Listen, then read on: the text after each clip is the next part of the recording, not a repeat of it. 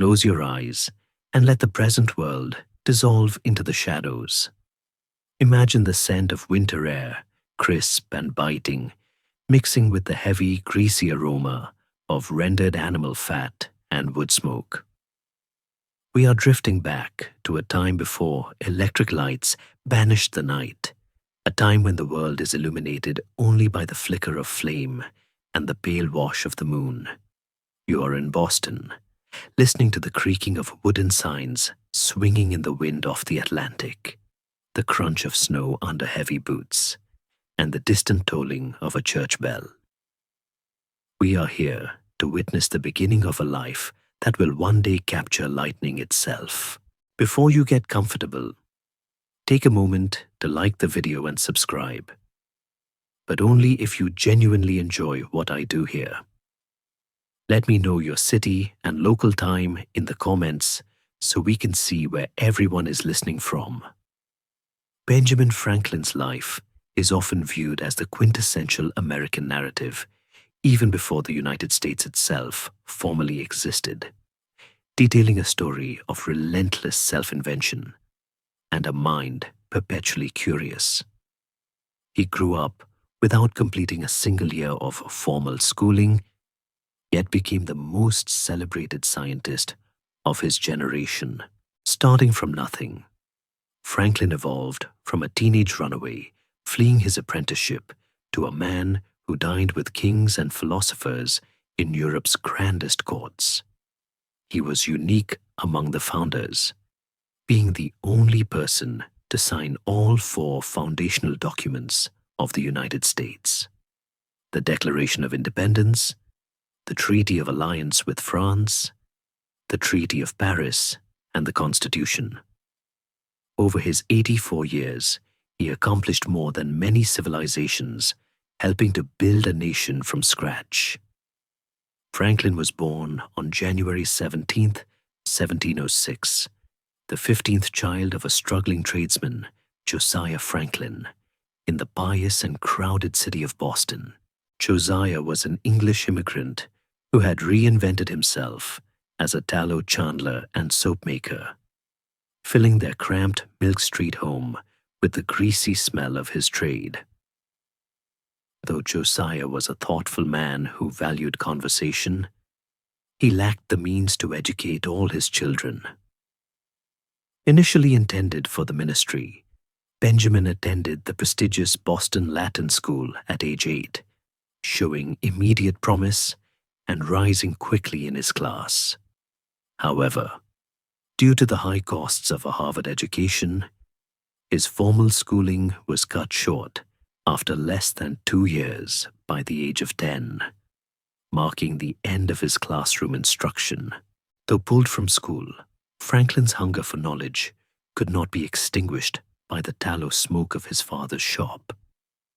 In an era before public libraries, he borrowed precious books from booksellers' apprentices, reading late into the night and spending his meager allowance on volumes instead of food.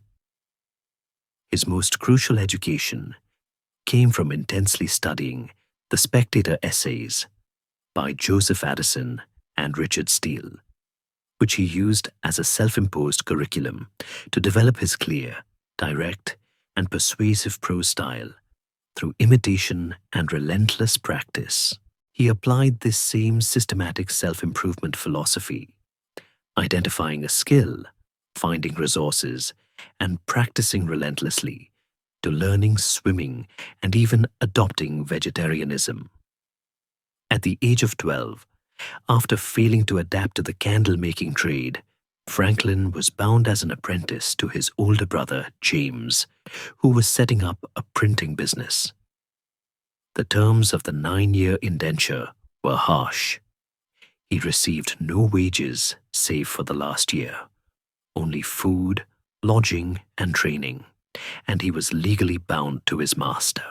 The printing shop, though physically demanding and covered in ink, became Franklin's informal university, granting him access to the ideas and writings of Boston's thinkers and everything that passed through the press. In 1721, James launched the New England Current, a lively and sometimes scandalous newspaper. Yearning to contribute, but knowing James would never take him seriously, the 15-year-old Benjamin invented a secret identity: Silence Dogood, a witty, middle-aged widow. The 14 Dogood letters were a sensation and the talk of Boston, mocking Harvard students and satirizing women's fashions. When Benjamin eventually revealed himself, James was furious and felt humiliated that his apprentice was a more talented writer than anyone suspected, shattering their already strained relationship.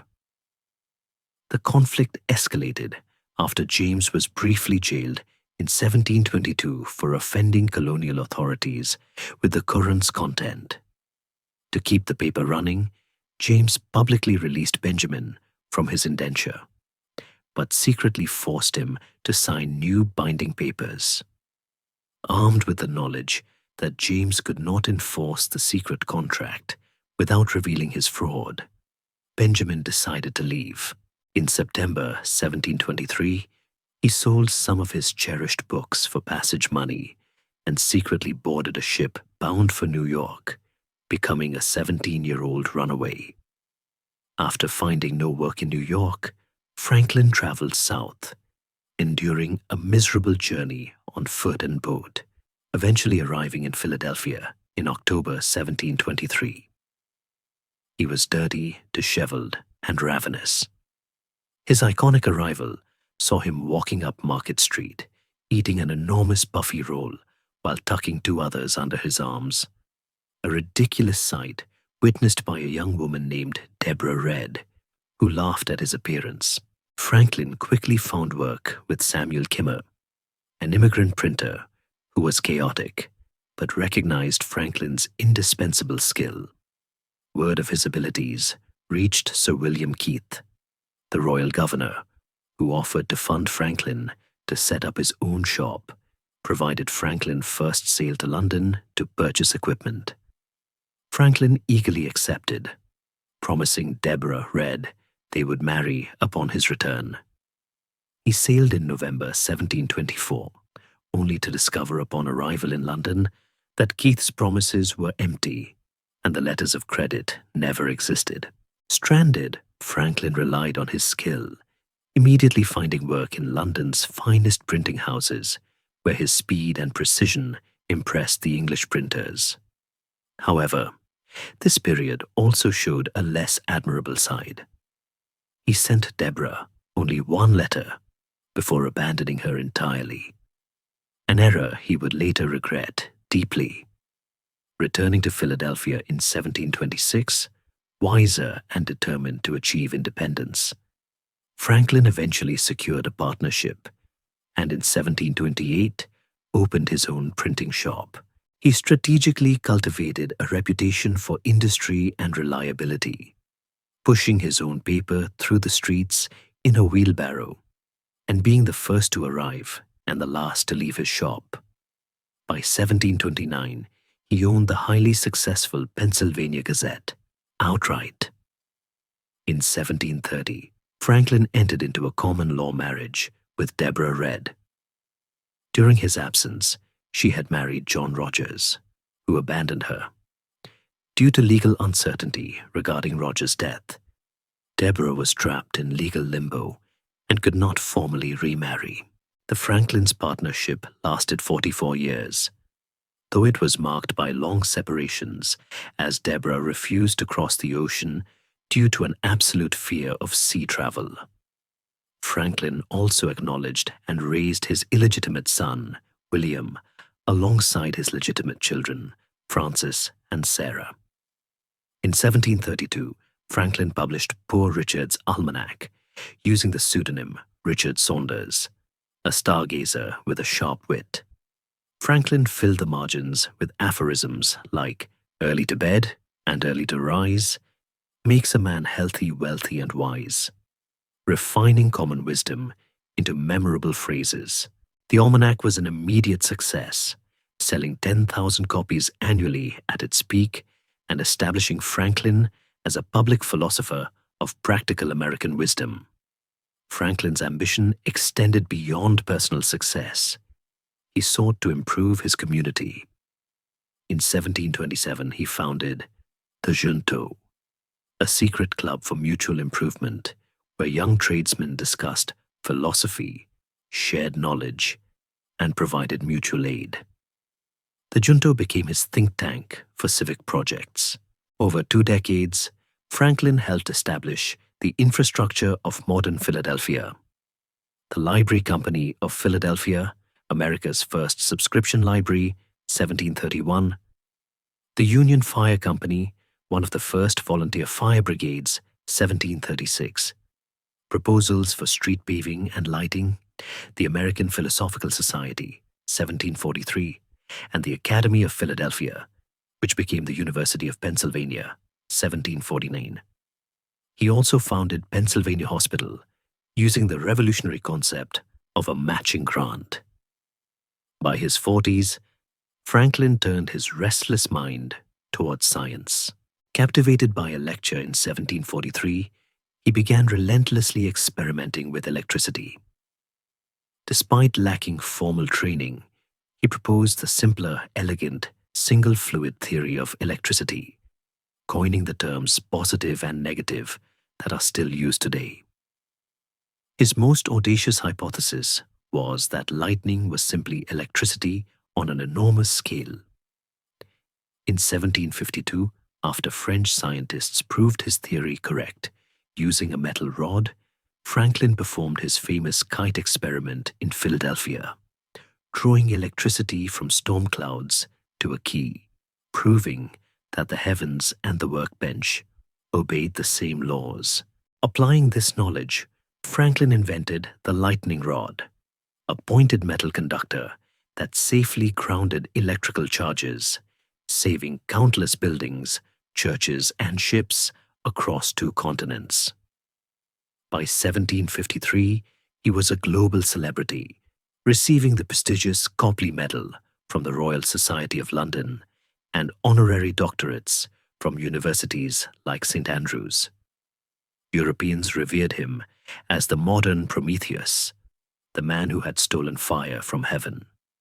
Franklin entered formal politics in 1751, elected to the Pennsylvania Assembly. In 1754, he proposed the radical Albany Plan of Union, a unified colonial government for collective defense, illustrated by his famous political cartoon, Join or Die, though the plan was ultimately rejected. In 1757, he sailed for London as the Assembly's representative to argue against the Penn family's refusal to pay taxes. He thrived in London, embracing the intellectual scene and forming close relationships, eventually considering himself a loyal British subject who believed America and Britain were partners. Returning to London in 1764, Franklin was unexpectedly caught in the gathering storm of the Stamp Act crisis, 1765. He was initially denounced as a traitor for recommending a friend as a stamp distributor. To repair his reputation, he lobbied Parliament and delivered a masterful 4-hour testimony before the House of Commons in 1766, convincingly arguing for repeal, which restored his heroic status in America. The turning point came with the Hutchinson Letters in 1772, which Franklin obtained and released, hoping to redirect colonial anger. The publication caused a sensation but ultimately led to his downfall in Britain. On January 29, 1774, Franklin was humiliated before the Privy Council. In a venue known as the Cockpit, the Solicitor General subjected him to an hour-long torrent of vicious abuse, accusing him of theft and treason. Franklin stood motionless, absorbing every word, and the affable, witty man was replaced by something hardened. He would never forgive the insult or his treatment by the Empire. Franklin returned to Philadelphia in May 1775. Just weeks after the battles of Lexington and Concord marked the start of the war. At age 69, he was immediately elected to the Second Continental Congress. In 1776, he was appointed to the Committee of Five to draft the Declaration of Independence. He famously edited Thomas Jefferson's powerful prose, changing "We hold these truths to be sacred and undeniable" to the more secular and definitive "We hold these truths to be self-evident." Recognizing that foreign aid was essential, Congress sent Franklin to France in October 1776. Despite his age and illness, he cultivated a strategic image, abandoning powdered wigs for a simple fur cap, portraying himself as the wise natural philosopher from the American wilderness. France, steeped in Enlightenment ideals, was enchanted. His popularity became a major political force. After the decisive American victory at Saratoga in late 1777, the cautious French foreign minister, Vergennes, was finally persuaded. On February 6, 1778, Franklin secured the Treaty of Alliance, committing France to fight alongside America until independence was won, a diplomatic triumph that fundamentally shifted the war's balance. Franklin remained in France for years, managing the alliance, securing loans, and reveling in Parisian intellectual life. He invented bifocals and wrote humorous essays. In 1783, he helped negotiate the Treaty of Paris, formally ending the conflict. Returning home in 1785 at age 79, Franklin had one last great service: the Constitutional Convention of 1787. At 81, he was the oldest delegate, carried to the State House in a sedan chair. Though his health was failing, his intervention was crucial in calming tensions and urging delegates to sign the imperfect document for the sake of unanimity. He had, at last, signed the fourth foundational document, famously remarking that the sun carved on George Washington's chair was a rising sun. His final public act, shortly before his death on April 17, 1790, was signing a petition to Congress calling for the abolition of slavery. Franklin's death prompted unprecedented mourning. An estimated 20,000 people, half of Philadelphia's population, lined the streets for his funeral, and the French National Assembly declared 3 days of mourning.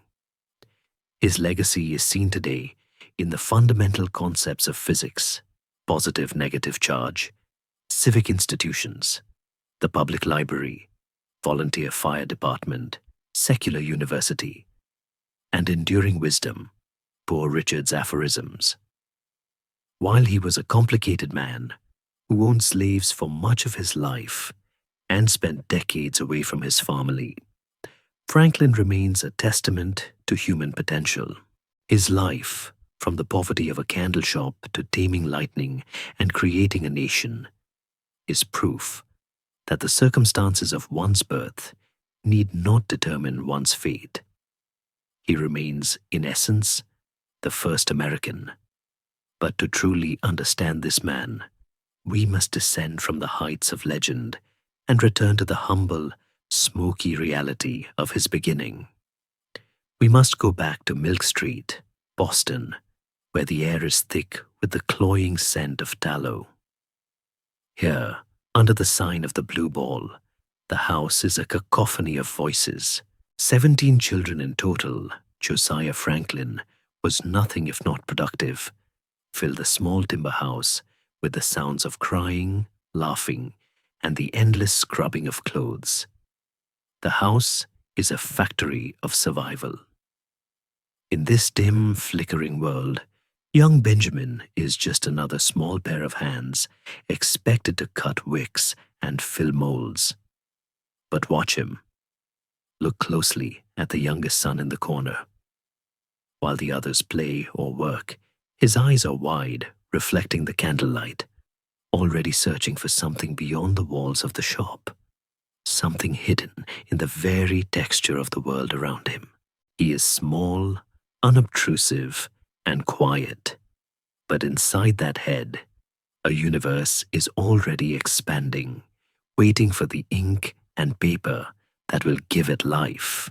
The smell of boiling tallow is a heavy, clinging thing, a scent that coats the back of the throat and refuses to leave, much like the destiny Josiah Franklin had imagined for his youngest son.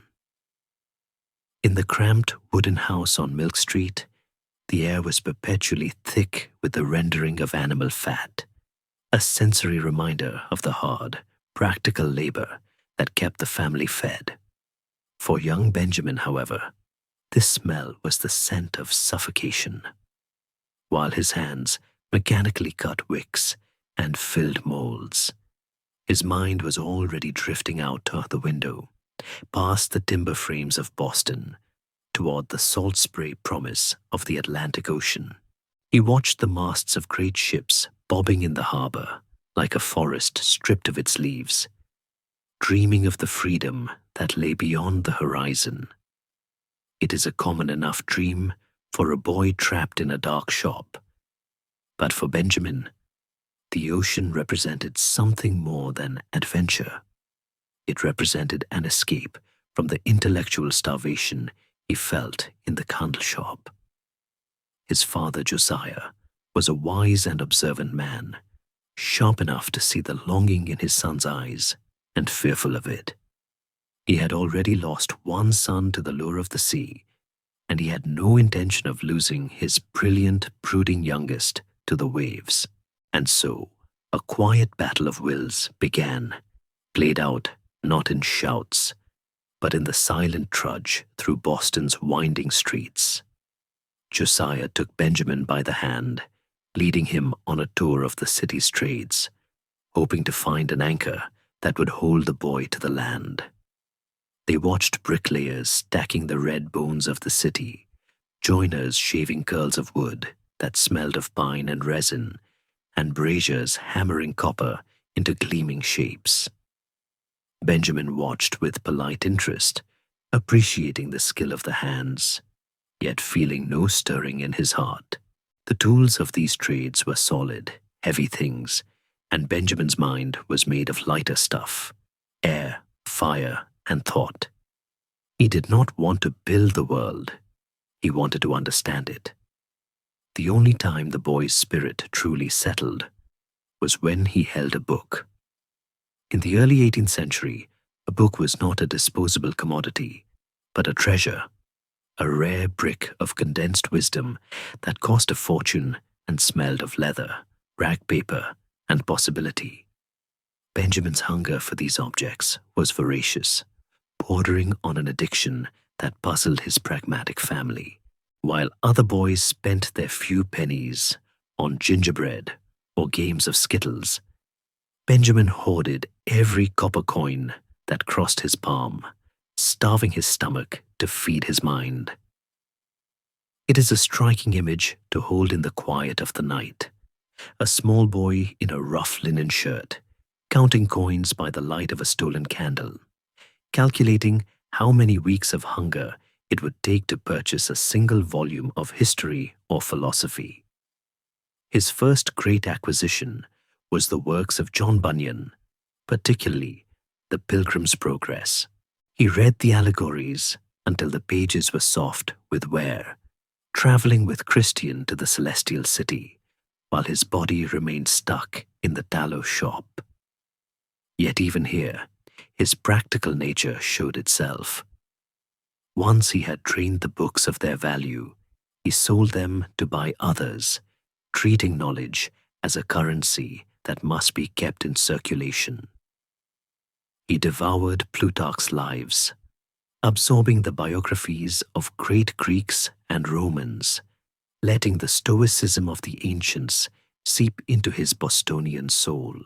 He read books on navigation, perhaps trying to scratch that itch for the sea without leaving his chair, and essays by Daniel Defoe that planted the early seeds of civic improvement in his mind. Historians often debate the extent of this childhood reading, wondering if the older Franklin, writing his memoirs, exaggerated his youthful studiousness to create a perfect model for future Americans. Did a 10-year-old truly read with such desperate intensity?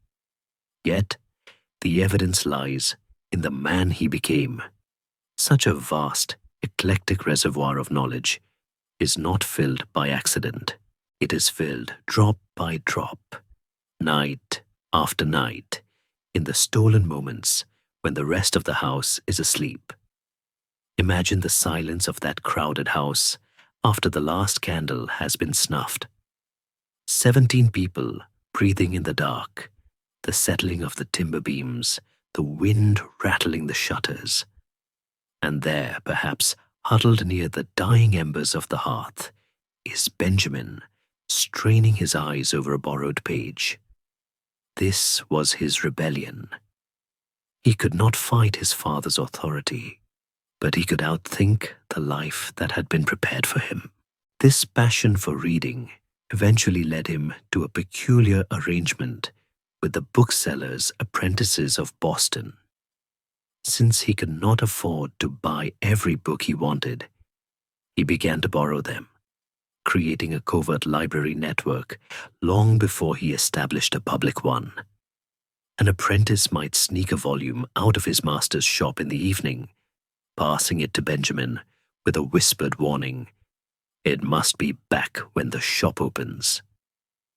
What followed was a race against the sun. Benjamin would sit up the entire night, the text illuminated by a flickering tallow dip, perhaps one he had made himself, reading with a feverish speed, his brain absorbing arguments and narratives before the morning bells tolled.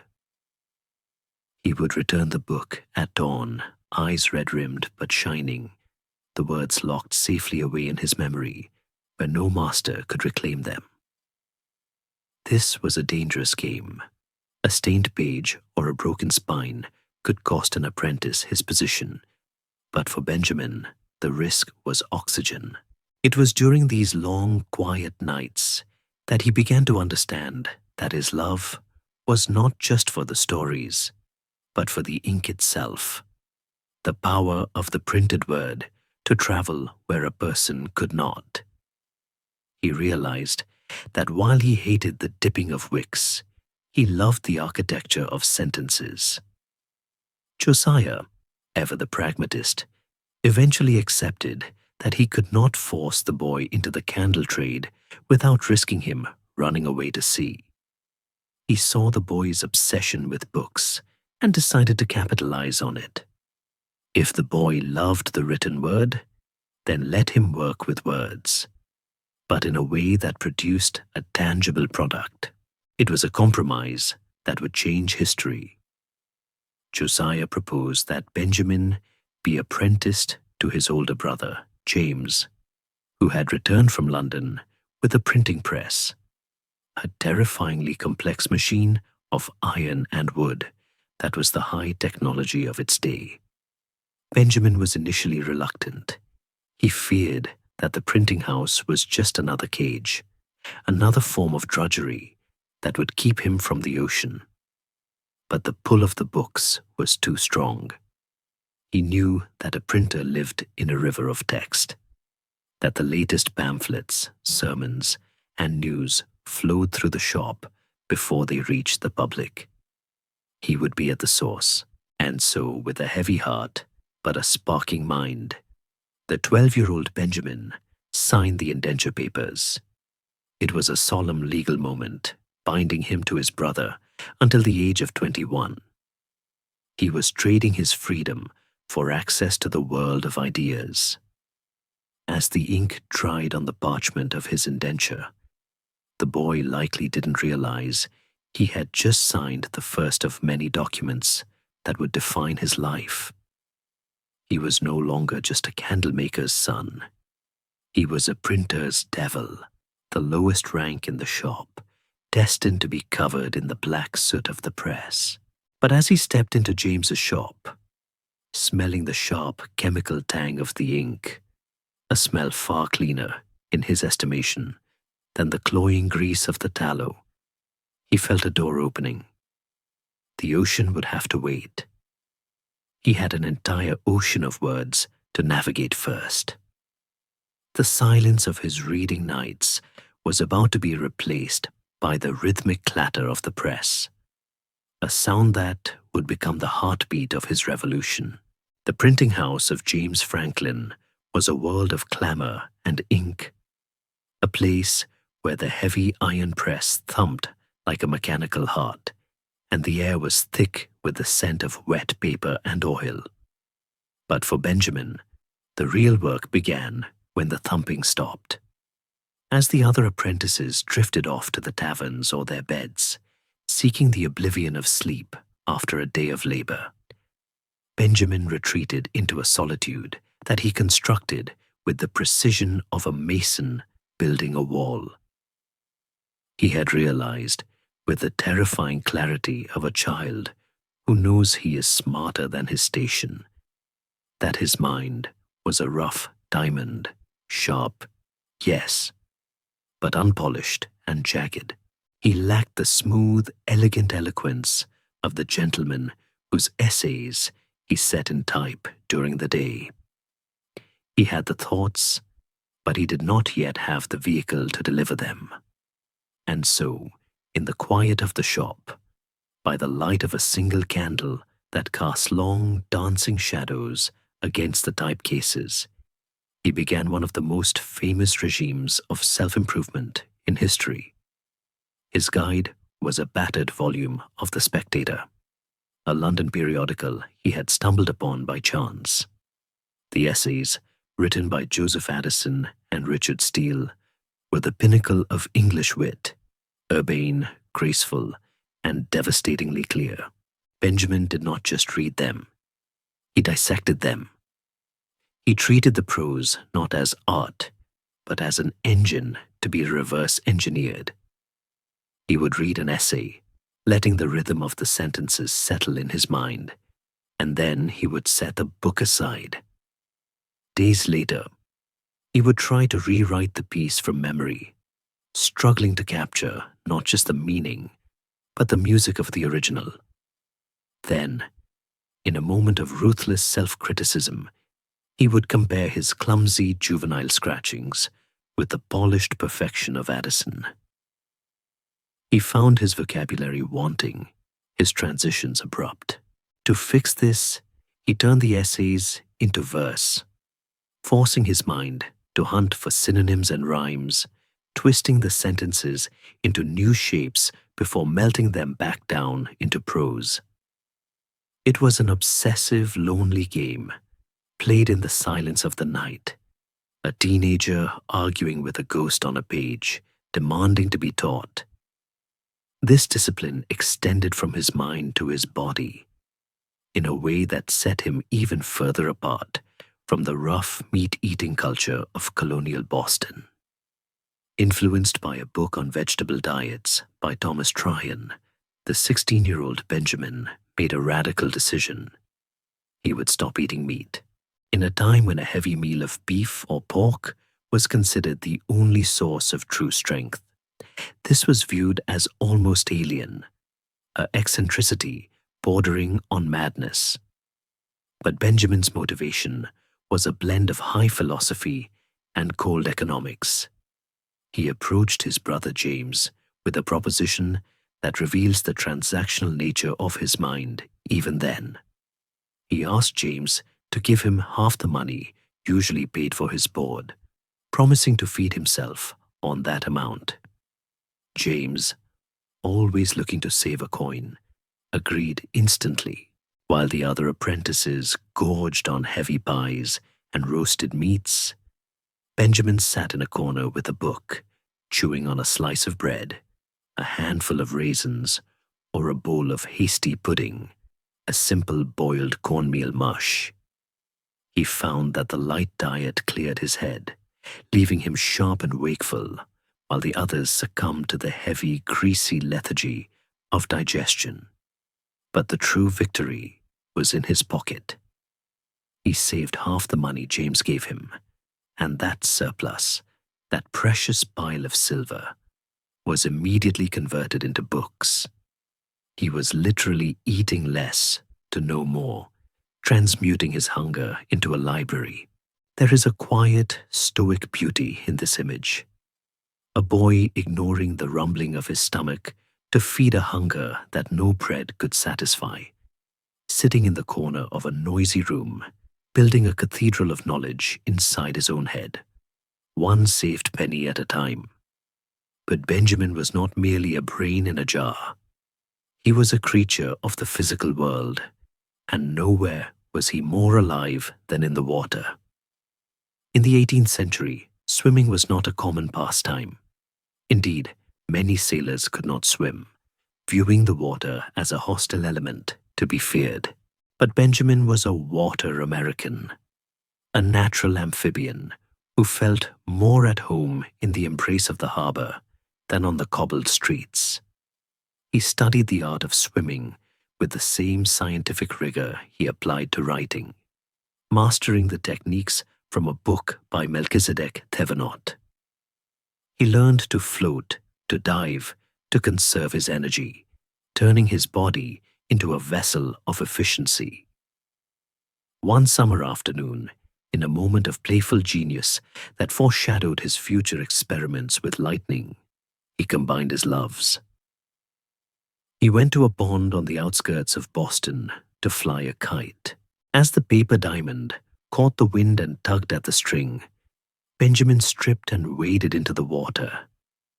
He lay on his back, holding the kite string, and let the wind pull him across the pond. Imagine the scene.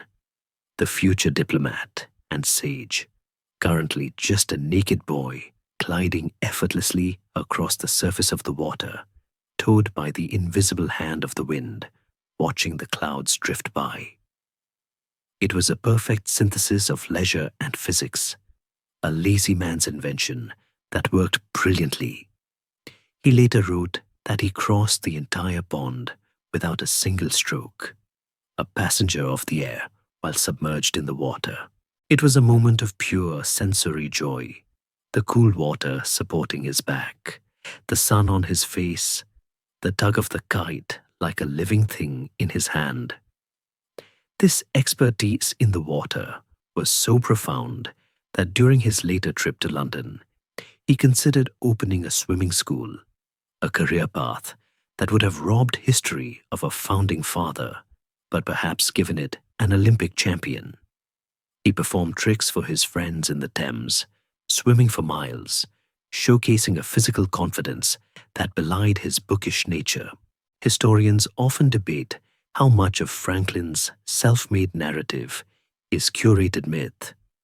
He certainly wanted us to see him as a paragon of discipline. But these physical feats were real. They speak to a man who wanted to master his environment completely, whether that environment was a blank page, a ledger of expenses, or the currents of a river. Yet, this intense focus had a cost. The spectator exercises and the swimming, the vegetarianism and the reading, they were all solitary pursuits. They were walls he built around himself, separating him from the chaotic, emotional, messy world of his family and peers. He was becoming a singular entity, a machine of self-improvement that hummed with a quiet, intimidating power. His brother James, struggling with the pressures of business, and a rebellious, brilliant younger brother, began to resent this growing independence. Benjamin was no longer just a kid brother. He was a rival intellect, sharper, faster, and more disciplined, growing like a sapling that threatens to crack the foundation of the house. The tension in the print shop was rising, fueled by the very competence Benjamin was so carefully cultivating. The water was smooth, the prose was polished, but the air in the shop was becoming charged with a static electricity that would soon need to discharge. The kite was flying high, but the string was about to snap. The printing shop of James Franklin was not merely a place of business. It was a machine of revolution disguised as a trade, a dusty, ink-stained room where the future was being pressed onto paper, one sheet at a time. To understand Benjamin Franklin, one must understand the physical reality of this room, a space that became the crucible of his adolescence. It was here, amidst the heavy smell of lampblack and varnish, that the boy ceased to be a child and became a mechanism of industry. The atmosphere was dominated by the press itself, a hulking wooden frame imported from London, standing in the center of the shop like a pagan altar. It was a creature of leverage and weight, requiring a rhythmic, brutal dance to operate.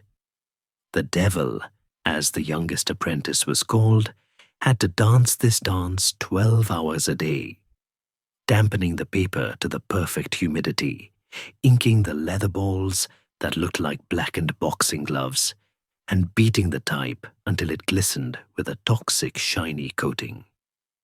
Then came the pull, the heavy wooden handle that forced the platen down with hundreds of pounds of pressure, transferring the reversed image of the letters onto the page. It was back-breaking work, a symphony of thuds and creaks that echoed into the street, the heartbeat of a new information age. Benjamin, at 12 years old, was legally bound to this machine.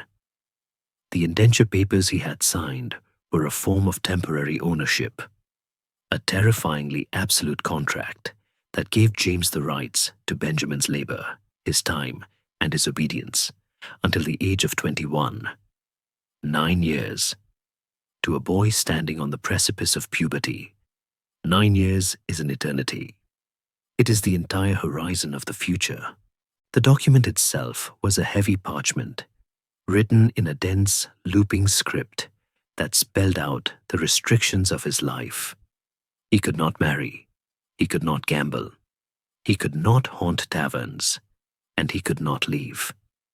He was, in the eyes of the law, an extension of his brother's will. But while the law bound his body, the shop liberated his mind in ways that neither his father nor his brother could have anticipated. A printing shop in the 1720s was the crossroads of the colonial world. It was the internet cafe, the newsroom, and the public square rolled into one.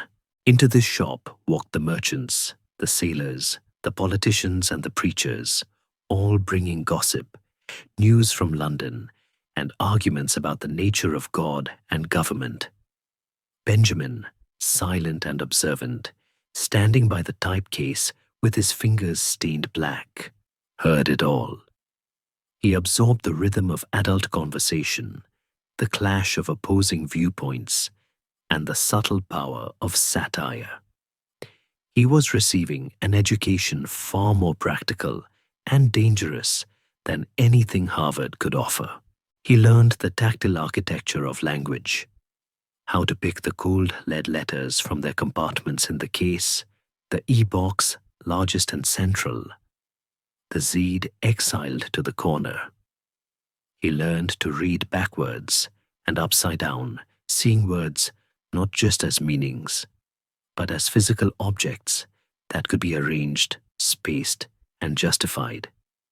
This mechanical intimacy with language stripped away the mystique of authority. When you hold the king's decrees in your hand as a pile of lead scraps, it is hard to worship them as divine writ. The shop also gave him access to a steady stream of new books. Authors and booksellers would drift in to check on their orders, and Benjamin, with his charm and obvious intelligence, befriended them. One merchant, a Mr. Matthew Adams, took a liking to the bright-eyed apprentice and opened his personal library to him. It was a lifeline. Benjamin would sprint to Adams' house after work, borrow a volume, and read it by the dying light of the shop's fire, his mind traveling thousands of miles away from the smell of wet paper and the tyranny of his brother. Yet, the relationship with James was the dark cloud that hung over this period of enlightenment. James Franklin was not a villain in a melodrama, but a stressed, ambitious young businessman trying to survive in a precarious economy. He was only 21 himself when he took Benjamin on, hardly a patriarch capable of managing a genius. He was a pioneer of the free press in America, a man of courage who would later go to jail for his principles, but at home he was volatile and insecure. He resented Benjamin's ease, his precociousness, and his arrogance. Benjamin, for his part, was likely insufferable. A teenager who knew he was the smartest person in the room and didn't mind showing it. The dynamic was toxic. James, acting within the brutal rights of a master in that era, frequently beat Benjamin. These were not spankings, but the harsh corrective blows of a master asserting dominance over a piece of property. Benjamin later wrote about these beatings with a cold, simmering anger that had not cooled even decades later. He noted that this treatment turned him against the very idea of tyranny.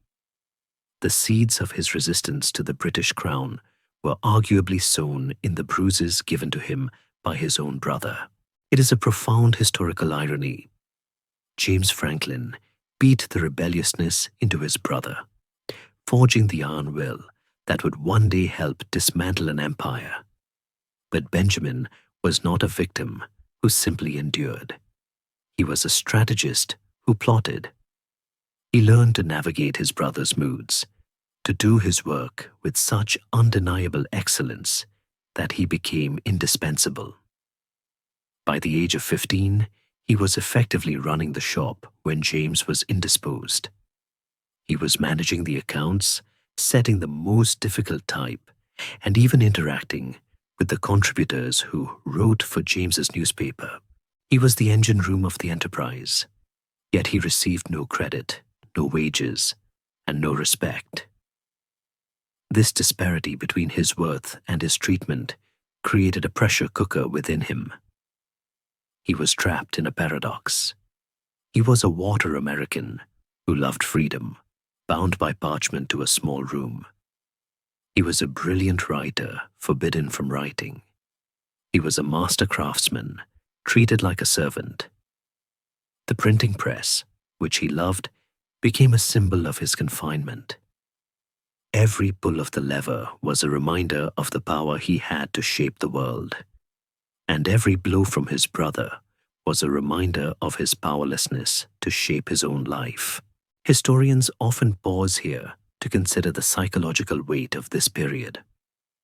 How many geniuses are crushed by such circumstances? How many are beaten into submission until their spark is extinguished? Franklin was different because he possessed a unique emotional buoyancy, a refusal to internalize the shame of his position. Instead of breaking, he hardened. He began to view the indenture not as a life sentence, but as a puzzle to be solved, a lock to be picked. He realized that the only way to escape the physical dominance of his brother was to assert his intellectual dominance. He needed to prove, undeniably and publicly, that the apprentice had surpassed the master. But he couldn't do it as Benjamin Franklin, the teenage boy. He needed a mask. He needed a way to slip his voice under the door of the shop without James knowing who was speaking. And so, in the quiet, dusty corners of the shop, amidst the clatter of the type and the smell of the ink, Benjamin began to craft a new persona. He would not fight James with fists. He would fight him with wit. He would use the very machine that bound him, the printing press, to set himself free. The devil was about to play a trick that would delight the entire city of Boston and humiliate the man who held the whip. The ink was ready, the paper was damp, and the stage was set for the entrance of a widow named Silence. The streets of Boston in 1722 were not merely dark. They were a labyrinth of shadows where the only law was the watchman's lantern.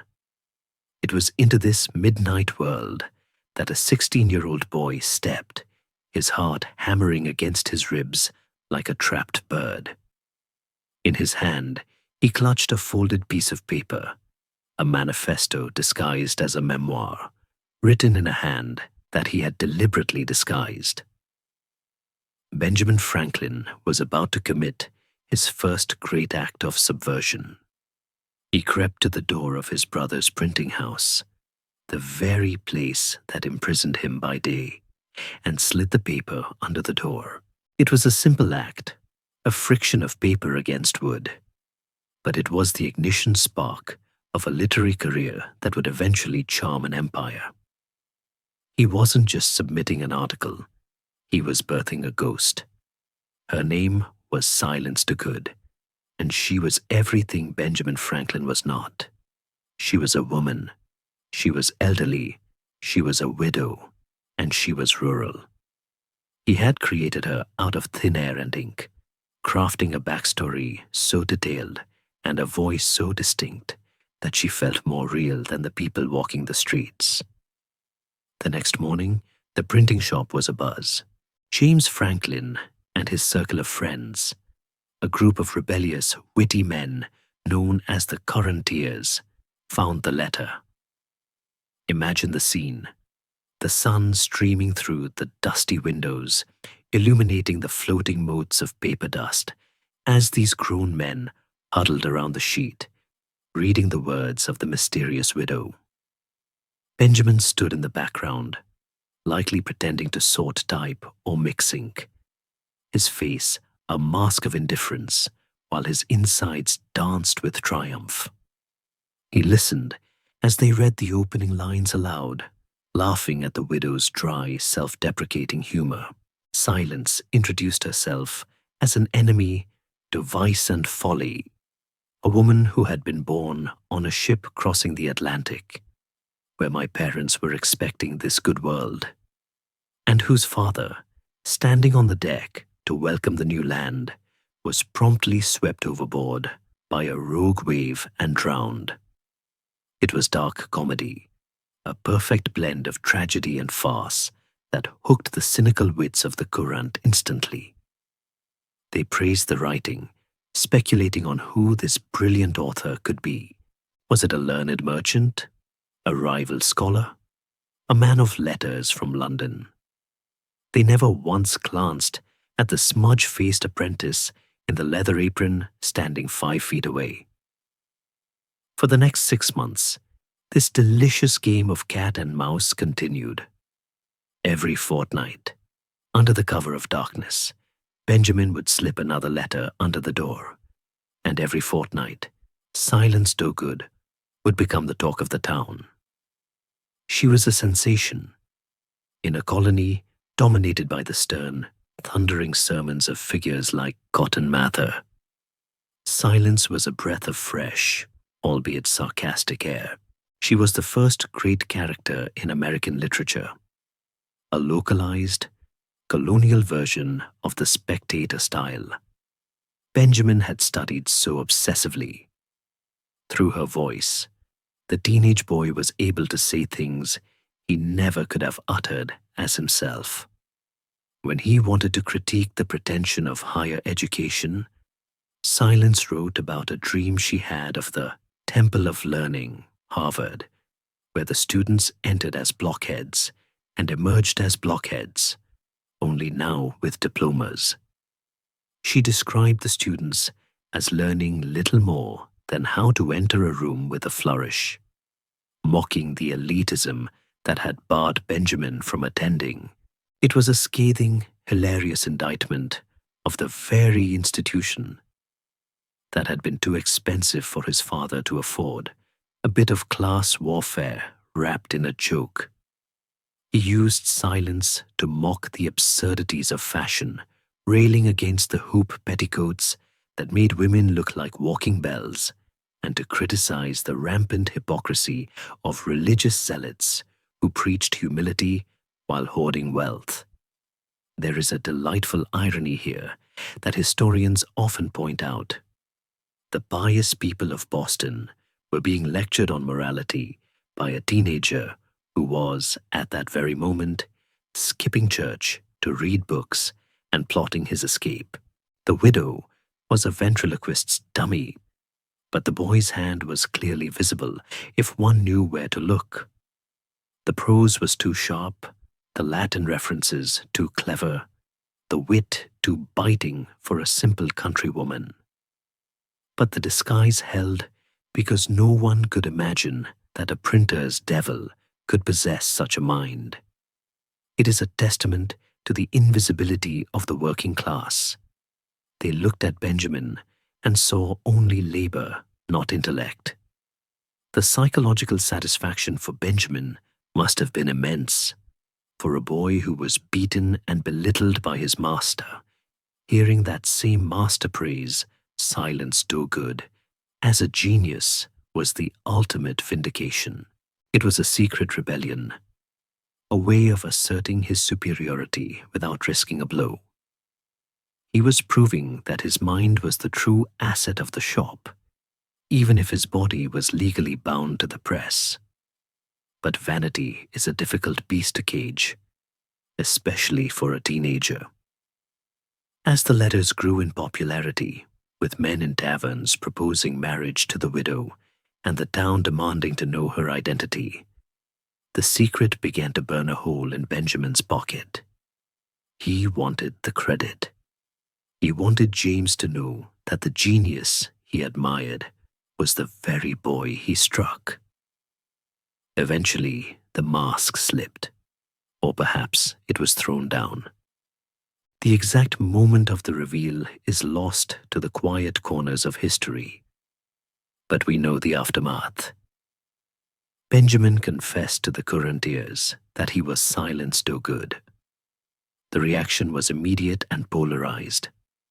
James's friends were astounded, slapping Benjamin on the back, praising his precocity, and treating him, for the first time, as an equal in the world of letters. They looked at him with new eyes, seeing the prodigy beneath the apron. But James did not laugh. He did not praise. For James, the revelation was a humiliation. He had been duped by his own subordinate. He had spent months publishing and praising the work of the little brother he treated as a servant. The dynamic of the shop shattered instantly. The natural claims of skin and blood, as Benjamin later put it, were dissolved by professional jealousy. James saw Benjamin not as a brother to be proud of, but as a rival to be crushed. He was the master, yet the apprentice was the star. This moment marked the spiritual end of Benjamin's indenture. Though the papers still bound him, the relationship was dead. James began to find fault with everything Benjamin did, and the beatings increased in frequency and severity. But there was a difference now. Benjamin was no longer just taking it. He was analyzing it. He saw James's anger for what it was, fear. The older brother realized that he could not contain the younger one, that the bird was too big for the cage, and Benjamin, emboldened by the success of Silence Do Good, realized something crucial about himself. He had a voice that people wanted to hear. He could move crowds, spark debates, and make people laugh. He was not just a mechanic of words, he was an architect of ideas. The printing press was no longer just a machine he operated. It was an instrument he could play better than anyone else. The Silence Do Good affair also taught him a lesson that would become a cornerstone of his diplomatic career: the power of the mask. He learned that people are often more willing to listen to a message if they don't know who sent it, or if it comes from a humble, unassuming source. He would use pseudonyms for the rest of his life, becoming Richard Saunders, Polly Baker, and countless others. He understood that sometimes, to be everywhere, you have to be no one. But in the cramped shop on Queen Street, the walls were closing in. The humor of the do-good letters had faded into the harsh reality of a fractured brotherhood. The laughter of the current years died down, replaced by the sullen silence of two brothers who could no longer stand the sight of each other. The ink was still wet on the pages, but the blood tie had dried up. Benjamin knew that he could not remain a subordinate to a man he had outgrown. The city of Boston, with its Puritan laws and its stifling hierarchies, was becoming too small. The success of Silence Dogood had given him a taste of power, and like the first bite of the apple, it left him hungry for a world where he could be Benjamin Franklin, not a widow, not an apprentice, and certainly not a victim. The Atlantic was calling again, louder than ever. The year was 1723, and the air in the Franklin household had turned poisonous. The laughter that had once accompanied the reading of the Silence Dogood letters had curdled into a sullen, resentful silence. But outside the shop, the political weather was storming. James Franklin, never one to hold his tongue, had finally pushed the colonial authorities too far. He had used the New England current to mock the government's incompetence in chasing coastal pirates, and had cast scathing aspersions on the hypocritical piety of the Boston elite. The authorities, unamused by this scandalous libel, responded with the blunt instrument of the law. They threw James in jail.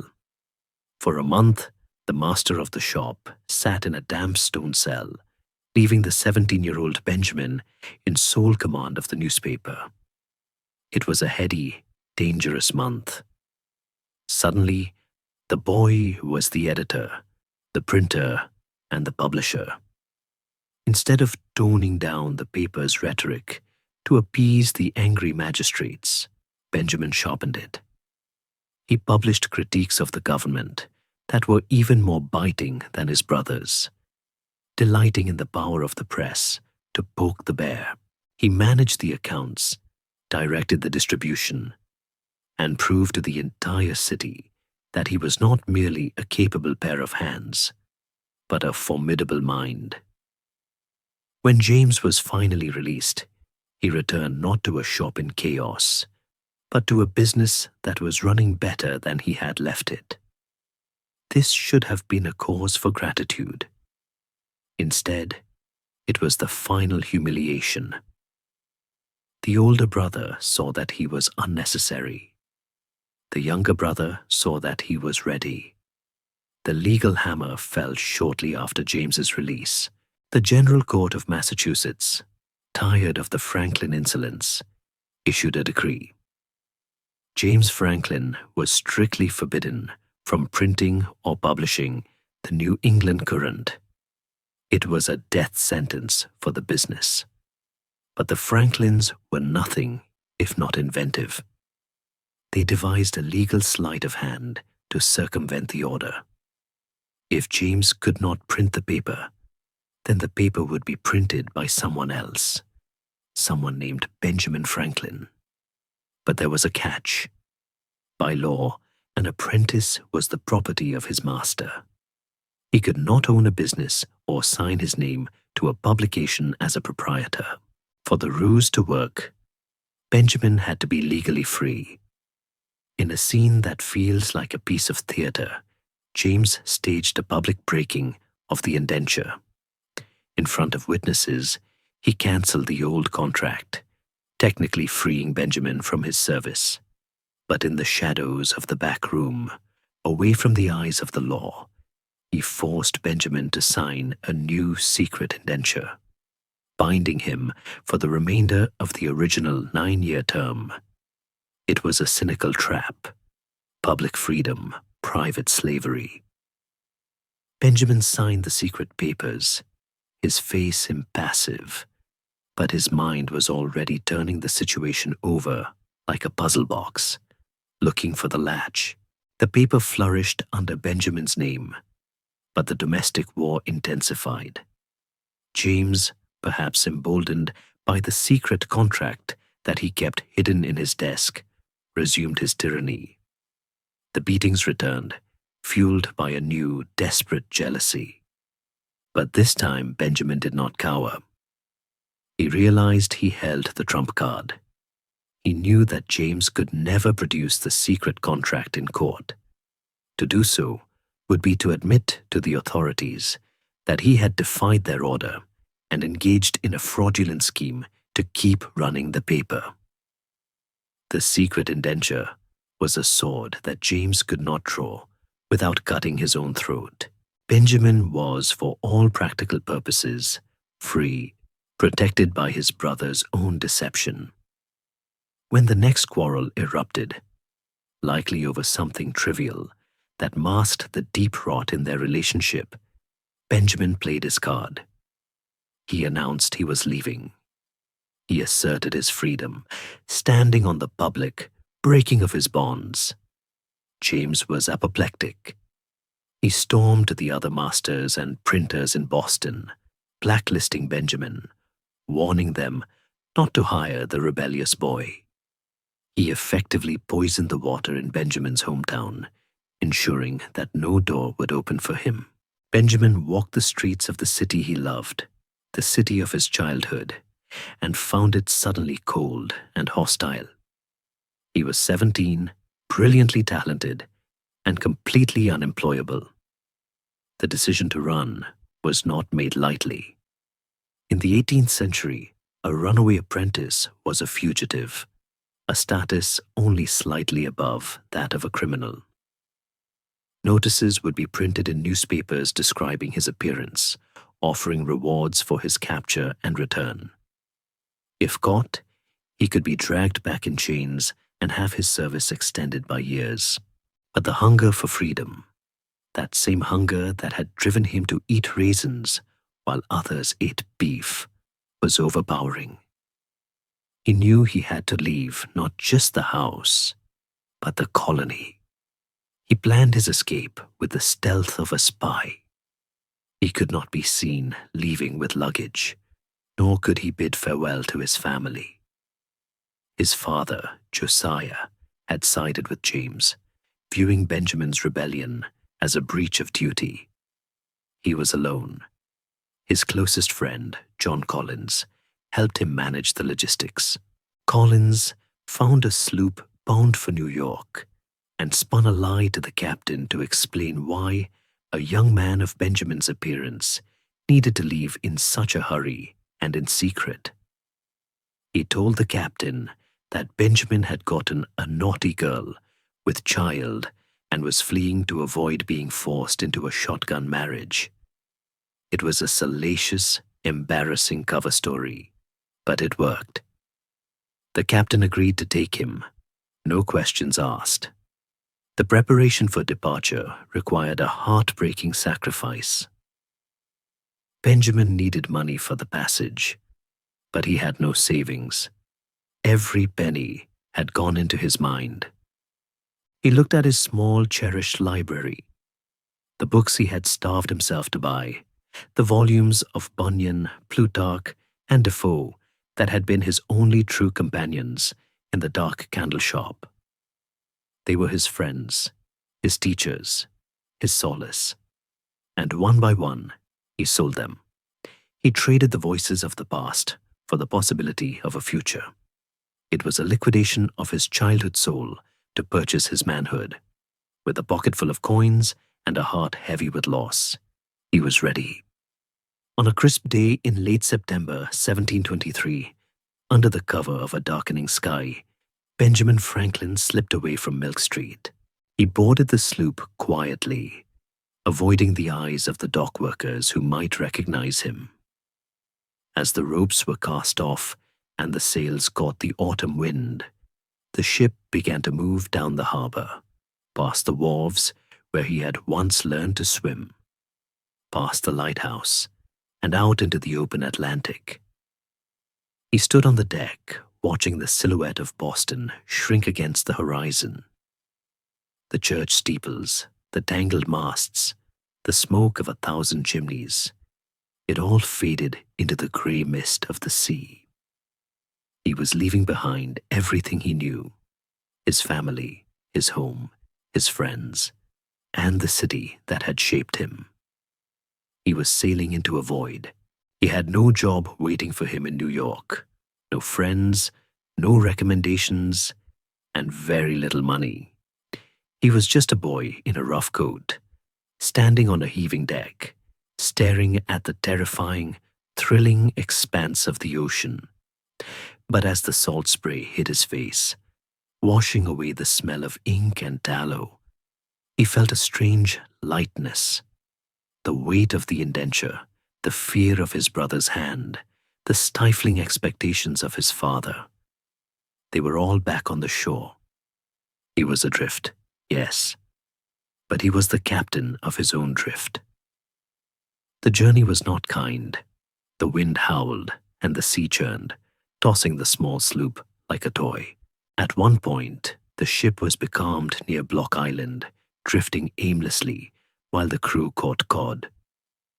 Benjamin, the principled vegetarian, watched them gut the fish, observing that smaller fish were found inside the stomachs of the larger ones. In a moment of pragmatic rationalization that would become characteristic of his life, he decided that if the fish could eat each other, he could eat them. The smell of the frying cod was too tempting for a starving fugitive. He ate the fish, breaking his own vow, and learned a valuable lesson. So convenient a thing it is to be a reasonable creature, since it enables one to find or make a reason for everything one has a mind to do. 3 days later, the sloop docked in New York. Benjamin stepped onto the cobblestones of a strange city, a stranger in a strange land. He was 300 miles from home, with no idea where he would sleep that night. He walked the streets, listening to the mix of Dutch and English voices, feeling the pulse of a different world. He was tired, he was anxious, and he was entirely alone. But as he looked up at the sky, broad and open above the Dutch gabled roofs, he knew one thing with absolute certainty: he would never be a servant again. The runaway had landed, and the first chapter of his independent life had just begun. New York City, for all its bustling promise, turned out to be a hollow hope for the young fugitive. The elderly printer, William Bradford, to whom Franklin had been directed, had no work to offer. He was kind but candid, telling the 17-year-old that the city's printing trade was stagnant.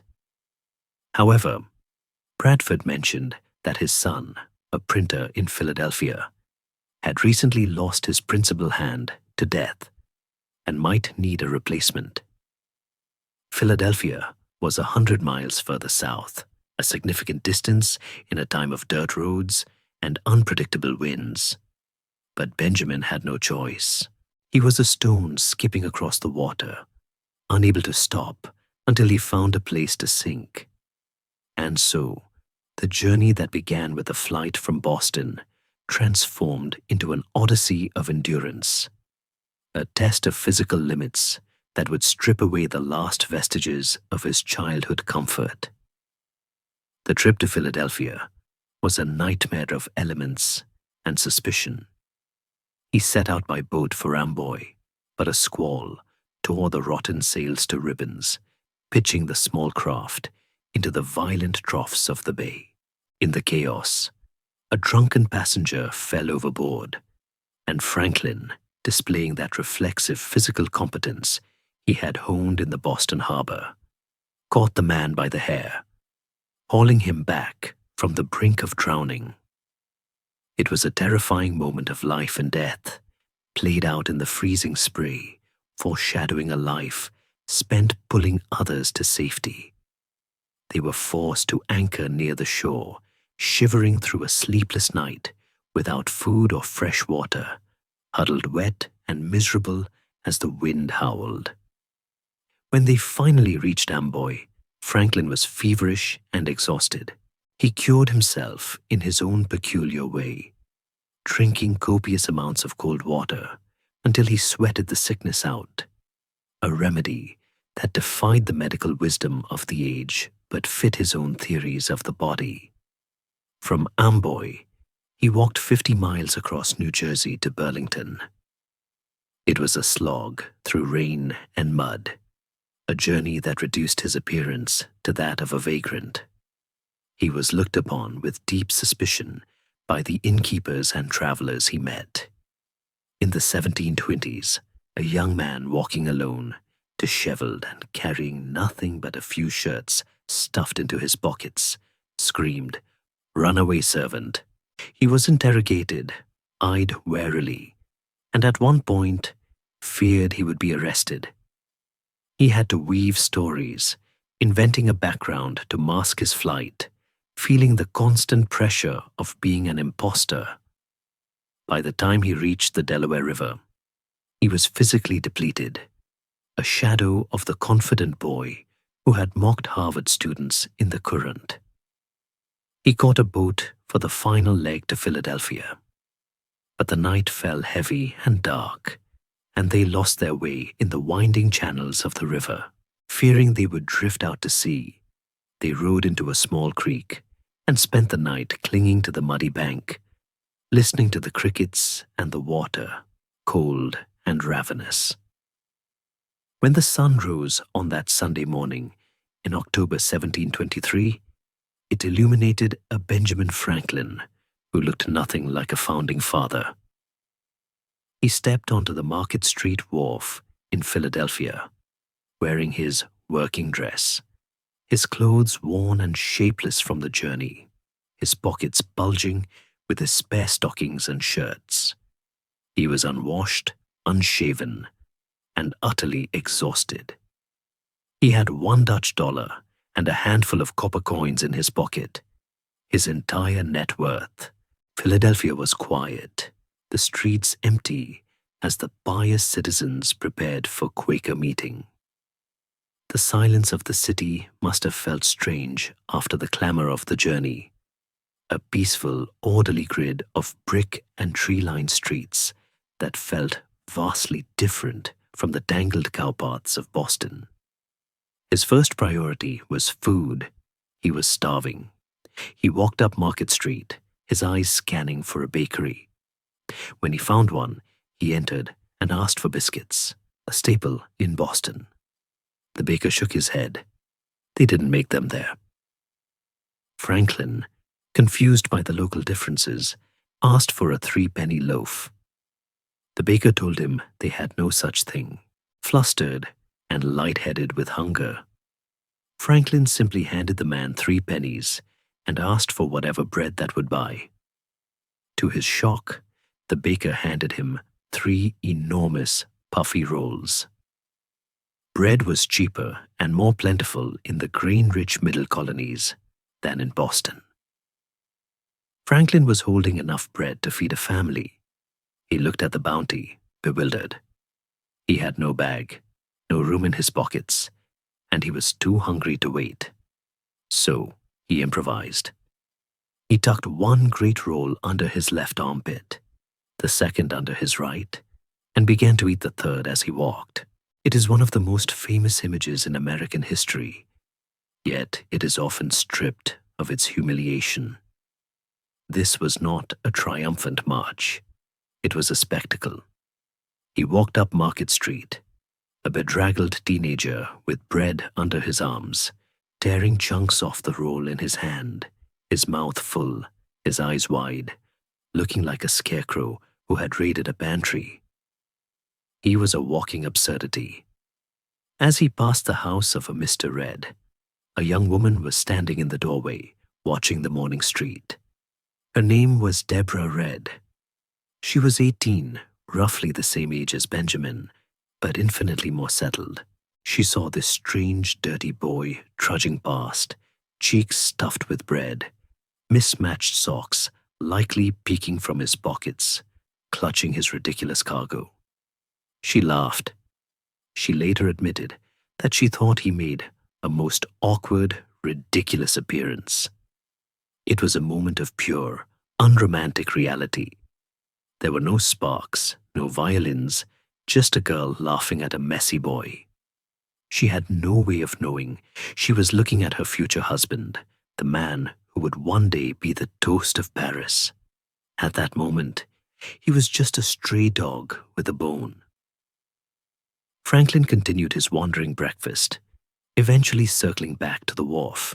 He took a drink of river water to wash down the dry bread. Looking down at the 2 remaining rolls, he realized he could not possibly eat them. In a gesture that speaks to a core trait of his character, a reflexive, almost compulsive generosity. Even when he had nothing, he saw a woman and a child who had come down the river on the same boat. They were sitting on the wharf, looking hungry. Without hesitation, he gave them the 2 extra rolls. It was a simple act, but it marked a transition. He was no longer just surviving, he was contributing. He had arrived with nothing, yet within an hour, he was feeding others. Satisfied but exhausted, he followed a crowd of well-dressed people, assuming they were heading somewhere important. They led him into the great meeting house of the Quakers. He entered the vast plain room, sat down on a bench, and waited for the service to begin. He expected a sermon, a hymn, the thunderous preaching he was used to in Puritan Boston. Instead, he got silence. The Quakers sat in stillness, waiting for the inner light to move them. For a boy who had been awake for nearly 24 hours, rowing boats and walking through mud, this silence was not spiritual. It was a narcotic. The warmth of the room, the lack of noise, the full stomach. It was too much. Benjamin Franklin, on his first morning in his new city, leaned his head back and fell into a deep, dreamless sleep. He slept through the entire meeting, his soft snoring likely the only sound in the room. He was the first person to fall asleep in the future city of brotherly love, and he remained that way until the meeting ended, and a kindly Quaker gently shook him by the shoulder to wake him up. It was a humble, almost comical beginning. He hadn't stormed the city with brilliance. He had stumbled in, eaten a ridiculous amount of bread, and passed out in church.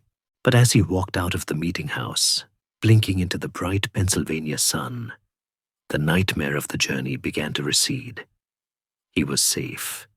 He was anonymous. He was free. The past was a closed book in Boston. The future was a blank page in Philadelphia, waiting for him to set the type. He found lodging at the Crooked Billet Inn, ate a proper dinner, and slept again, this time in a bed, while the city of his destiny breathed quietly around him. The runaway had stopped running. Philadelphia was a city of brick and Quaker quiet. But for Benjamin, it was merely the stage for his next act of reinvention. He quickly found work with Samuel Keimer, one of the city's 2 printers. Keimer was a character plucked straight from a farce, a bearded, disheveled eccentric who fancied himself a poet and a prophet, yet knew almost nothing about how to operate a printing press. He composed his verses directly into type without writing them down, a chaotic method that offended Benjamin's orderly mind.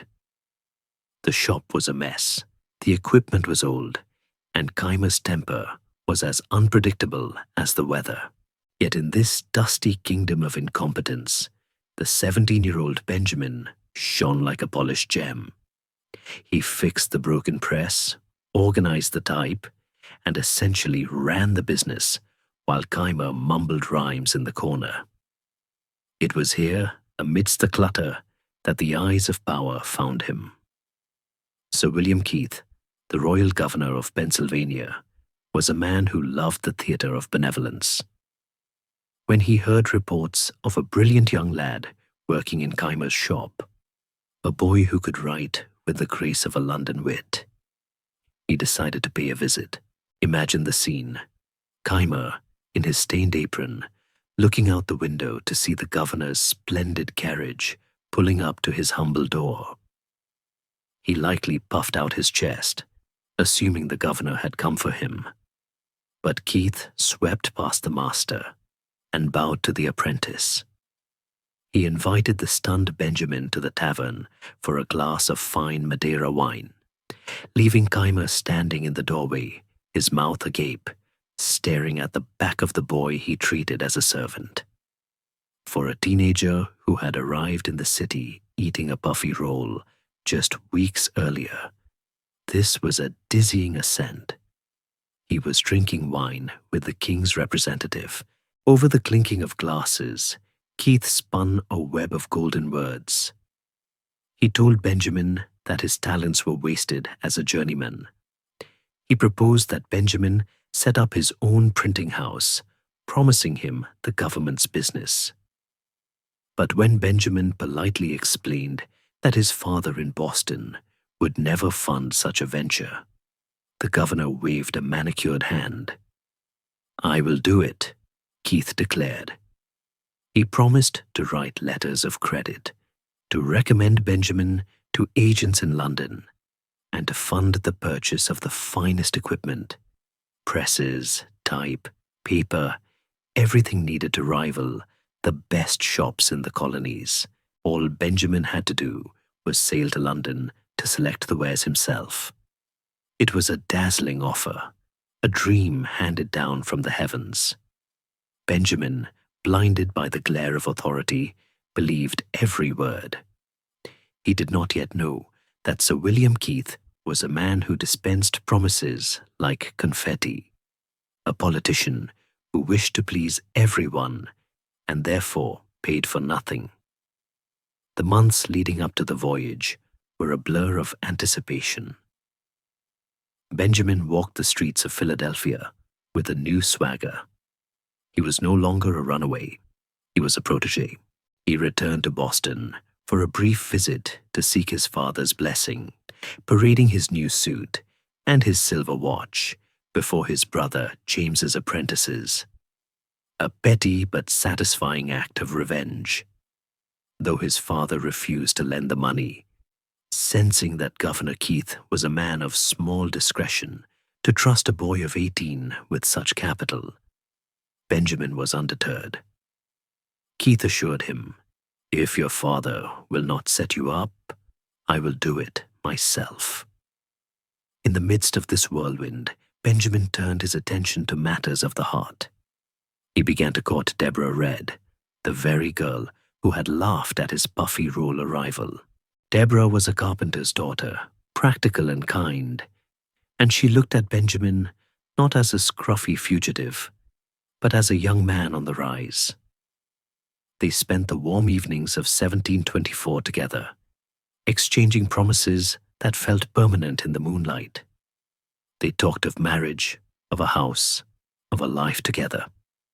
But Deborah's mother, wary of Benjamin's impending voyage and the uncertainty of the sea, refused to let them marry before he left. It was decided they would wait. On the day of his departure, they exchanged vows, a solemn engagement that Benjamin, in his youthful arrogance, lightly viewed as a bookmark he could return to at his leisure. He did not know he was about to break her heart. In November 1724, Benjamin boarded the London Hope, bound for the heart of the Empire. He stood on the deck, watching the American coast fade into a grey line, his heart pounding with the thrill of the venture. He believed the governor's letters of credit, the keys to his future fortune, were safely stowed in the captain's mailbag, ready to be collected upon arrival. He spent the voyage anticipating the shopping spree he would conduct in London, the smell of fresh English type, the gleam of a new iron press. He was sailing toward his destiny, fueled by the wind of a powerful man's word. The arrival in London was a sensory collision. If Philadelphia was a quiet village, London was a roaring beast. The fog was thick with coal smoke, tasting of sulfur and industry. The streets were a chaotic river of carriages, hawkers, mud, and humanity. It was the largest city in the Western world, a labyrinth of danger and opportunity. Benjamin, eager to claim his prize, sought out the captain to retrieve the governor's letters. He needed the drafts to buy his equipment. He needed the recommendations to introduce himself to the stationers. The captain, busy with the chaos of docking, handed him the bag. Benjamin searched through the packets. He looked for the seal of the governor. He looked for his name. He found nothing. Perhaps, he thought, they were mixed with others. He took the handful of letters that seemed likely to be from Keith and tracked down a stationer named Mr. Riddle, to whom one was addressed. When he handed the letter to Riddle, explaining it was from Governor Keith, the man looked at it with disdain. "I know no such person," Riddle said, scanning the handwriting, "and I don't trust him." He handed the letter back. It wasn't a letter of credit. It was nothing of value. Slowly, the horrific truth crystallized in the cold London air. There were no letters of credit. There was no money. There were no introductions. Sir William Keith had sent a teenage boy across the Atlantic Ocean on a whim, armed with nothing but empty air. The betrayal was total. Benjamin Franklin was 18 years old, 3,000 miles from home, in the most expensive city on earth, with no job, no friends, and barely enough money to buy a meal. The protector had been a phantom. He sat in his rented room, the sounds of the foreign city pressing in on him, and realized the depth of his naivety. He had been played. He had mistaken the trappings of power for the substance of character. A cynical man might have broken down or turned to crime to survive in the ruthless London underworld. But Franklin, even then, possessed a core of iron pragmatism. He looked at his hands, hands that knew how to set type, how to press ink, how to work. He didn't have the governor's money, but he had his own skill. He shelved the dream of his own shop. He shelved the idea of a quick return to Deborah. He was stranded, and survival was the only objective. He walked into the famous printing house of Balmer's in Bartholomew Close, a vast operation that employed 50 men. He didn't ask for charity. He asked for a frame to work at. When the master printer saw the speed and precision with which this water American handled the type, he hired him on the spot. Benjamin Franklin became just another anonymous workman in the great machine of London, his golden carriage turned back into a pumpkin. But the betrayal by Keith did more than just strand him. It began to erode the ties that bound him to home. Embarrassed by his failure, ashamed that he had been duped, he stopped writing. He wrote only one single cursory letter to Deborah Red, telling her that he likely wouldn't return for a long time. It was a cruel, cowardly silence. He let the girl who was waiting for him drift into despair, leaving her vulnerable to the pressure of her family to marry another. In his memoirs, he would later call this one of the errata of his life, a printer's term for a mistake that needs to be corrected in the next edition. But life is not a page of type. You cannot simply melt down the lead and reset the line. The damage was done. London, however, was not just a prison. It was a university. Stripped of his illusions, Franklin threw himself into the intellectual ferment of the capital. He worked hard, but he lived hard too. He frequented the theaters, the coffee houses, and the debating clubs. He spent his earnings on plays and books, soaking up the Enlightenment ideas that were swirling through the smoky air. He even wrote a small, somewhat scandalous pamphlet on metaphysics, arguing that since God was all-powerful, everything that happened, even vice, must be God's will, and therefore sin was an illusion. It was a clever, dangerous little piece of logic that got him noticed by a few intellectuals, including the author of The Fable of the Bees, Bernard Mandeville. The stranded boy was beginning to claw his way into the parlor of the philosophers, yet the shadow of the empty promise lingered. He had learned a brutal lesson about the nature of aristocracy. In Boston, he had learned to hate the tyranny of a brother. In London, he learned to distrust the benevolence of a ruler. He saw that titles did not confer honor, and that a governor's word was worth less than a printer's labor. This skepticism toward authority, born in the disappointment of an empty mailbag, would slowly mature into a political philosophy that would one day challenge a king. But for now, he was just a face in the London fog, a young man working the press, saving his pennies, and trying to forget the girl he had left behind in Philadelphia. The empire had shown him its dazzling hollow heart, and Benjamin Franklin would never look at a governor or a king with the same eyes again. The London fog was not merely weather. It was a ceiling that pressed down upon the city, trapping the smoke of 100,000 coal fires and the sweat of 1,000,000 striving souls. Inside the great printing house of Watts, near the chaotic bustle of Lincoln's Inn Fields, the air was even thicker. Here, 50 men labored in a rhythmic din of clattering type and thumping presses, a human machine that ran on ink, paper, and most crucially, beer. In the 1720s, the English workingman did not view alcohol as a vice to be indulged in after hours, but as a fuel to be consumed continuously. The custom of the shop, known as chapel rules, dictated a ritual of drinking that would stagger a modern observer.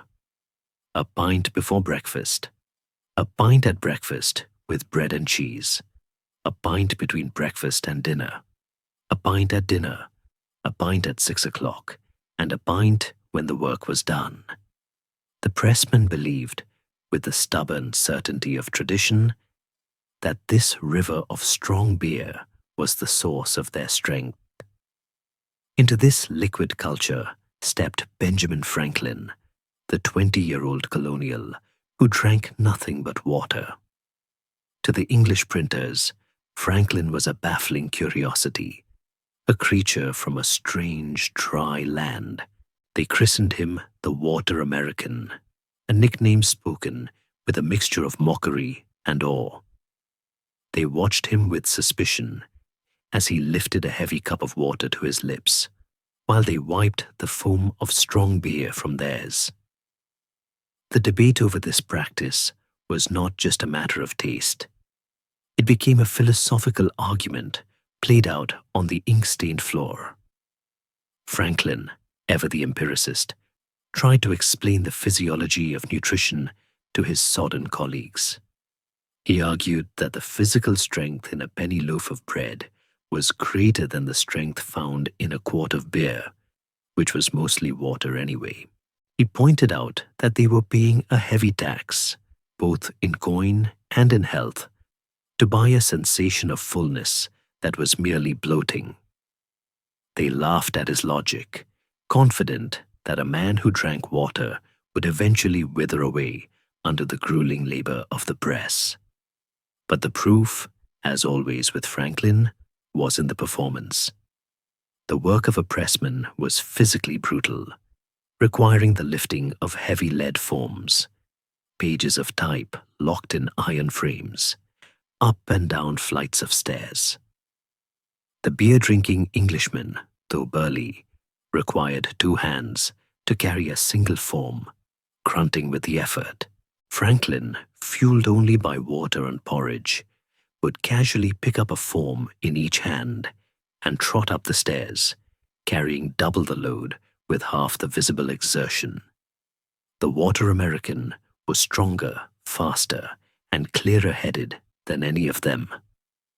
Slowly, the mockery turned to grudging respect.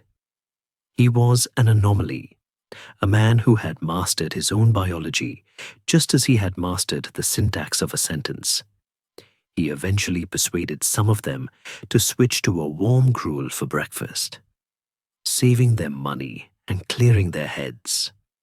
A small, quiet revolution of wellness in the heart of industrial London. Yet Franklin's mastery of water extended beyond the drinking cup. The Thames River, a wide churning artery of grey water that sliced through the city, became his playground. In a city where few could swim, Franklin's ability to navigate the water was seen as almost supernatural. On a wager, or perhaps just to show off, he once stripped down and leaped into the river near Chelsea. He swam all the way to Blackfriars, a distance of over 3 miles, performing many feats of activity, both upon and under the water, that astonished the crowds watching from the boats and banks. Imagine the scene. The future diplomat, naked and gleaming like a seal, cutting through the cold currents of the Thames with a grace that seemed impossible for a human. He floated on his back. He dove. He showed them the frog kick and the survival strokes he had learned from his books in Boston.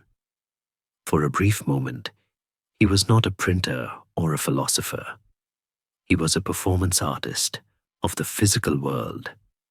This aquatic fame nearly changed the course of history. A wealthy gentleman, hearing of Franklin's talents, offered to finance a swimming school where Franklin would teach the sons of the nobility how to survive in the water. It was a tempting offer. Franklin loved London. He loved the coffee houses, the theatres, the infinite availability of books. A life as a swimming instructor to the aristocracy would have been comfortable, amusing, and lucrative. He could have stayed in England forever, becoming a minor footnote in London society, the Water American, who taught viscounts to paddle. But gravity, in the form of a fatherly hand, pulled him back toward the earth and toward America. That hand belonged to Mr. Thomas Denham, a Quaker merchant Franklin had met during his voyage to England. Denham was everything Sir William Keith was not: honest, practical, solvent, and sincere. He saw the potential in the young printer, not just the manual skill, but the organizational genius and the trustworthiness that lay beneath the surface. He offered Franklin a way out of the printing trade entirely. He proposed that Franklin return to Philadelphia with him as his clerk and bookkeeper to learn the mercantile business. The salary was lower than what he earned at the press, but the prospect was brighter: a chance to become a merchant, a man of standing, a partner. Franklin, weary of the ink and the noise, and perhaps sensing that his Water American novelty would eventually wear thin, accepted. He was ready to go home. On July 23rd, 1726, Benjamin Franklin boarded the ship Berkshire, bound for Philadelphia. He was leaving London not as a conqueror, but as a survivor. He had arrived a boy, duped and stranded. He was leaving a man who had navigated the labyrinth of the metropolis and kept his head above water, literally and metaphorically. The voyage home was long and slow, lasting nearly 3 months, a suspended period of time between two lives. The ocean became a mirror for his mind. With no type to set and no ledgers to balance, Franklin turned his analytical gaze inward. He spent hours leaning on the rail, watching the sargasso weed drift by, catching crabs, and examining their tiny structures, with the fascination of a naturalist.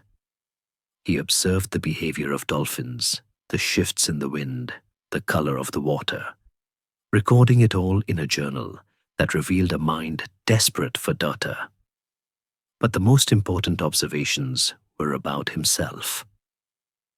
During the long, empty days at sea, Franklin composed a plan of conduct, a written constitution for his own soul. He realized that his life thus far had been a series of reactions, reacting to his brother's cruelty, to Keith's lies, to London's temptations. He decided it was time to live proactively. He drafted 4 rules that would guide him: to be extremely frugal until he had paid his debts, to speak the absolute truth and avoid the shuffling of deceit, to apply himself industriously to business, and to speak ill of no man, but speak all the good he knew of everybody. It was on this wooden ship, rocking in the middle of the Atlantic, that the Franklinian character was truly born. He was engineering a personality designed for success, stripping away the erratic impulses of youth and replacing them with a framework of disciplined virtue. He was printing a new version of himself. The Berkshire finally sailed up the Delaware River on October 11th, 1726. The autumn leaves were burning red and gold along the banks, a sensory explosion after the grey stone of London and the blue monotony of the sea. Franklin stepped onto the wharf in Philadelphia, the same wharf where he had landed as a runaway 3 years earlier. But the figure who disembarked was different. He was no longer the disheveled boy with puffy rolls under his arms. He was 20 years old, dressed in a decent suit, with a plan in his pocket and a mentor by his side. The city, too, had changed, or perhaps he just saw it differently. It was no longer a refuge. It was a canvas. However, the return was not without its ghosts. As he walked the familiar streets, he learned that Deborah Red, the girl he had promised to marry, had given up on him. Despairing of his silence and pressured by her mother, she had married a potter named John Rogers. But the marriage was a disaster. Rogers was a scoundrel who squandered her dowry and then fled to the West Indies to escape his debts, leaving Deborah alone, heartbroken, and legally trapped, neither truly married nor truly single. When Franklin saw her again, he felt a pang of deep, complicated guilt. He knew his silence had caused this wreckage. The sight of her sadness was a crack in his new plan of conduct, a reminder that while one can engineer a career, one cannot easily engineer the human heart. He settled into his work with Mr. Denham, opening a store on Water Street. For a few months, Franklin played the merchant, measuring cloth and selling goods with the precise, affable manner that would become his trademark. He was happy. He believed he had found his place in the world, far from the printing press. But history has a way of correcting its course. In February 1727, a severe pleurisy epidemic swept through Philadelphia. Both Franklin and Denham fell ill.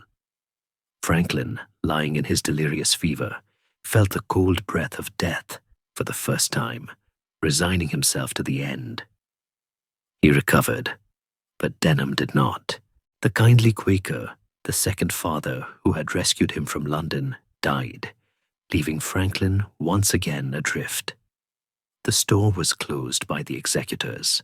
The merchant dream was over. Franklin stood on the street corner, unemployed and 21.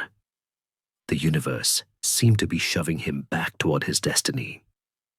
He looked at his hands, healed from the fever but empty of goods. He knew there was only one place left to go. He walked back to the shop of Samuel Keimer, the bearded poet printer he had once managed. Keimer, desperate for skilled labor, hired him back as a foreman. Franklin tied on the leather apron again. The smell of the ink hit him. That sharp, chemical tang of lampblack and varnish. It must have smelled like failure at first. A return to the servitude he thought he had escaped. But as he picked up the composing stick and felt the cold, familiar weight of the lead type, something shifted. He wasn't just a workman anymore. He was the water American. He was the man with the plan. He would not just run the press, he would own it, and he would use it to rewrite the world. The leather apron of an apprentice is a heavy garment, not in ounces, but in the weight of its symbolism. For Benjamin Franklin, returning to the service of Samuel Keimer was a humbling regression, a step back into the shadow of a man he knew to be his inferior in every way, save for the ownership of the press. The shop on Market Street was a chaotic theater of mismanagement, where Keimer, still fancying himself a prophet poet, would compose disorganized verses while the business slowly rotted around him. Franklin was hired not as a partner, but as a temporary fix, a foreman brought in to train a crew of raw, indentured servants that Keimer had purchased to lower his labor costs. The plan was transparent. Franklin would transfer his skill to these cheaper hands, and once they were trained, he would be discarded. Franklin saw the trap immediately. He was teaching his own replacements, but true to his new plan of conduct, he worked with a stoic, cheerful efficiency, biding his time and watching for the crack in the wall that would allow him to slip through.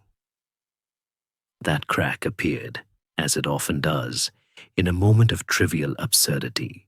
One day, hearing a noise in the street, Franklin stuck his head out the window to investigate. Keimer, spotting him, shouted up from the street, berating him in front of the neighbors for being idle and demanding he return to work immediately.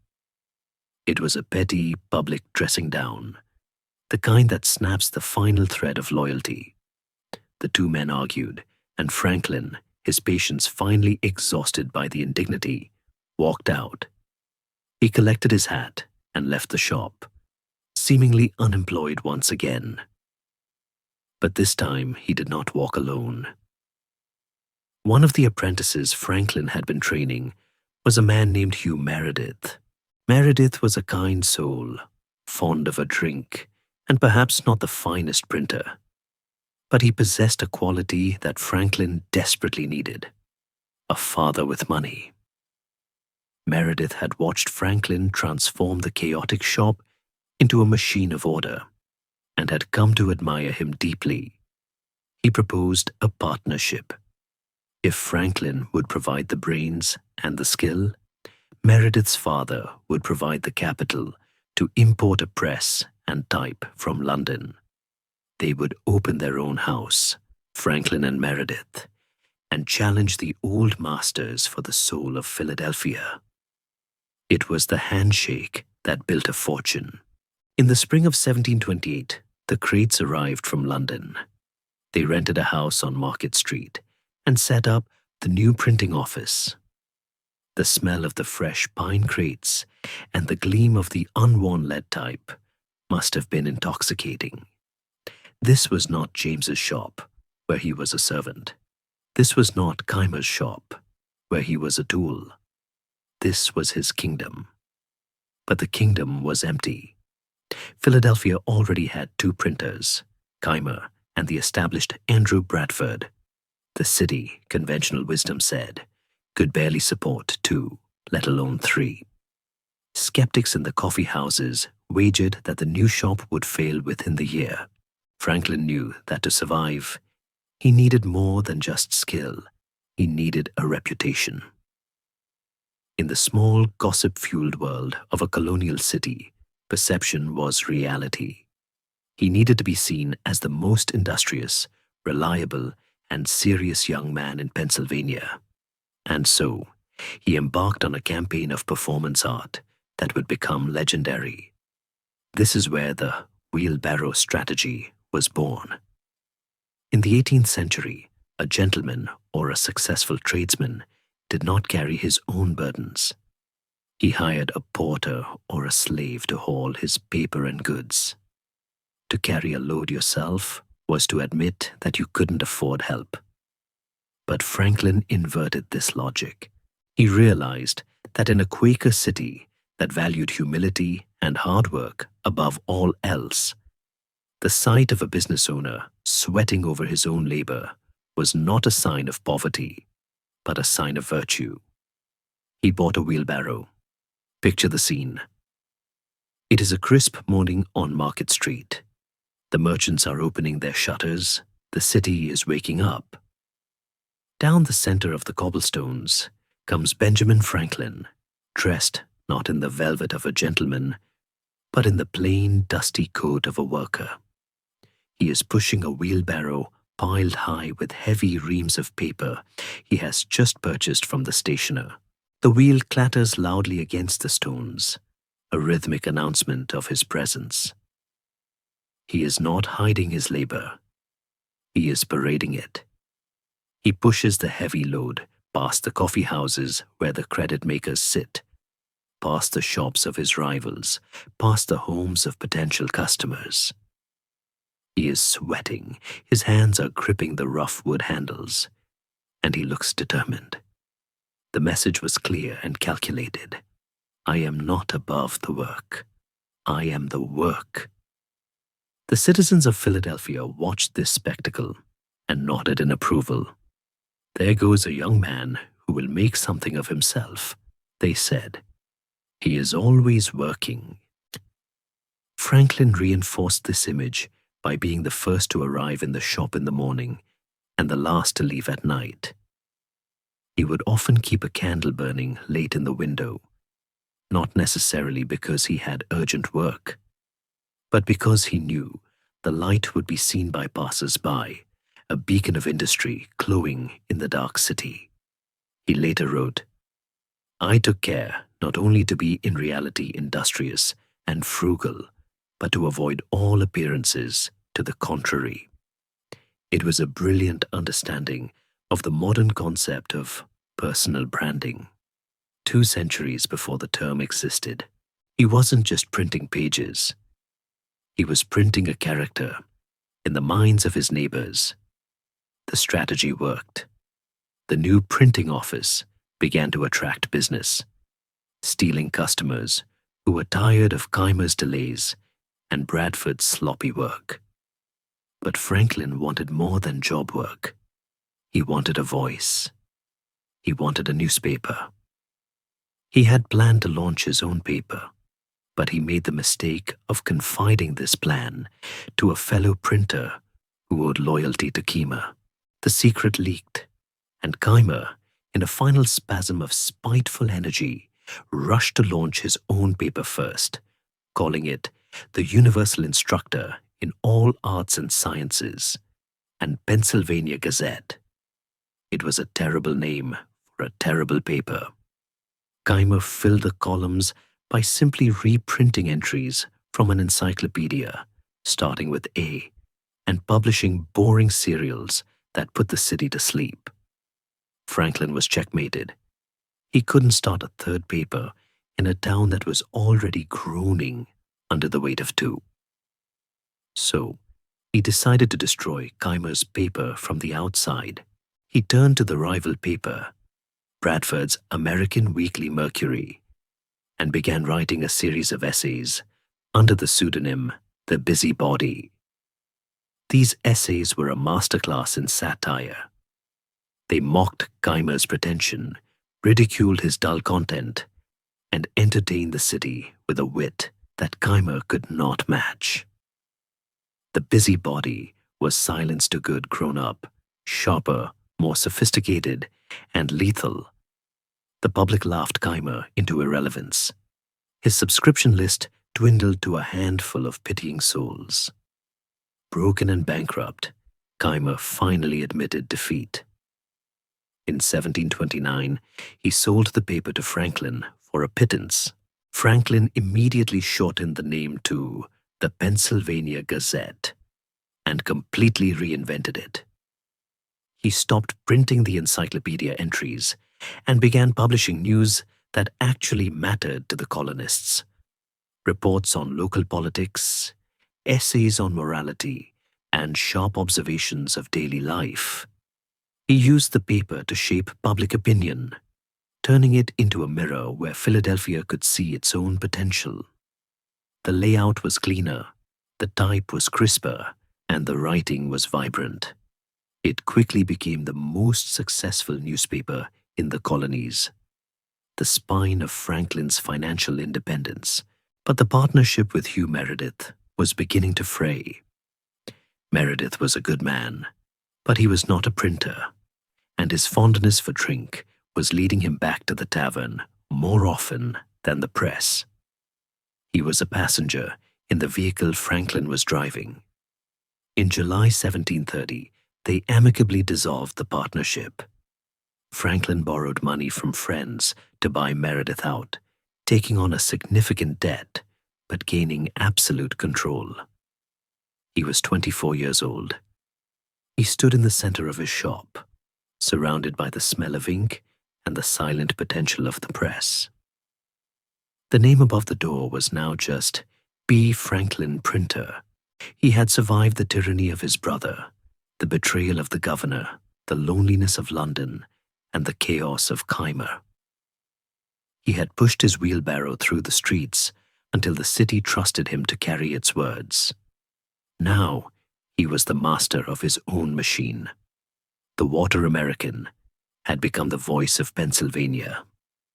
But Franklin knew that a newspaper was only one way to reach the people. He wanted to enter their homes, their kitchens, and their daily lives in a way that newsprint could not. He wanted to be the voice that guided them through the seasons, the voice that sat on the mantelpiece next to the Bible. As the autumn of 1732 approached, and the nights grew longer, Franklin's mind turned to the most common book in colonial America, the almanac.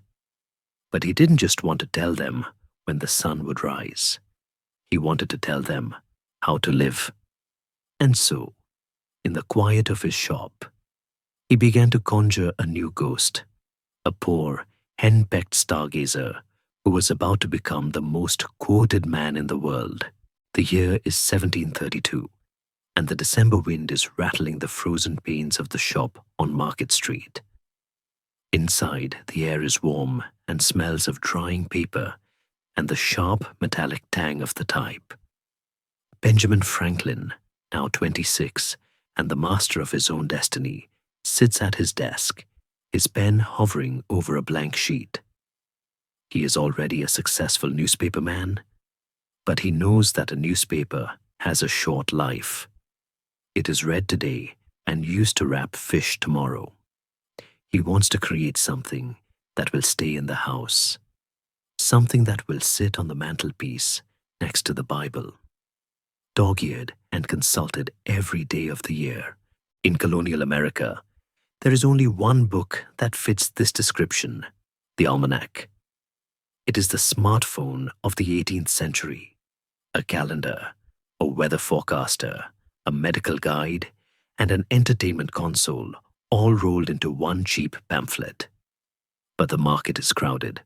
Philadelphia is already awash in almanacs, most of them dull, serious affairs filled with dry astrological data. To break in, Franklin needs a hook. He needs a voice that is not his own, a voice that is humble, relatable, and undeniably funny. He dips his pen and conjures a new ghost. He is no longer the urbane Benjamin Franklin. He is Richard Saunders, a poor, henpecked astrologer who claims he is only writing this almanac because his nagging wife, Bridget, has threatened to burn his books if he doesn't bring some money into the house. Poor Richard is born not as a sage, but as a man trying to pay the rent. Franklin launches Poor Richard's almanac with a marketing stunt that is nothing short of genius. In the preface to the first edition, Richard Saunders earnestly predicts the exact date and time of the death of his rival, Titan Leeds, the publisher of a popular competing almanac. Saunders claims that according to his calculations, Leeds will die on October 17th, 1733, at 3:29 p.m. He writes this with a tone of heavy sadness, calling Leeds his good friend. When the date passes and Titan Leeds, very much alive, publishes a furious rebuttal in his own almanac, calling Saunders a fool and a liar, Franklin springs the trap. In the next edition, poor Richard responds with mock confusion. He argues that Leeds must be dead, because the man who wrote that angry rebuttal was so rude and ungentlemanly that it couldn't possibly be the good friend he knew. Therefore, the rebuttal was clearly written by someone else, or perhaps by Leeds' ghost. The public roared with laughter. They bought the almanac in droves just to follow the feud. Franklin had invented the viral flame war. But the true magic of the almanac lay not in the stunts, but in the margins. Almanacs of the day were printed with significant gaps between the dates and the weather predictions, blank spaces that were usually left empty or filled with useless filler. Franklin, who hated waste in all its forms, saw these empty spaces as an opportunity. He began to fill them with proverbs, short, punchy sentences that distilled ancient wisdom into memorable American bites. He raided the collective consciousness of the world, taking sayings from French, Spanish, and English thinkers, and then polishing them in his own tumbler until they shined with a new pragmatic brightness. Lord Halifax might have written, "Labor implies a lack of leisure." Franklin rewrote it as, "No gains without pains." A heavy Scottish proverb became the snappy, "A penny saved is a penny earned." May, he gave us, "Three may keep a secret if two of them are dead." And the brutally honest, "Fish and guests stink in 3 days." These were not high-minded philosophical treatises. They were tools for living. They were advice for the farmer, the shopkeeper, and the housewife. People who didn't have time for long essays, but needed a quick shot of wisdom to get through a hard day. Through the voice of poor Richard, Franklin was teaching a young nation how to be industrious, frugal, and wary of debt. He was creating the secular scripture of the American dream. The success was immediate and overwhelming. Poor Richard's almanac sold 10,000 copies a year in a population where books were a luxury. It was distributed from the jagged coast of Maine to the plantations of Charleston. It became the most popular publication in the colonies, second only to the Bible. People didn't just read it, they memorized it. Franklin's words entered the bloodstream of the culture, shaping the way Americans thought about money, time, and character. He was subtly programming the operating system of the colonial mind, shifting it away from the purely religious focus of the Puritans toward a more practical, secular ethic of self-improvement. Yet behind the mask of the simple Richard Saunders, Benjamin Franklin was becoming wealthy. The profits from the almanac and the Gazette poured into the shop on Market Street. He expanded his business, setting up franchises in other colonies, Charleston, New York, Antigua, by partnering with his apprentices and sending them out with the press and type, taking a share of their profits. It was the first media conglomerate in America. He opened a stationery shop, selling everything from quill pens to soap, his father's old trade, now just one item in his inventory. He even dealt in rags, the raw material for paper, controlling the supply chain of his industry. The leather apron days were fading. Franklin was moving up in the world, transitioning from a tradesman to a gentleman. He began to dress better, though always with a calculated simplicity. He began to learn languages, French, Italian, Spanish, and Latin, teaching himself in the quiet hours of the morning. He played the harp, the guitar, and the violin, filling his home with music. He was becoming a man of parts, a polymath who could fix a press, balance a ledger, negotiate a contract, and quote philosophy in the same afternoon. But success did not make him complacent. It made him generous.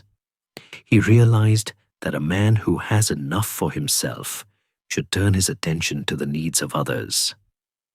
The junto, the club of leather-apron tradesmen he had formed years earlier, was still meeting every Friday evening.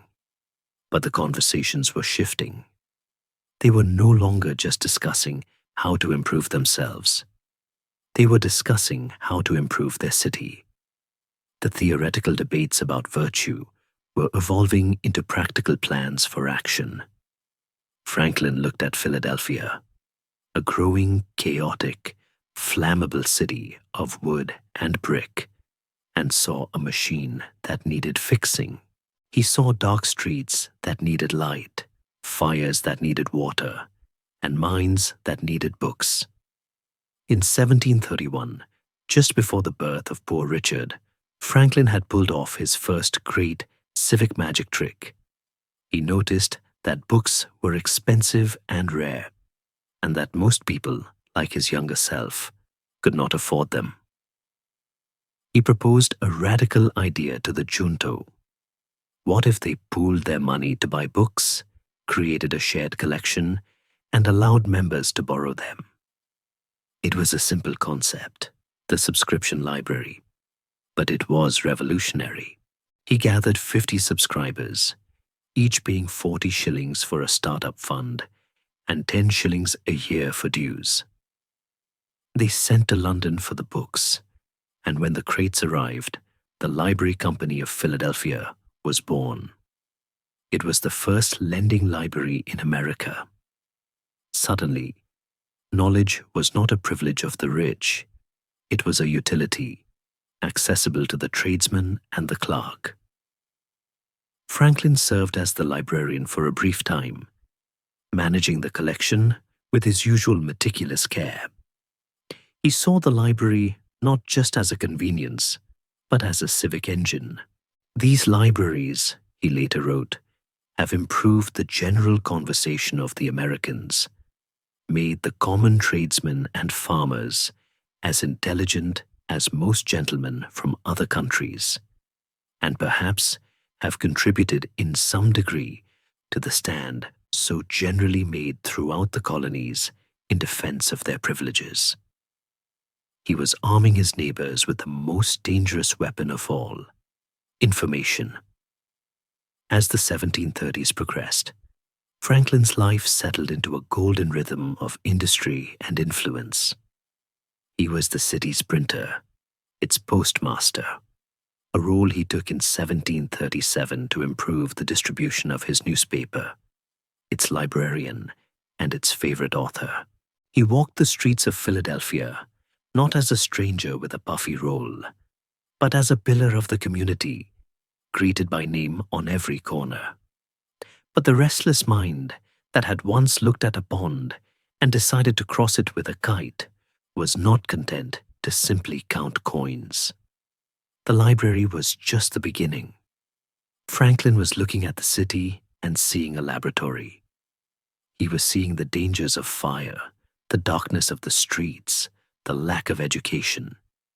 He was about to turn his junto into a shadow government of improvement, a council of ordinary men who would build the institutions that the actual government was too lazy or too broke to create.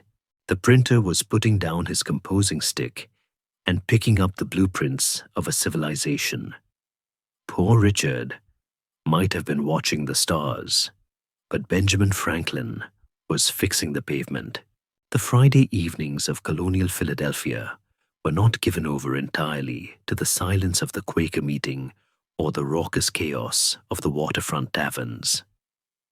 In a small private room, sometimes in a tavern like the Indian King, sometimes in a rented house, a different kind of ritual was taking place. Outside, the city was dark, save for the occasional lantern bobbing in the void. But inside, the fire was banked high, casting a warm orange glow on a circle of 12 faces. These were not the faces of the city's elite. There were no powdered wigs, no velvet coats, no silver-buckled shoes resting on the hearth. These were the faces of labor. Their hands were stained with ink, calloused by hammers, or roughened by leather. They were the Leather Apron Club, officially known as the Junto, and for 30 years, they were the secret engine of Benjamin Franklin's civic imagination. Close your eyes and step into the room. The air smells of pipe tobacco, roasted meat, and the yeasty tang of beer.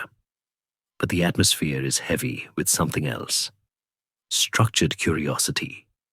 This was not a gathering for idle gossip or drunken revelry. It was a sanctuary of organized thought, a weekly seminar designed by Franklin to turn ordinary tradesmen into philosophers and citizens. The rules, drafted by Franklin himself, were strict. Every member had to arrive with a query in mind, a question on morals, politics, or natural philosophy, or else pay a fine. There was to be no shouting, no direct contradiction, and absolutely no positive dogmatism. The goal was not to win an argument. The goal was to find the truth. The cast of characters in this weekly drama was a testament to Franklin's belief in the intelligence of the common man. There was Thomas Godfrey, a glazier who cut glass by day, but whose mind moved in the precise crystalline geometries of mathematics. He was a genius, but a poor companion, demanding mathematical precision in every casual sentence. There was William Parsons, a cobbler who loved books more than shoes, a man who would eventually rise to become the Surveyor General of the province. There was William Moggridge, a joiner with the hands of a craftsman and the soul of a mechanic, and Hugh Meredith, Franklin's drinking partner and initial business backer. They were a motley crew of the middling sort, men who, like Franklin, were trying to claw their way up from obscurity through the sheer force of their own industry. The genius of the Junto lay in its standing queries, a list of questions that Franklin read aloud at the opening of each meeting. These questions were a diagnostic tool for the health of the city and their own lives. Have you met with anything in the author you last read, remarkable or suitable to be communicated to the Junto? Do you know of a fellow citizen who has lately failed in his business, and can you assign the cause? Have you lately observed any defect in the laws of your country, of which it would be proper to move the legislature for an amendment? Listen to the subtlety of those questions. They began with the personal, "What have you read?" but quickly pivoted to the communal. By asking about business failures, they were conducting a continuous autopsy of the local economy, learning what mistakes to avoid. By asking about defects in the laws, they were training themselves to see the government not as a fixed authority, but as a machine that could be tuned and improved. In this smoky room, over tankards of ale, the cobbler and the printer were becoming sociologists and political scientists. They were building a conspiracy of good. For Franklin, the Junto was also a laboratory for his own personality. He used the meetings to practice the Socratic method he had read about in his youth. He learned to drop his earlier arrogance, the sharp-tongued wit that had made him insufferable to his brother James. Instead of asserting his opinion, he learned to ask humble questions, guiding the conversation gently, like a shepherd nudging a flock, until the others arrived at his conclusion, thinking it was their own. He realized that to be a leader of free men, one must appear to be a servant of the group. The junto taught him that the softest voice in the room is often the most powerful, provided it asks the right questions. The discussions that started in the junto rarely stayed there. The club became a launchpad for Franklin's projects. When he had an idea for a public improvement, he didn't just shout it in the street. He brought it to the junto first. He let the 12 members chew on it, criticize it, and refine it. Once they were convinced, they became his disciples, spreading the idea through their own networks of friends and customers. It was a multiplier effect. When Franklin wanted to reform the city watch, the corrupt and inefficient system of policing, he first debated the defect in the junto. The members agreed the current system of unpaid constables who bought their way out of duty was a disaster. They workshopped a plan for a paid, professional force paid for by property taxes. It took years to implement, but the seed was planted in that warm circle of chairs. There is a touching vulnerability in this gathering. These were men who felt the weight of their lack of formal education. They were the ones who hadn't gone to Harvard or Oxford. They were the ones who had to work with their hands. And yet, here they were, discussing the theories of Locke and Newton, debating the nature of sound and light, and asking whether it is consistent with the principles of liberty in a free government to punish a man as a libeler when he speaks the truth. They were proving, week after week, that wisdom was not the monopoly of the aristocracy, but the junto was also a network of mutual aid, a band of brothers. The rules required them to help each other in business. If a member was struggling, the others would direct customers his way. If a member needed advice, the others offered it freely. It was the first Rotary Club, the first Chamber of Commerce, but with a soul deeper than commerce. Franklin called it the best school of philosophy, morality, and politics that then existed in the province. It was the university he never attended, built by his own design. As the years passed, the members of the junto aged. The young tradesmen became established merchants and officials. Their hair turned grey, and their bellies likely grew a bit rounder from years of Friday ales. But the ritual remained. They were the anchor of Franklin's life in Philadelphia, even as he became famous, dining with governors and corresponding with European scientists. He never outgrew the Leather Apron Club. He knew that his strength came from the ground up, from the practical, dirty, real world of the tradesmen. In a sense, the junto was the microcosm of the America Franklin was helping to create. It was a voluntary association of free individuals, bound together not by blood or force, but by a shared desire to improve themselves and their community. It was democratic, pragmatic, and optimistic. It operated on the radical belief that a group of nobodies, sitting in a room with a few books and a few questions, could figure out how to run a city better than the king's appointees.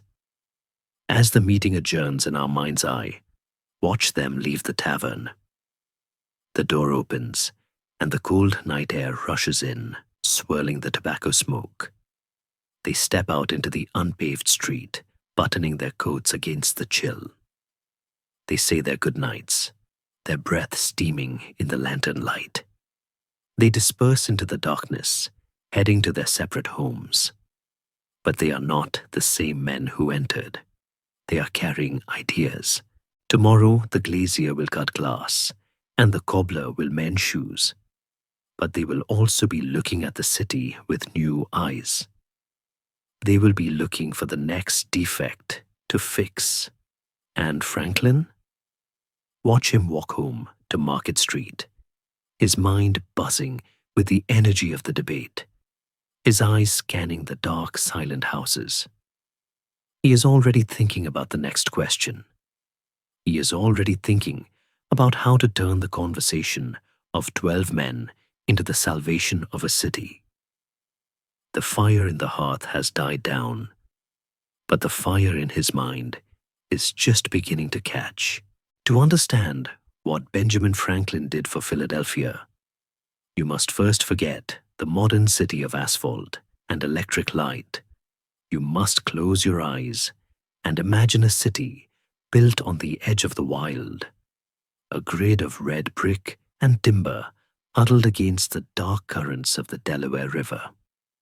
In the 1730s, Philadelphia was a prosperous place, but it was also a mess. The streets were unpaved ribbons of dirt that turned into sucking quagmires of mud when it rained and choked the air with red dust when it was dry. At night, the city vanished into an abyssal blackness, broken only by the occasional lantern of a stumbling drunkard. And everywhere, always, there was the terror of fire. In a city built of pine and cedar, heated by open hearths and lit by candles, a single spark could turn a neighborhood into ash in an hour. Franklin looked at this chaos and saw not just inconvenience, but inefficiency. He saw a machine that was badly designed, and so, with the patience of a gardener and the cunning of a politician, he began to rebuild the city from the ground up, turning his civic junto into a shadow government of improvement. He started with the fire. It was the primal fear of every colonist. When a bell rang in the night, hearts stopped. The response was usually a disorganized panic. Men running with buckets, looting as much as saving, shouting conflicting orders. Franklin, remembering the disciplined fire guilds of his native Boston, decided to impose order on this panic.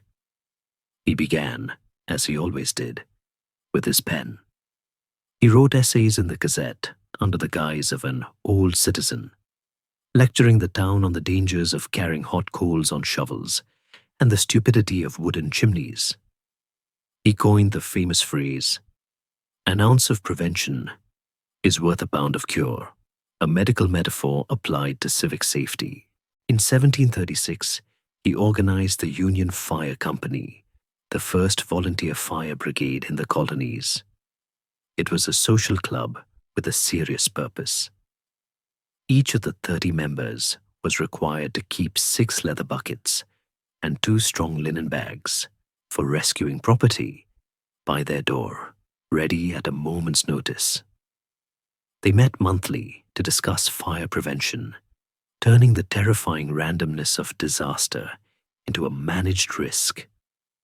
Franklin loved the camaraderie of it, the image of citizens banding together, not by government decree, but by mutual agreement to protect one another. Soon, other companies formed, the Heart in Hand, the Friendship, the Hibernia, until the city was covered by a network of volunteer protectors. The sound of the fire rattle was no longer a death knell. It was a call to organized action. Next, he turned his eyes to the ground. The area around the Jersey market was a slough of despond, a muddy trench where farmers and customers waded in filth. Franklin, who hated dirt as much as he hated debt, organized a subscription, a crowdfunding campaign before the term existed, to pay for stone paving. But stones get dirty. Franklin, observing the paved strip becoming covered in dust and mud, found a poor, industrious man and paid him 6 pence a month to sweep the pavement twice a week. It was a tiny innovation, but the effect was revelatory. The clean stones showed the neighbors what was possible. The idea spread, and slowly the muddy village began to armor itself in cobblestones. Then he looked up. The street lighting in London, which Franklin had observed during his youth, was dismal. The globe lamps were poorly designed. They lacked airflow, so the smoke from the oil wick would circle inside, blackening the glass until the light was strangled. Franklin, the mechanic, couldn't stand it. He redesigned the street lamp. He created a square lamp composed of 4 flat panes of glass, with a funnel at the top to draw out the smoke and vents at the bottom to admit air. The glass stayed clean, the light stayed bright, and if a pane broke, it was cheap to replace. He placed these beacons along the newly paved streets, pushing back the terrifying colonial night. It is a small thing, a lamp, but to a person walking home in 1750, that pool of light was a miracle of civilization. But Franklin's ambition went beyond safety. He wanted the city to think. He realized that the colonies were filled with brilliant, isolated minds, botanists in Virginia, mathematicians in New York, astronomers in Massachusetts, who had no way to talk to each other. They were like sparks dying in the dark. In 1743, he issued a proposal for the American Philosophical Society, a league of virtuosi or ingenious men who would correspond and share their discoveries.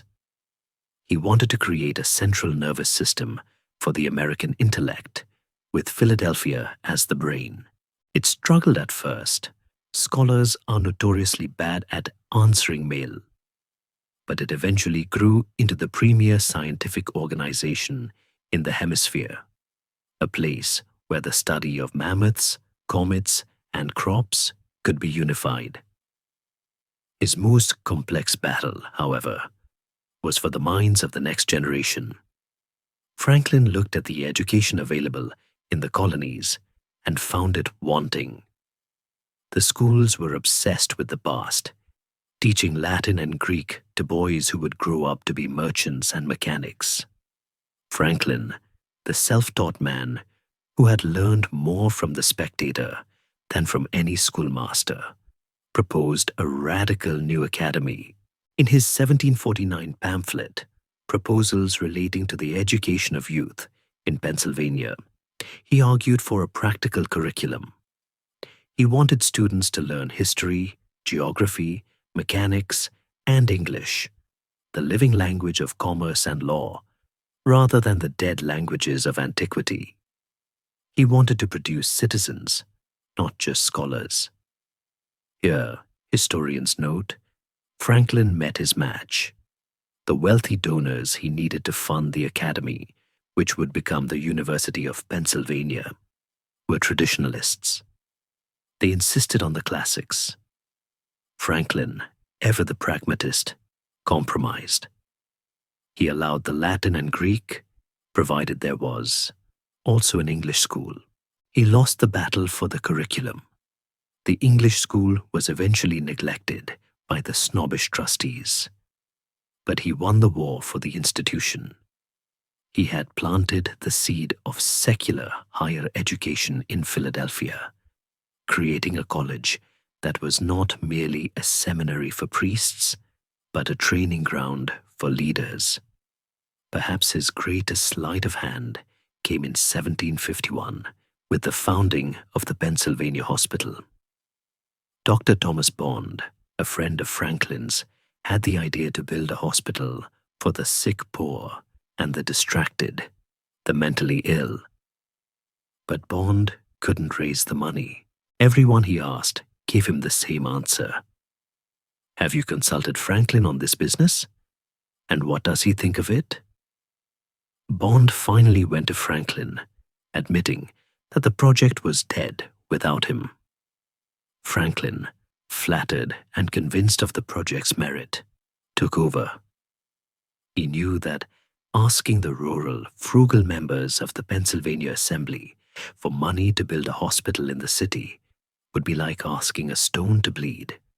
They would refuse, claiming it would cost too much. So, Franklin invented a political device that is now a staple of modern philanthropy: the matching grant. He told the assembly that he had already secured $2,000 in private donations. A slight exaggeration, he had pledges, not cash. He proposed a bill.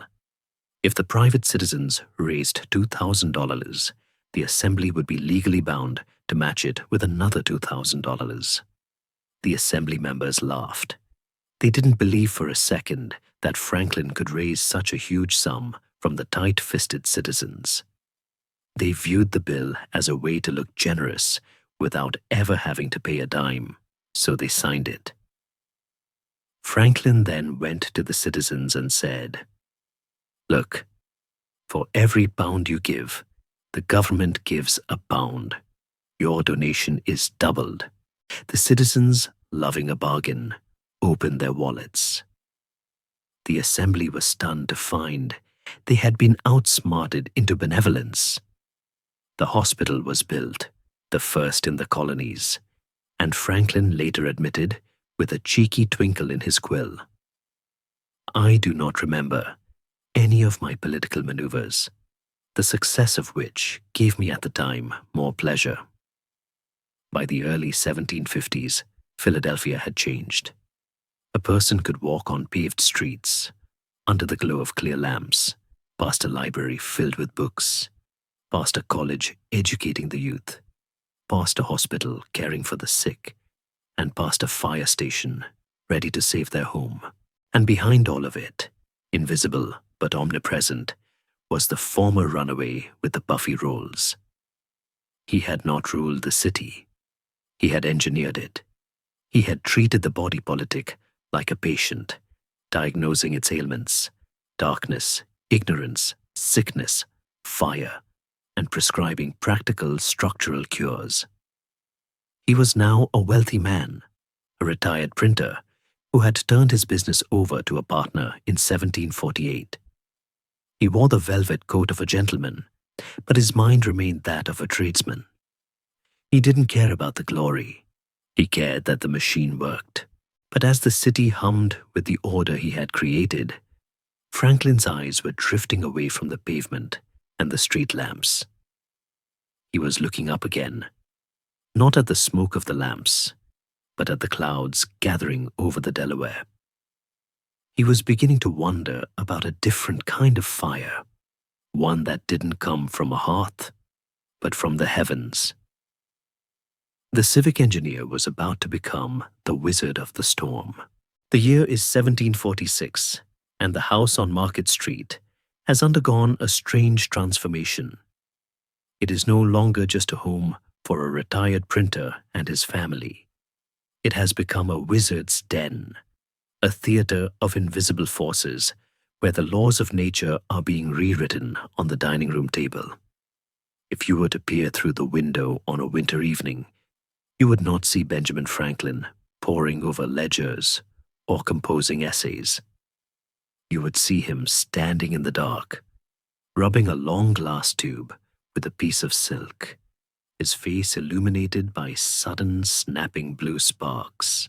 He is 40 years old, a man who has conquered the world of business and civic duty, and now, with the curiosity of a child and the rigor of a master mechanic, he has turned his hands to the mystery of the age: electricity.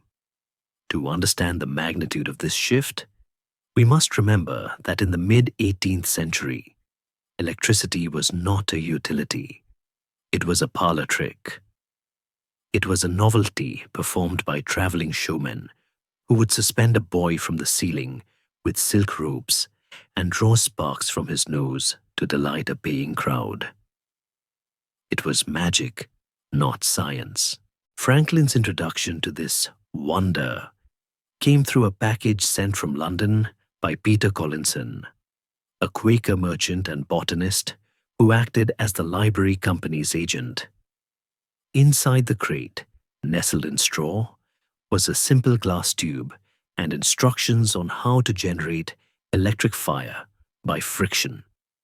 It was intended as a toy, a curiosity to amuse the provincials. But when Franklin unpacked the tube, he didn't see a toy. He saw a question mark made of glass. He began to experiment with an intensity that bordered on obsession. He later wrote to Collinson, "I never was before engaged in any study that so totally engrossed my attention and my time as this has lately done." The work consumed him. He enlisted his neighbors, his friends, and his majestic endurance to rub the tube, charge the jars, and chase the spark. The Franklin household became the epicenter of the electric atmosphere. The experiments he devised were a blend of high science and low comedy, designed to both test the properties of the fluid and entertain the crowds of curious Philadelphians who flocked to his door. He created the electric spider, an artificial arachnid that would leap and dance on an electrified wire. He set up the magical picture of King George II, rigged so that anyone who tried to touch the king's crown would receive a sharp, shocking rebuke, a bit of foreshadowing, perhaps, of his later political sentiments. He even devised a game called the Electric Kiss, where a charged operator would attempt to kiss a guest, resulting in a painful spark leaping between their lips before contact was made. The house was filled with laughter, the smell of ozone, and the sudden yelps of the shocked. It was the Enlightenment as a carnival. But beneath the fun, Franklin's mind was relentlessly organizing the chaos.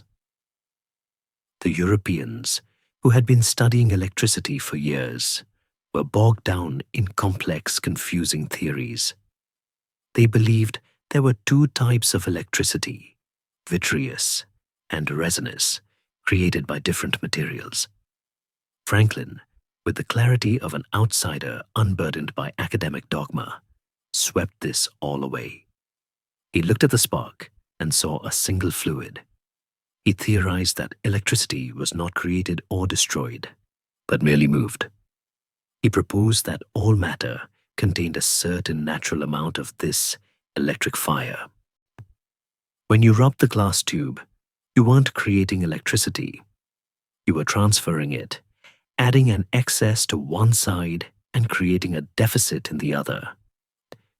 To describe this, he borrowed terms from the accounting ledger, the language he knew best. He called the excess positive and the deficit negative. He spoke of charge and discharge, of conductors and batteries, a term he coined after the line of cannons used in military batteries. It is a stunning realization that the vocabulary used by every physicist and electrician today, positive, negative, battery, conductor, was invented by a retired printer in Philadelphia, trying to explain a glass tube to his friends. He was mapping an invisible continent, giving names to the forces that hold the universe together. Historians of science still marvel at the intuition of this amateur. Without a university lab or a mathematics degree, Franklin had correctly intuited the principle of the conservation of charge. He had simplified the universe. The experiments grew more ambitious and more dangerous. Franklin began working with Leyden jars, primitive capacitors that could store a significant electrical charge in water or foil. He connected them in series to create a battery of immense power. In a letter to a friend, he described an electrical feast he planned to host on the banks of the Schuylkill River. He promised to kill a turkey with an electrical shock, roast it on a spit turned by an electrical jack, and drink to the health of all the famous electricians of Europe in electrified wine glasses that would give the drinker a shock. It was to be the ultimate fusion of hospitality and hazard. But the turkey experiment nearly ended the story of Benjamin Franklin prematurely.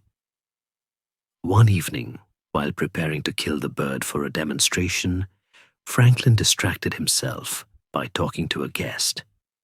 In a moment of carelessness, he touched the conductor himself. The result was a massive discharge through his own body. He later described the sensation as a universal blow that shook him from head to foot. He saw a flash of light, heard a crack like a pistol shot, and was knocked senseless. When he came to, he found his guests standing over him, terrified. Franklin, with his characteristic dry humor, reportedly said, "I have not killed the bird, but I have nearly killed the goose." He was sore for days, his mind foggy, but he was undeterred. The near-death experience only confirmed his suspicion. This was not a parlor trick.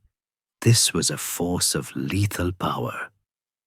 It was during these long nights of experimentation, watching the blue sparks leap across the gap of his instruments, that a terrifying thought began to take shape in Franklin's mind. He noticed the similarities between the electric fluid in his lab and the lightning that tore through the Pennsylvania sky. Both were jagged and crooked in their path. Both moved instantly. Both struck the highest points. Both smelled of sulfur, ozone. Both could kill. The prevailing wisdom of the time was that lightning was an explosion of gases, a sulfurous exhalation from the earth.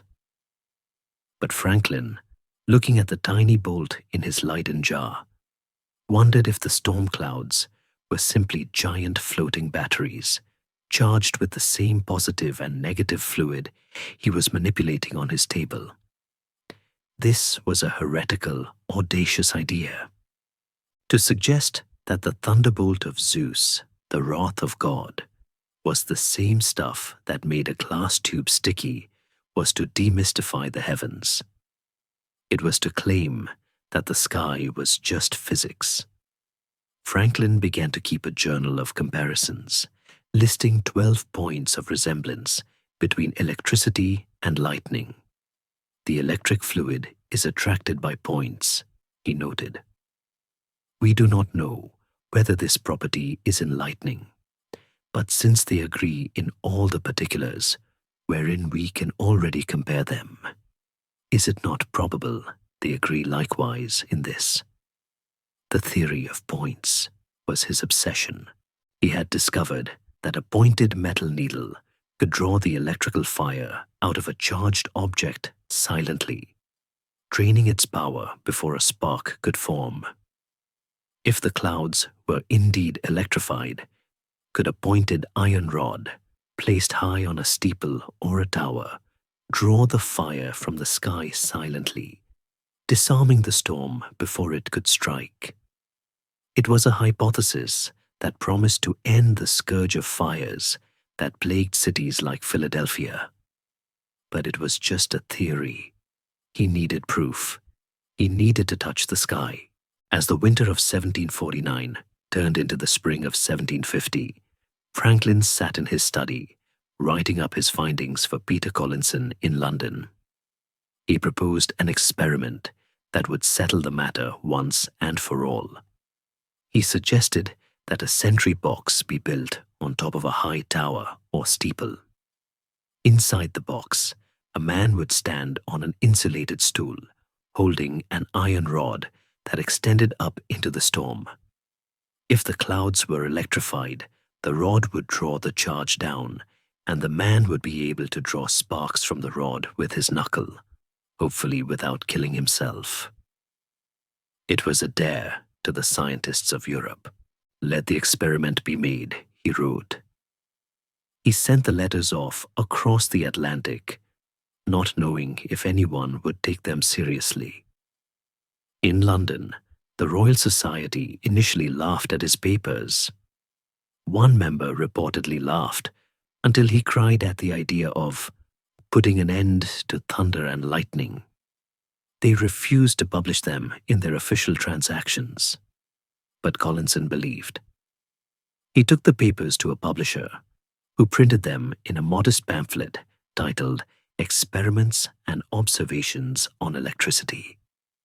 It was a small book, but it was a bomb waiting to go off.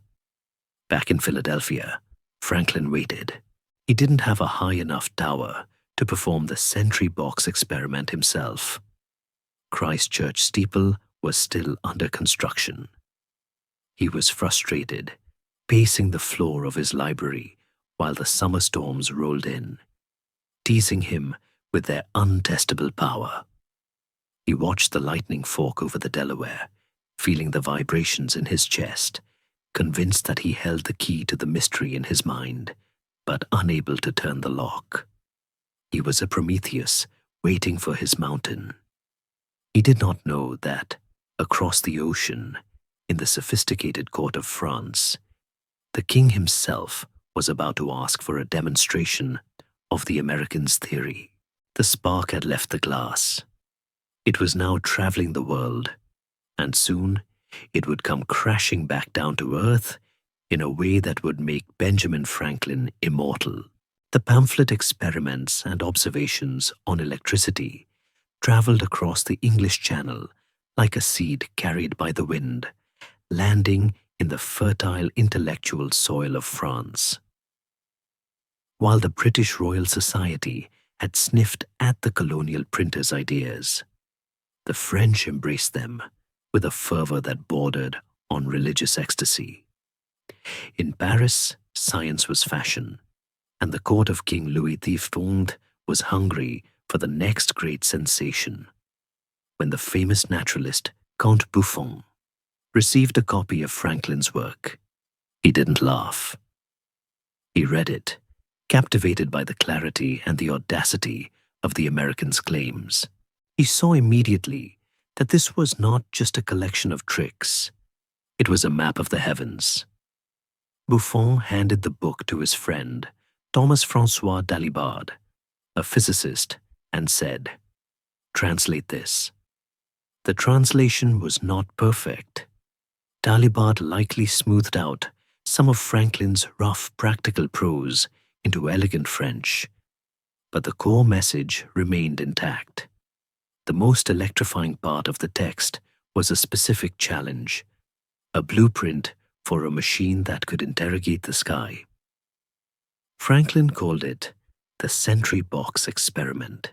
He described a high tower, atop which a man would stand in a wooden box, resembling a soldier's sentry post, placed on a cake of resin or wax to insulate him from the ground. From the box, a long pointed iron rod would extend 30 feet into the air. If a storm cloud passed overhead, Franklin theorized, the rod would silently draw the electric fire from the cloud, charging the man in the box. If the man then held out a knuckle to a grounded wire, sparks would fly. It was a terrifying proposal. Franklin was essentially asking a man to stand inside a lightning rod and become a living capacitor, but the French, driven by the thrill of discovery and the desire to please their king, decided to build it. They chose a garden in Marly-la-Ville, a quiet village north of Paris. But they made a crucial modification. Instead of a tower, which they didn't have, they erected a massive 40-foot iron rod, insulated at the base with silk ropes and a wine bottle, pointing straight up into the empty sky like a metal finger accusing God. The date was May 10th, 1752. The afternoon air grew heavy and still.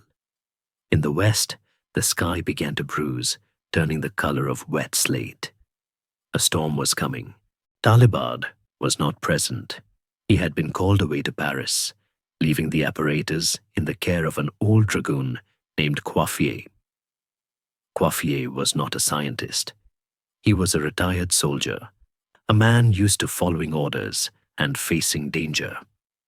He had been told to watch the rod, and if the storm came, to bring a brass wire close to the base of the iron pole. Imagine the scene. The garden is silent.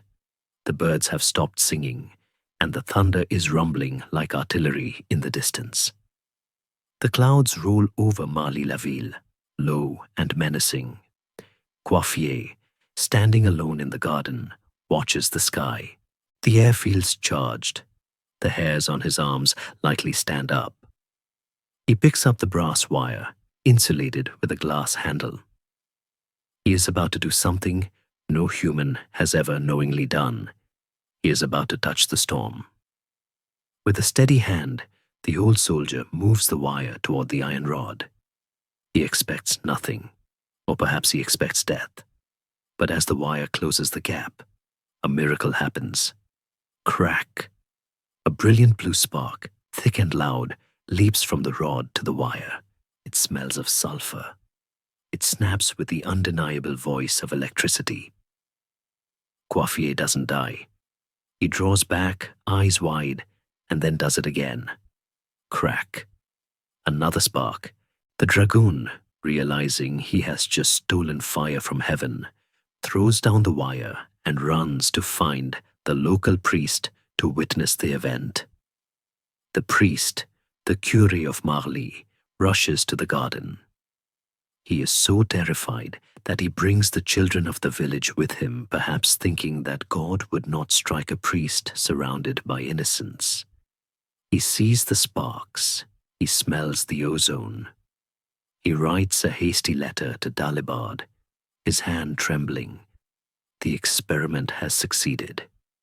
The electric fire was drawn from the cloud.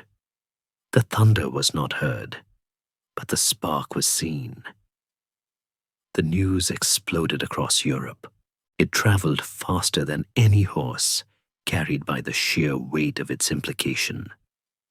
The Philadelphia experiment, as it came to be known, had worked.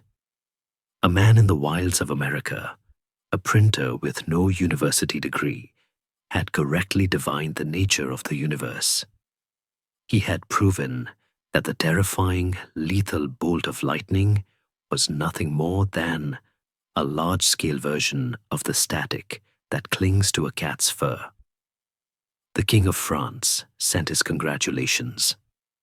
The scientists of the Royal Society in London, who had mocked the idea, were left scrambling to replicate it, eating their skepticism with a side of humble pie. Franklin was suddenly the most famous natural philosopher in the world. He was the Newton of electricity. But here is the twist, the great irony of history. Benjamin Franklin knew none of this. In 1752, the Atlantic Ocean was a 6-week silence. While Paris was toasting his name and dragoons were drawing sparks in French gardens, Franklin was sitting in Philadelphia, frustrated. He watched the construction of the steeple at Christ Church, seeing the scaffolding inch upward with agonizing slowness. He believed that he needed a high point, at least 100 feet, to get close enough to the clouds to draw the charge. The steeple wasn't finished. He felt grounded, trapped by the flatness of the city. He looked at the sky, the same sky that covered France, and saw the storm clouds building over the Delaware River. He knew the truth was up there, floating just out of reach. He didn't know that Coiffier had already touched it. He thought he had to do it himself. And since he couldn't build a mountain, and he couldn't wait for the steeple, he needed something that could fly. His mind, always practical, always playful, went back to his childhood. He remembered the feeling of the kite string in his hand, the way it tugged and danced in the wind. A kite could go where a steeple could not. It could pierce the belly of the cloud. It was a ridiculous idea, a grown man flying a toy in a thunderstorm. But Franklin was past the point of caring about appearances. He needed a kite, but not a paper one. Paper would disintegrate in the rain. He needed silk. He needed a cedar cross. He needed a sharp wire at the top to act as the point. And so, in June 1752, a full month after the experiment, had already succeeded in France, Benjamin Franklin began to construct the most famous scientific instrument in history on his dining room table. He worked quietly, perhaps telling only his son William, now a strapping young man of 21. He didn't want a crowd. He didn't want the mockery of the town if he failed, or the panic of the neighbors if he succeeded. This was to be a secret rendezvous with nature. He took a large silk handkerchief, stretched it over 2 crossed strips of cedar, and tied a sharp iron wire to the top. He attached a long twine string, and at the end of the string, he tied a silk ribbon to hold it by, keeping his hand dry, and a simple metal key. He was preparing to replicate his own experiment, unaware that he was already a hero. He was about to walk out into the fields, not to prove a theory, but to confirm what he felt in his gut. The stage was set for a moment that would become myth. The man, the boy, the kite, and the key. The sentry box had proved the theory to the mind of Europe, but the kite was about to prove it to the heart of America. The clouds were gathering again, heavy and dark, and this time Franklin would be holding the string. The sky over Philadelphia in June 1752 turned the color of a bruised plum. The air grew heavy and still, the kind of suffocating atmospheric pressure that silences the birds and makes the leaves hang limp on the branches. In the study of the house on Market Street, Benjamin Franklin watched the window. He was 46 years old, a man of heft and gravitas, yet his heart was beating with the frantic rhythm of a schoolboy about to play a truancy trick. He turned to his son, William.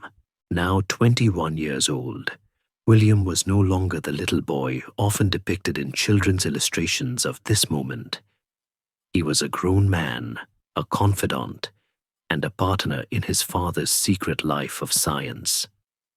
They exchanged a look, a silent agreement that the time had come. They gathered their strange equipment, the silk kite with its cedar cross, the spool of hemp twine, the Leyden jar, and the heavy iron door key. They slipped out of the house like thieves, moving quickly through the darkening streets to avoid the gaze of curious neighbors. Franklin had no desire to be the town fool, standing in a field flying a toy while the heavens threatened to open. They headed for a pasture near the edge of the city, likely near the present-day intersection of Ridge Road and Buttonwood Street, where a simple wooden shed stood. This shed was crucial to the plan. Franklin knew that for the experiment to work, and for them to survive it, he had to remain dry. If the silk ribbon he held became wet, it would become conductive, and the electric fire would flow not into the jar, but into him, stopping his heart.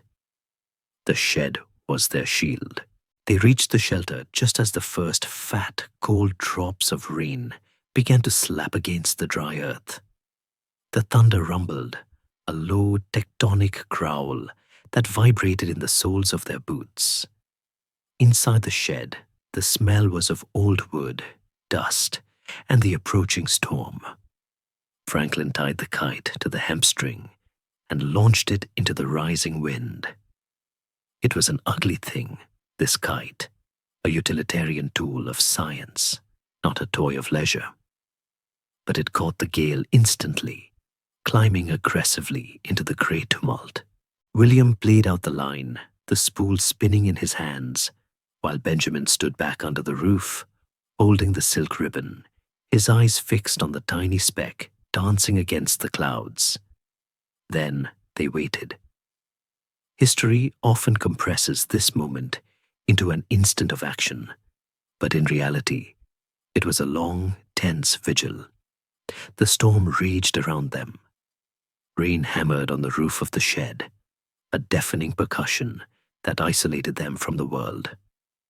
The kite was up there, lost in the swirling vapor of a thunderhead, a fragile ambassador to the sky. But nothing happened. There were no sparks, no shocks, no sign that the heavens were anything other than wind and water. Franklin stood in the shadows, watching the hemp twine. He touched his knuckle to the key tied at the end of the string. Nothing. Cold, dead metal. A seed of doubt must have begun to sprout in his mind. Had he been wrong? Was the electric ocean just a fantasy? Was he just a middle-aged man standing in a shed with a wet string, hiding from the rain? But then, the physics of the world shifted. As the rain intensified, it soaked the long hemp line leading up to the kite. The water filled the microscopic gaps in the fiber, turning the twine into a conductor, a long, wet wire connecting the clouds to the earth. Franklin's sharp eyes, squinting in the gloom, noticed a subtle change. The loose filaments of the hemp string, the tiny, hairy fibers that usually lay flat, suddenly stood up. They bristled outward, repelling each other like the hair on the back of a frightened cat. It was the sign of a static charge. The line was alive. Franklin took a breath. He extended his hand. He brought his knuckles slowly, deliberately toward the iron key. He didn't touch it. He hovered just millimeters away. Crack. A spark. A bright, distinct blue spark leapt from the key to his knuckle. It came with a sharp sting, a physical bite that traveled up his arm. But to Franklin, it must have felt like a kiss.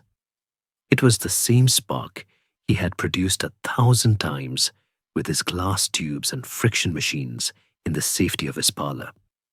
It was the same color, the same sound, the same sensation.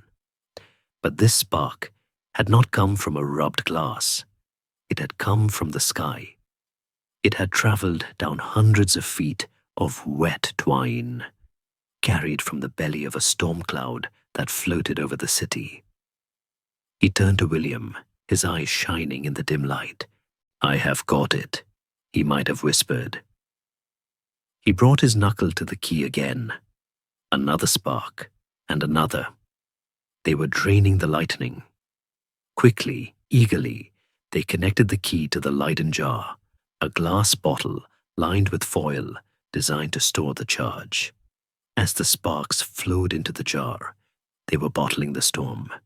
The electric fire that could burn down forests and shatter church steeples was now trapped in a glass jar, docile and contained, held in the hands of a Philadelphia printer. The terror of the ancient world, the weapon of Zeus and Thor, had been reduced to a fluid that could be collected like rainwater. It is important to clarify a common myth here. Lightning did not strike the kite. If a bolt of lightning had actually hit the kite, the string would have vaporized, and Benjamin Franklin would have been instantly killed, leaving the American Revolution without its diplomat. What Franklin had done was tap into the electrical field of the storm, drawing off the ambient charge from the cloud, much like a siphon draws water from a tank. He was sampling the atmosphere, not catching the bolt. But the danger was still immense. He was playing with forces he barely understood, standing on the razor's edge of oblivion. A little more charge, a little less luck, and the history books would have ended in that shed. As the storm passed and the rain softened to a drizzle, Franklin hauled the kite down. The silk was sodden, the wood was damp, and the string was heavy. But the Leyden jar in his hand was buzzing with invisible energy. He and William walked back to Market Street in the wet twilight, carrying their prize. They were soaked, muddy, and exhausted, but they possessed a secret that would change the world. They knew, with absolute certainty, that the sky and the earth were ruled by the same laws. That night, or perhaps in the days that followed, Franklin performed the final proof. He used the lightning stored in the jar to perform the same parlor tricks he had done with his generated electricity. He made the electric spider dance. He fired gunpowder. He shocked his friends. The result was identical. The electric fire of nature and the electric fire of man were one and the same. This realization was more than just a scientific breakthrough. It was a philosophical earthquake. For millennia, lightning had been the ultimate symbol of divine intervention, a supernatural force beyond human comprehension. By proving it was electricity, a force that could be understood, predicted, and even guided, Franklin had secularized the sky. He had taken the fear out of the thunder. He wrote later, with the modest understatement that was his trademark, that the experiment had been attended with the success I expected. But the immediate impact was practical. If lightning was electricity, and electricity was attracted to points, then the lightning rod was not just a theory. It was a moral imperative. Franklin began to advocate for their installation on every house, ship, and public building. He refused to patent the invention, though it could have made him a fortune. As we enjoy great advantages from the inventions of others, he wrote, we should be glad of an opportunity to serve others by any invention of ours, and this we should do freely and generously. It was the ultimate gift from the man who wanted to be useful. He had found a way to protect humanity from the wrath of the heavens, and he gave it away for free. The image of the kite and the key has become the defining icon of Franklin's life, printed on school books and currency. But let us leave the myth and stay with the man for a moment longer. Imagine him sitting in his study that night, the storm gone, the house quiet. The Leyden jar sits on the table, glowing faintly in his imagination. He rubs his knuckle, perhaps still feeling the phantom sting of the spark. He looks out the window at the dark, wet roofs of Philadelphia.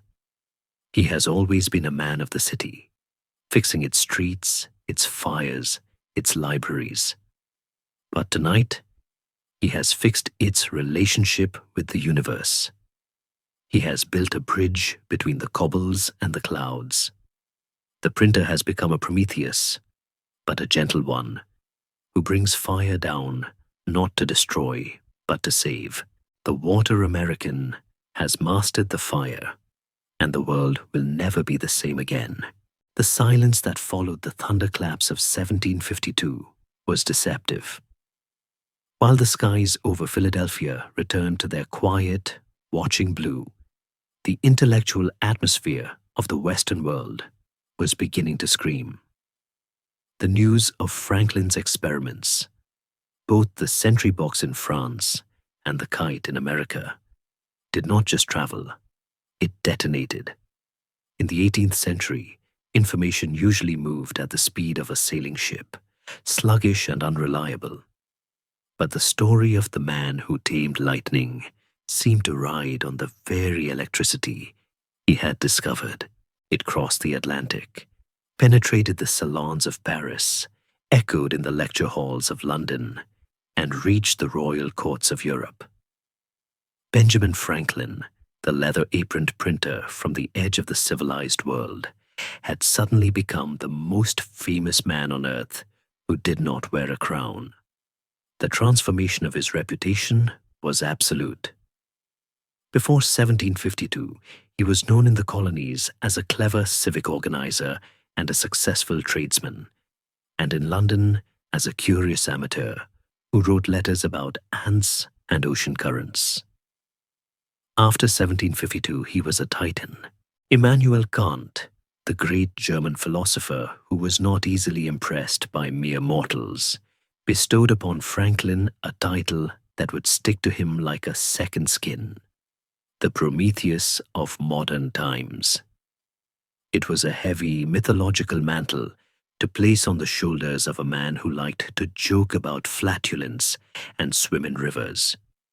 Prometheus, in Greek legend, was the titan who stole fire from the gods and gave it to humanity, suffering eternal torment for his transgression. Franklin had stolen the fire, but instead of punishment, he received adulation. He had brought the terror of the heavens down to earth and locked it in a jar, proving that the universe was not a place of angry gods, but of understandable laws.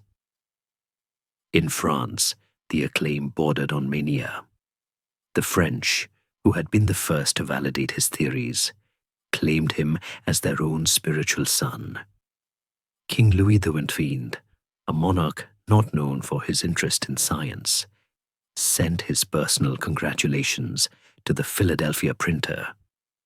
The experiment at Marly-la-Vallée was repeated endlessly across the kingdom. Aristocrats and scientists erected lightning rods in their gardens, not just for protection, but as status symbols. Tall aeon fingers pointing up at the clouds, declaring that the owner was a man of the Enlightenment. To possess a Franklin rod was to be on the side of reason against superstition. In London, the reaction was more complicated. The Royal Society, which had initially laughed at Franklin's proposals, found itself in the embarrassing position of having mocked a genius. But to their credit, the British scientists recognized the magnitude of their error. They realized that this colonial autodidact had done what their greatest minds, Newton, Boyle, Hooke, had never managed. He had united the phenomena of the sky with the phenomena of the laboratory. In 1753, the Royal Society awarded Franklin the Copley Medal, the highest scientific honor of the day, effectively the Nobel Prize of the 18th century. They didn't stop there. They elected him a Fellow of the Society, waiving the substantial membership fees in a gesture of apology and respect. Henceforth, he would be Benjamin Franklin, FRS, a peer of the realm of intellect. Universities, the gatekeepers of prestige, rushed to drape their robes over the man who had dropped out of school at age 10. Harvard and Yale granted him honorary Master of Arts degrees in 1753. Later, the University of St. Andrews in Scotland and Oxford University would name him a Doctor of Laws. The title Dr. Franklin was born, a title he would use for the rest of his life, not out of vanity, but as a useful shield. It gave the tradesman a layer of armor in the class-obsessed world of diplomacy. When he later walked into the courts of kings, he did so not as a printer, but as a doctor, a man whose nobility came from his mind, not his blood. But the most tangible impact of his fame was the rod itself. The lightning rod was the first great practical application of electricity, the first time this mysterious force was used to save lives rather than entertain crowds. Franklin published detailed instructions in Poor Richard's Almanac on how to secure a house. Provide a small iron rod, pointed at each end and extending 3 or 4 feet above the highest part of the building. He explained how to ground it with a wire running into the moist earth.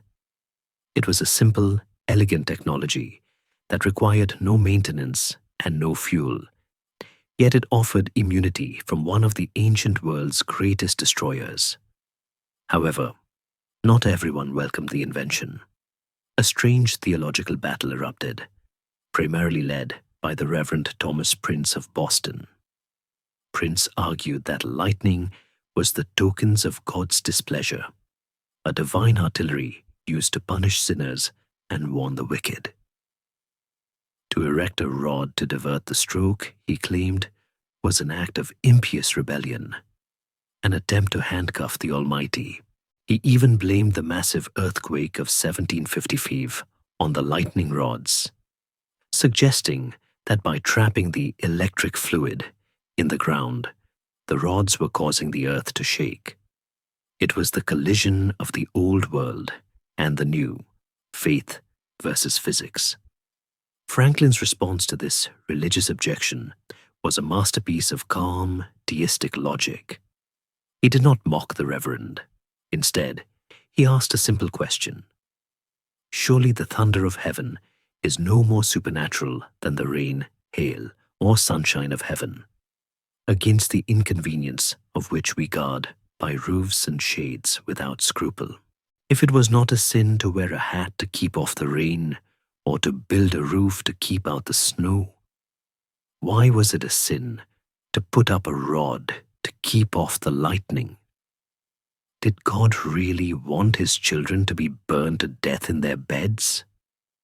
Franklin argued that God had given man the intelligence to understand nature, and therefore, using that intelligence to protect oneself was the highest form of worship. The logic held. The rods stayed up. The churches, ironically, were the first to adopt them widely, realizing that their high steeples made them the favorite targets of the divine wrath. Amidst this global whirlwind of praise and debate, Franklin made a decision that reveals the core of his character. He could have patented the lightning rod. He could have charged a royalty for every spire and roof that carried his invention. In a world of wooden cities terrified of fire, it would have made him one of the wealthiest men in the empire. But Franklin refused. He took out no patent. He sought no profit. He released the design into the public domain immediately and permanently. His philosophy was clear. Knowledge was a common property, a river that should flow freely to all. As we enjoy great advantages from the inventions of others, he wrote in his autobiography, we should be glad of an opportunity to serve others by any invention of ours, and this we should do freely and generously. It was a radical act of benevolence, a rejection of the profit motive in favor of the public good. He believed that the true value of science lay not in what it could earn, but in what it could do. By the mid-1750s, Franklin was living in a new reality. He was no longer just a citizen of Philadelphia. He was a citizen of the Republic of Letters. He corresponded with the greatest minds of Europe, Hume, Priestley, Lavoisier, as an equal. Visitors from abroad came to Market Street not to buy paper, but to see the sage. They found him surprisingly accessible, a man who still wore plain clothes and spoke in plain sentences, who preferred a good joke to a Latin oration. He didn't act like a wizard. He acted like a neighbor who happened to know how the universe worked. But this scientific fame was about to become a political weapon. Franklin realized that his reputation gave him a unique power. When he spoke, people listened. When he wrote, people read. The electrician had the ear of the world, and the world was changing. The colonies were growing restless, squeezed between the ambitions of the French Empire and the indifference of the British. The join or die moment was approaching. Franklin looked at his lightning rods, standing silent and vigilant on the rooftops of Philadelphia, and perhaps saw a metaphor for his own future. He had learned how to draw the fire from the sky to save a house. Now he would have to learn how to draw the fire from the hearts of men to save a country. The scientist was about to step off the stage, and the statesman was about to step on. The laboratory was closed. The assembly hall was open. And the storm that was coming this time was not made of clouds, but of armies. The year is 1754. and the mood in the colonies has shifted from the exhilarating clarity of scientific discovery to the murky, claustrophobic tension of impending war. While Franklin had been busy looking up at the clouds, the ground beneath his feet was beginning to tremble. To the west, beyond the comfortable brick rows of Philadelphia and the cultivated farms of the German settlers, lay the vast, dark ocean of the American wilderness. It was a place of ancient forests and shadow, and in those shadows, the French were moving. They were building a chain of forts down the Ohio River, strangling the British expansion, and their message was clear. This continent belongs to the King of France. The electrician of Market Street, now 48, and arguably the most respected man in Pennsylvania, was forced to turn his gaze from the physics of nature to the physics of power. He saw a problem that frightened him more than lightning. The 13 colonies were not a country. They were a bickering collection of city-states, as foreign to one another as they were to London. The crisis began with a blunder by a tall, inexperienced 22-year-old Virginian named George Washington. In the deep woods of the Ohio Territory, Washington had ambushed a French patrol, killing an ensign named Jumonville. It was the spark that ignited the French and Indian War, a global conflagration that would eventually consume empires. But Franklin saw that the British colonies were woefully unprepared to fight. They were jealous of their own borders, stingy with their militias, and paralyzed by a lack of coordination. Virginia wouldn't help Pennsylvania. New York wouldn't talk to Massachusetts. They were a broken machine facing a unified enemy. Franklin's mind, always seeking structural solutions to chaotic problems, turned towards the idea of union. On May 9, 1754, he published an editorial in his Pennsylvania Gazette to rally the public. But Franklin knew that words were often less powerful than images. He took a woodblock and carved a crude, violent drawing that would become the most famous political meme of the century. It depicted a snake cut into 8 pieces, each segment labeled with the initials of a colony: New England at the head, South Carolina at the tail. Beneath the severed reptile were 3 stark words: join or die. The image was not an incitement to rebellion against Britain. That is a common modern misconception, but a plea for colonial unity within the British Empire. It played on a piece of folklore common in the 18th century, the superstition that a snake cut into pieces would come back to life if the parts were joined together before sunset. Franklin was telling his neighbors that the sun was setting. The French were coming, and if the colonies remained separate, they would remain dead. In June 1754, Franklin traveled north to Albany, New York, for a grand congress called by the British Board of Trade. The goal was twofold: to repair the fraying alliance with the Iroquois Confederacy, the Haudenosaunee, and to coordinate a defense against the French. Albany was a rough, Dutch-speaking outpost on the edge of the frontier, a place of wooden stockades and muddy streets. Here, Franklin met with delegates from 7 colonies and the great sachems of the Iroquois. It was a collision of worlds. The eloquent, silver-tongued diplomat from Philadelphia found himself sitting across the council fire from Hendrik Theanogin, the powerful Mohawk leader. Historians and scholars have long debated the extent to which Franklin's ideas on democracy and union were influenced by the Iroquois. Some argue that the Albany Plan of Union he proposed was directly modeled on the Great Law of Peace of the Six Nations, a sophisticated federal system that had united warring tribes for centuries. We know Franklin admired their unity. He once wrote, "It would be a very strange thing if 6 nations of ignorant savages should be capable of forming a scheme for such a union, and yet that a like union should be impracticable for 10 or a dozen English colonies." While the ignorant savages remark betrays the racial prejudices of his time, the admiration for their political structure is undeniable. In Albany, listening to Hendrick lecture the British on their weakness and disarray, Franklin saw a living example of strength through confederation. Inspired, Franklin drafted the Albany Plan of Union. It was a visionary document, a blueprint for a proto-federal government.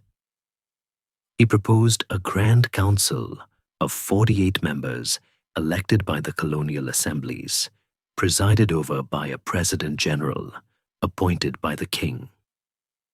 This central body would have the power to make treaties with Indians, raise armies, levy taxes, and build forts. It was, in essence, the United States of America, imagined 20 years too early. The delegates at Albany debated it, tweaked it, and ultimately passed it unanimously. Franklin rode back to Philadelphia, feeling triumphant, carrying the seed of a nation in his saddlebag.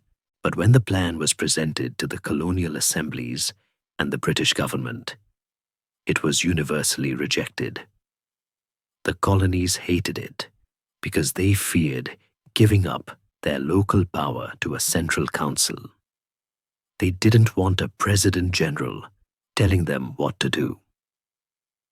The British government hated it because they feared it gave the colonies too much power. They saw the shadow of independence lurking in the Union. Franklin later wrote, "With the weary sigh of a man who sees the future too clearly, the assemblies did not adopt it, as they all thought there was too much prerogative in it, and in England it was judged to have too much of the democratic." The snake remained cut in pieces. The consequences of this failure were immediate and bloody. In 1755, the British sent General Edward Braddock to crush the French. Braddock was a bulldog of a man, brave, arrogant, and utterly ignorant of American warfare. He arrived in Virginia demanding wagons and horses to move his massive army and artillery through the dense wilderness to capture Fort Duquesne, modern Pittsburgh. The locals, sensing a disaster, refused to help. Braddock was stuck. Enter Franklin. Though he held no military rank, he visited Braddock's camp. He used his charm, his printing press, and his own credit to secure 150 wagons and 259 pack horses from the suspicious Pennsylvania farmers. He warned Braddock gently about the danger of ambushes, noting that the long line of redcoats would be like a thread that could be easily cut. Braddock laughed, famously replying, "These savages may, indeed, be a formidable enemy to your raw American militia, but upon the King's regular and disciplined troops, sir, it is impossible they should make any impression." Weeks later, Braddock was dead. His army was annihilated in the woods by a smaller force of French and Indians, who fought from behind trees, picking off the bright red targets who stood in formation. The invincible British army had been broken. The news sent a shockwave of terror through Pennsylvania. The frontier was now open.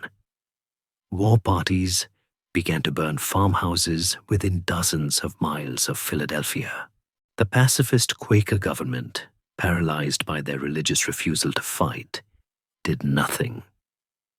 The bodies of massacred settlers were brought to the steps of the Assembly building in a grim protest, demanding protection. Franklin, the man of peace and science, stepped into the vacuum. He pushed through a militia act, cleverly wording it to allow voluntary service to appease the Quakers. But when the violence worsened, the governor asked Franklin to take personal command of the frontier defense.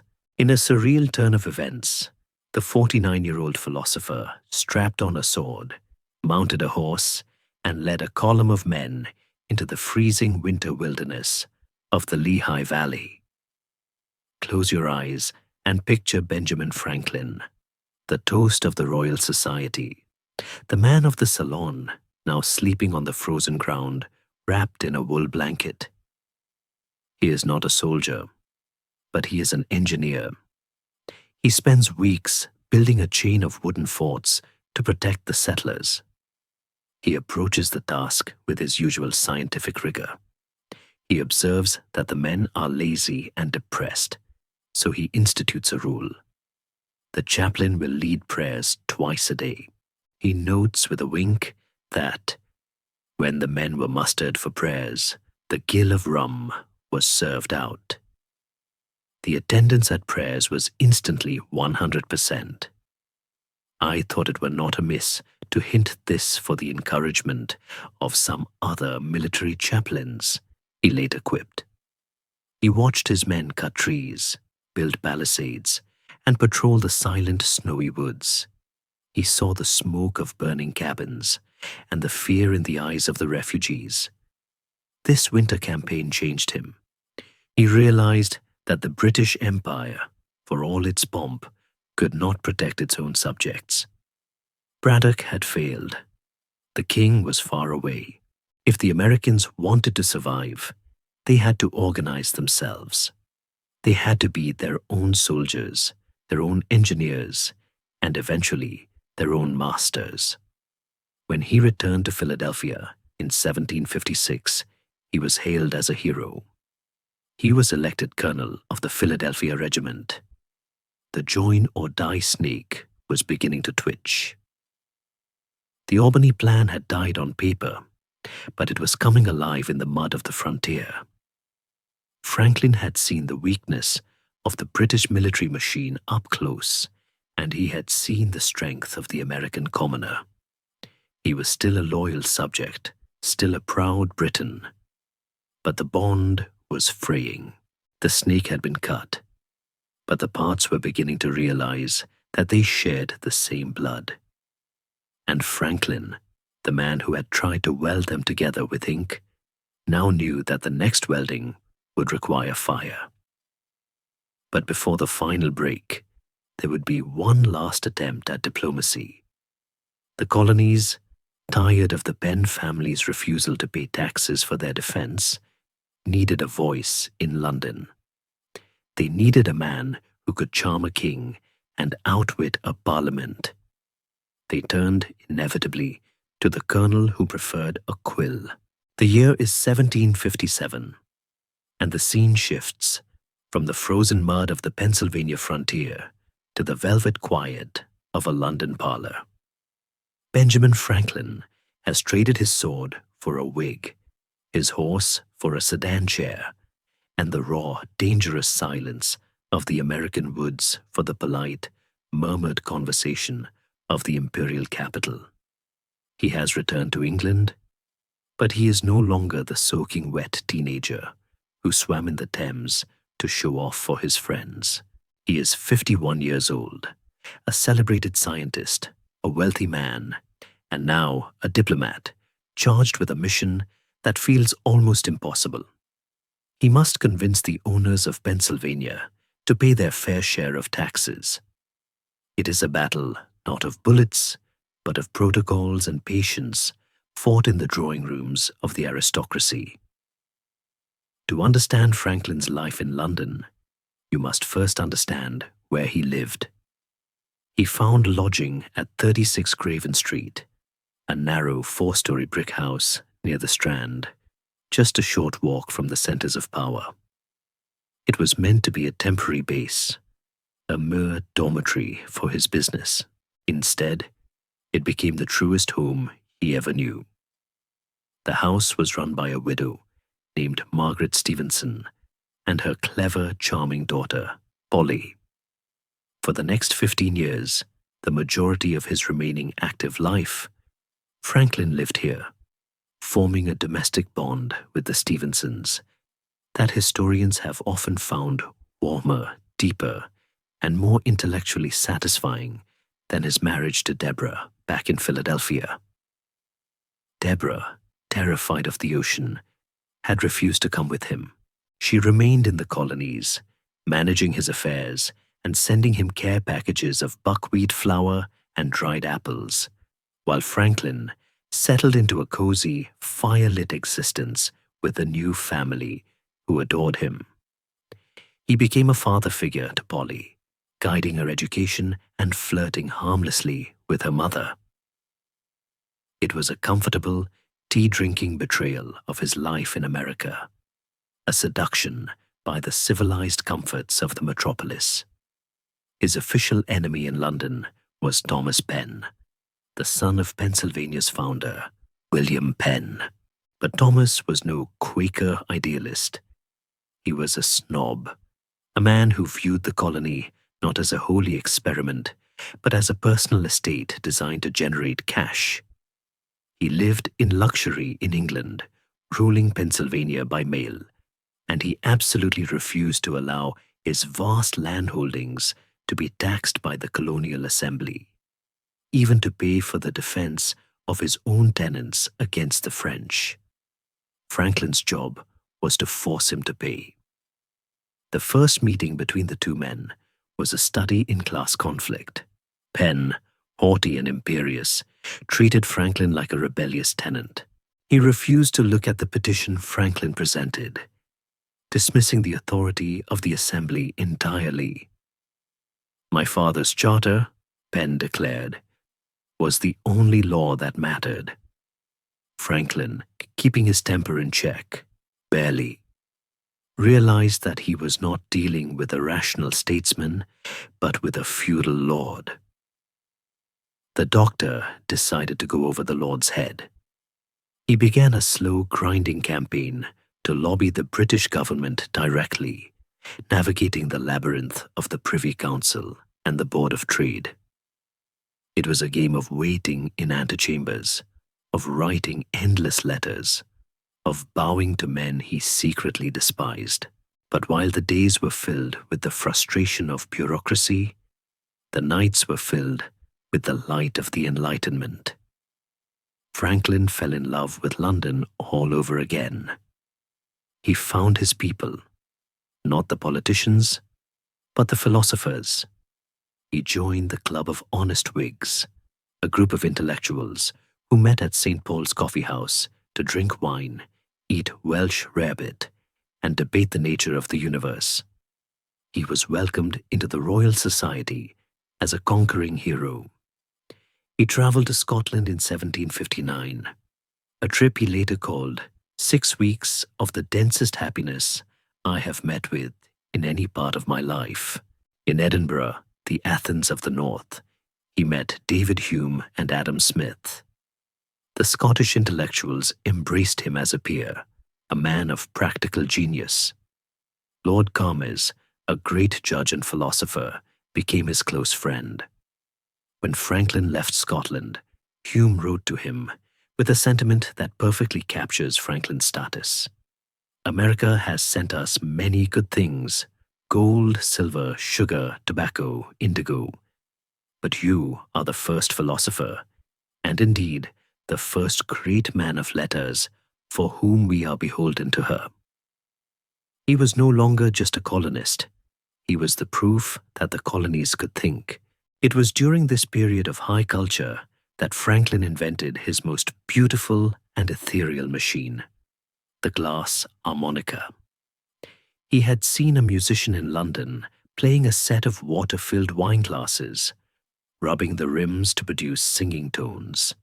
It was a charming but clumsy instrument. Franklin, the engineer of elegance, decided to perfect it. He worked with a glassblower to create 37 glass bowls of varying sizes, tuned by grinding them to the perfect thickness so they required no water. He mounted them on a horizontal iron spindle that was rotated by a foot pedal, nesting the bowls inside each other like a spinning crystal tunnel. to play it. One simply wetted their fingers and touched the spinning rims. The sound it produced was unearthly, a pure, piercing, melancholic vibration that seemed to come from everywhere and nowhere at once. It was the sound of the spheres.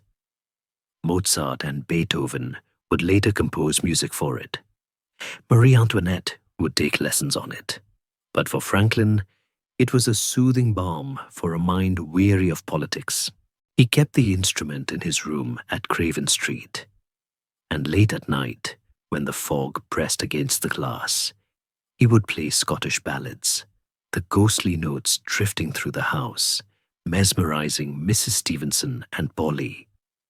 It is said that the first time he played it, his wife Deborah, on a later visit, in a different timeline, or perhaps in a dream, woke up and thought she had died, and was hearing the angels. It was the only instrument Franklin invented, and it produced the saddest, sweetest music of the century. Yet, even as he played his glass songs, the world was shifting. In 1760, King George II died, and his grandson, the 22-year-old George III, ascended the throne. Franklin, like most subjects, was optimistic. He attended the coronation, watching the young king take the crown, and felt a surge of genuine patriotic pride. At this moment in history, it is crucial to understand that Benjamin Franklin was not a revolutionary. He was an imperialist. He believed deeply in the British Empire. He saw it not as a tyranny, but as the greatest force for liberty and order in the world. His dream was not an independent America, but a majestic, transatlantic British Empire, where the colonies were equal partners with England, united by language, law, and loyalty. He even planted American trees in English gardens and English trees in American soil, a botanical attempt to graft the two worlds together. He wrote to Lord Cummers, envisioning a future where the center of the empire might one day shift to the vast growing population of America, but always remaining British. He was a visionary of a union that would never happen. After years of dogged persistence, Franklin finally won a partial victory against the Penns. The Privy Council ruled that the proprietors' lands could be taxed, provided the assessment was fair. It was a compromise, but it was a win for the Assembly. His mission was technically over. In 1762, the call to return home came. He delayed it as long as he could. He dreaded leaving the stimulating, comfortable, intellectual womb of London to return to the provincial squabbles of Philadelphia, and a marriage that had grown cold with distance. When he finally packed his trunks at Craven Street, the parting was tearful. He gave Mrs. Stevenson a piece of cheese and a new rolling pin as farewell gifts, classic Franklin practicality. But his heart was heavy. He wrote to Polly from the ship, "I am going from the old world to the new, and I fancy I feel like those who are dying, who leave their friends here with temporary sorrow, fearful of the voyage, but hope for a happy meeting." He was sailing west, but his eyes were turned east. He arrived in Philadelphia in November 1762 to a hero's welcome. The Assembly thanked him. The people cheered him. He was reunited with Deborah, who had waited faithfully for 5 years. He was elected to the Assembly again. He took up his old post as Postmaster General, embarking on a grueling 1,600-mile inspection tour of the colonies to improve the mail service. He was the dutiful citizen, the engine of improvement, fixing the roads and the laws. But a part of him was still sitting in the parlor at Craven Street, listening to the rain, playing the harmonica, and dreaming of an empire where a man could be both an American and a Briton without tearing his soul in two. He did not know that the next time he crossed the ocean, the music would stop and the tea would be thrown into the harbor. The happy imperialist was about to become the reluctant rebel. The peace that Franklin found in Philadelphia was as fragile as the glass of his harmonica.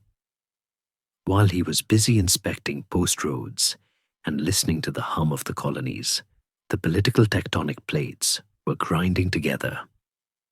The proprietary government of the Penn family had become intolerable to the Pennsylvania Assembly, and in 1764 they asked Franklin to do the one thing he had dreaded: return to London. He was to sail back to the capital, not just to argue about taxes, but to petition the king to strip the Penns of their charter and turn Pennsylvania into a royal colony. It is one of the great ironies of his life that in 1764, Benjamin Franklin was the king's greatest fan, crossing the ocean to beg George III to take direct control of his home. He boarded the ship King of Prussia in November, leaving Deborah behind once again. He would never see her again. As the ship cut through the grey Atlantic swells, Franklin likely imagined a quick diplomatic mission, a few pleasant dinners at Craven Street, and a triumphant return. He did not see the hurricane that was forming in the ledger books of the British Treasury. When Franklin arrived in London, he found the city in a sour mood. The 7 Years' War, the global conflict that had crushed the French and secured North America for Britain, had been a glorious victory, but it had come with a staggering price tag. The national debt had nearly doubled. The British taxpayer was groaning under the weight of it. Riots were breaking out over the price of cider, and the government of George Grenville looked across the ocean at the prosperous, lightly taxed American colonies and saw a solution. The logic seemed irrefutable to London.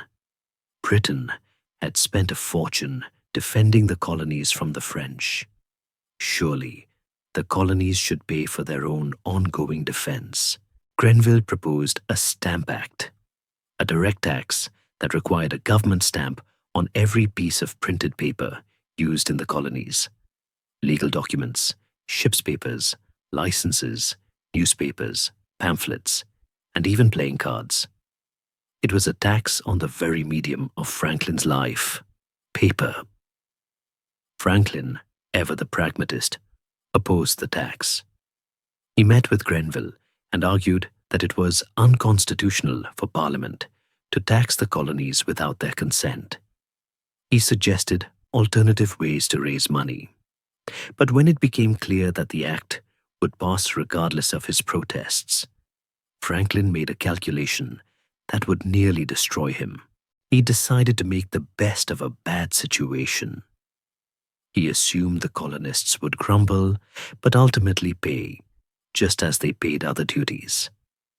In a moment of fatal bureaucratic efficiency, he decided to secure the position of stamp distributor for his friend in Philadelphia, John Hughes.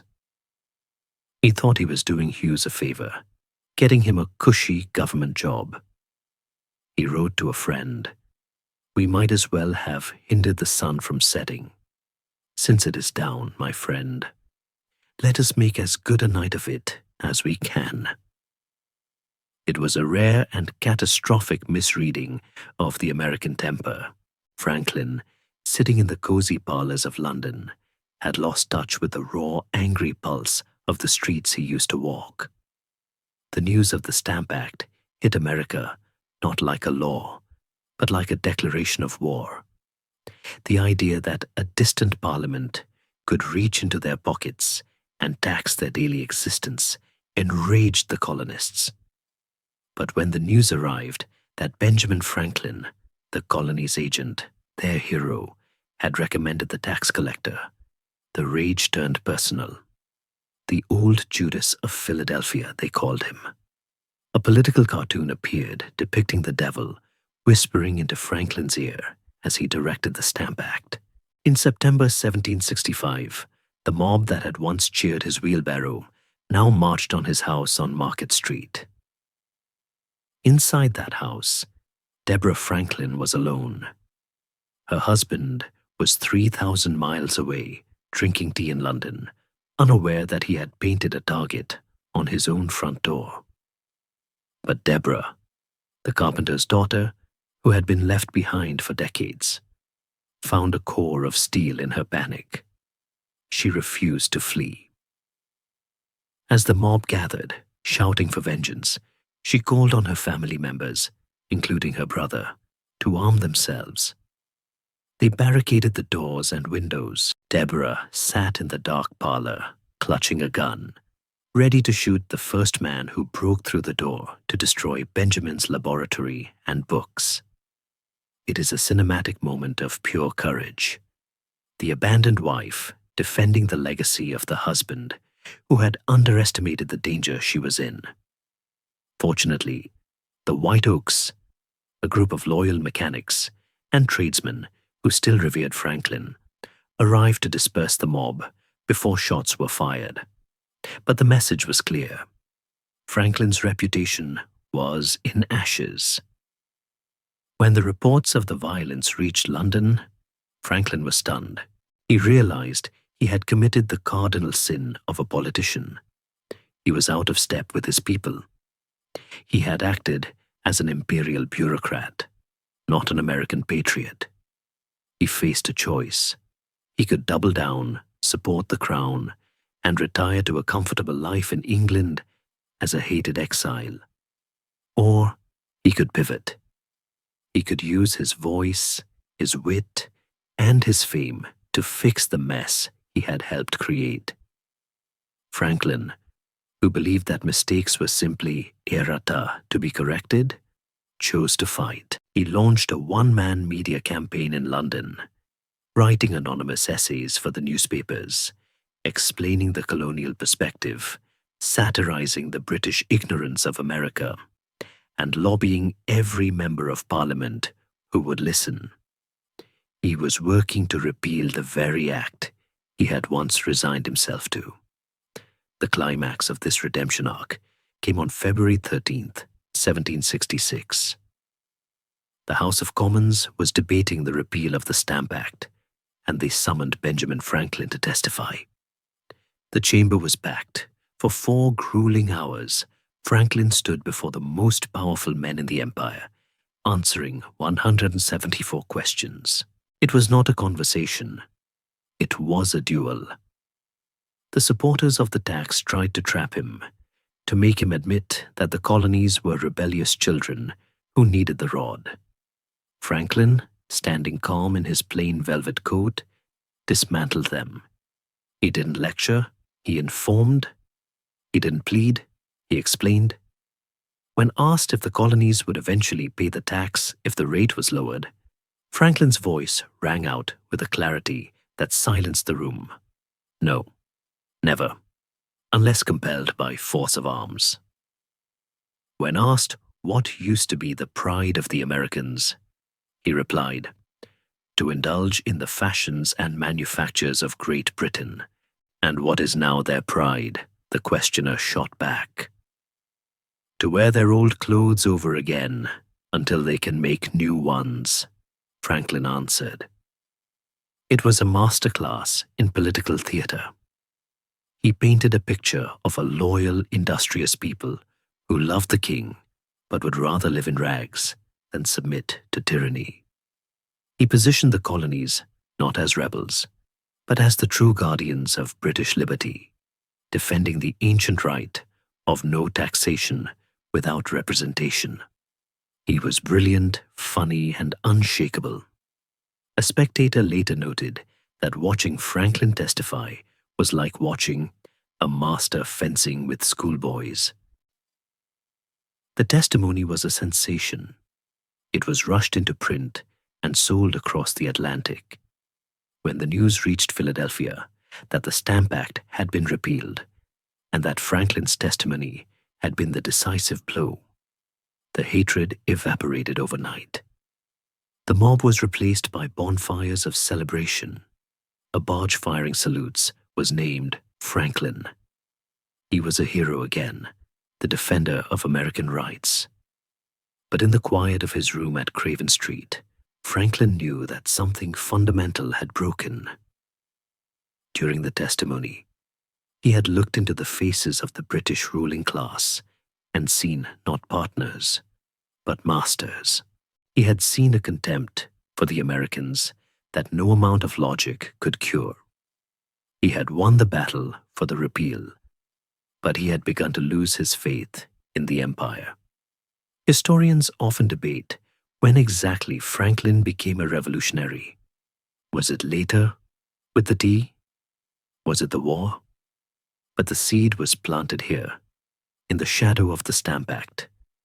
He had seen his wife threatened by his own neighbors because of a British law. He had seen the arrogance of Grenville. He had realized that the join or die snake was not just threatened by the French. It was being strangled by its own parent. He stayed in London, hoping to heal the breach, to find a way to reconcile the mother and the child. But the atmosphere had changed. The fog of London felt colder. The laughter in the coffee houses had a harder edge. The imperialist was dying, and the American was waking up. He was 60 years old, an age when most men look for a fireside to rest by. But Franklin looked at the horizon and saw only storm clouds, far darker and more dangerous than any he had ever chased with a kite. The lightning was coming, and this time there was no jar big enough to hold it. The year is 1774, and the bridge between Benjamin Franklin and the land of his fathers is about to be burned, plank by wooden plank. To understand how the most celebrated American in the empire became its most dangerous enemy, we must look at a small bundle of letters that sat on his desk at Craven Street. They were old letters, written years earlier by Thomas Hutchinson, the royal governor of Massachusetts, to a contact in London.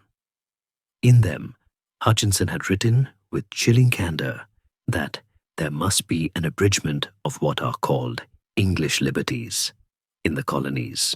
When Franklin, who had been given the letters by a confidential source whose identity remains a mystery to this day, read those words, he felt a strange mixture of horror and relief. For years, Franklin had been telling the angry patriots in Boston that the king and his ministers were good men, merely misled by bad advice from local officials. These letters were the proof. They proved that the tyranny wasn't coming from London. It was coming from a few poisonous men in Boston, like Hutchinson. Franklin believed that if he sent these letters to the radical leaders in Massachusetts, men like Samuel Adams, they would see that the king was innocent, blame Hutchinson, and the temperature of the rebellion would cool. He sent the letters across the ocean with strict instructions. They were to be shown to a few key men, never copied and never published. It was one of the few times in his life that Benjamin Franklin was hopelessly naive. He had handed a loaded musket to Samuel Adams, expecting him to use it as a paperweight. Adams, a master of propaganda, did exactly what a revolutionary would do. He leaked them. The letters were published in the Boston newspapers in June 1773. The colony exploded. The people of Massachusetts didn't see the letters as an exoneration of the king. They saw them as proof of a vast conspiracy to enslave them. They petitioned the king to remove Hutchinson immediately. In London, the backlash was ferocious. The government was humiliated. The establishment demanded to know who had stolen the letters. Suspicion fell on two innocent men, a Mr. Temple and a Mr. Whately, who accused each other of the theft. the dispute escalated from angry words to steel. They fought a duel in Hyde Park, with Whately being wounded. When Franklin heard that they were planning a second duel, one that would likely end in death, he knew he could no longer hide in the shadows. On Christmas Day 1773, he published a letter in the London newspapers. "I alone am the person," he wrote. He took full responsibility for obtaining and transmitting the letters. He thought his reputation, his fame as a scientist, and his logic would protect him. He was wrong. On January 29, 1774, Franklin was summoned to the Privy Council to answer the petition for Hutchinson's removal. The hearing was held in a room at Whitehall, known as the Cockpit. The name was derived from its original use by Henry VIII for cockfighting, a blood sport where roosters tore each other apart for the amusement of the court. On this day, the sport was the same, but the victim was a man. The room was packed. The 35 members of the Privy Council sat at a long table, surrounded by a jeering crowd of nearly everyone who mattered in British society: dukes, earls, bishops, and courtiers, all squeezed onto benches, eager to see the American upstart humbled. The air was hot, smelling of sweat, perfume, and anticipation. Franklin entered the room dressed in a suit of spotted Manchester velvet. It was a peculiar choice, perhaps a subtle nod to British manufacturing, or perhaps just a suit he liked. He stood at the end of the room, near the fireplace, his face a mask of calm. He had no counsel to defend him in the way a modern lawyer would. He stood alone. Facing him was Alexander Wedderburn, the Solicitor General of Great Britain. Wedderburn was a man of immense talent and zero scruples, a Scottish lawyer known for his biting sarcasm and his desire to climb the greasy pole of politics. He had been instructed by the government not to discuss the legal merits of the petition, but to destroy Benjamin Franklin. For the next hour, Wedderburn unleashed a torrent of abuse that was unprecedented in the history of the council. He ignored the question of Governor Hutchinson entirely and turned his fire on Franklin's character. He accused him of being a thief who stole private letters.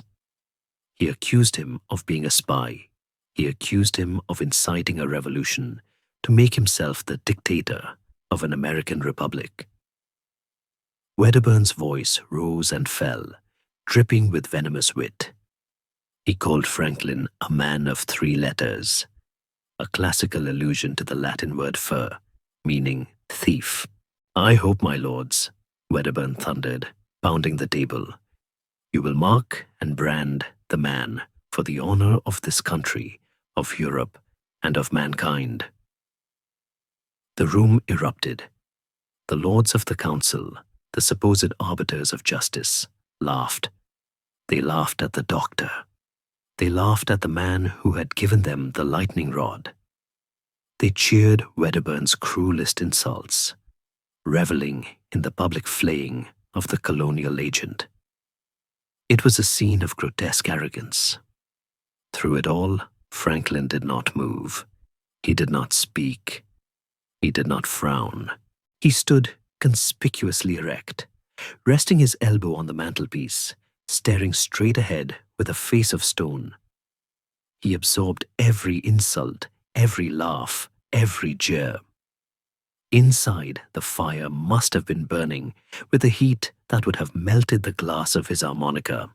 But on the outside, he was ice. He knew that to react, to show anger, to interrupt, would be to give them the satisfaction they craved. So he became a statue. He let them pour their contempt over him until the vessel was full. When the ordeal finally ended, the petition to remove Hutchinson was dismissed as groundless, vexatious, and scandalous. Franklin walked out of the cockpit, through the crowd of sneering courtiers, and into the cool London night. He walked back to Craven Street alone. The next day, a letter arrived informing him that he had been fired from his position as Deputy Postmaster General of North America. It was a final, petty slap in the face. They had stripped him of his office, his reputation, and his dignity. But they had done something far more dangerous. They had killed the Englishman in him. For 20 years, Franklin had been the primary advocate for the British Empire. He had loved London. He had believed in the king.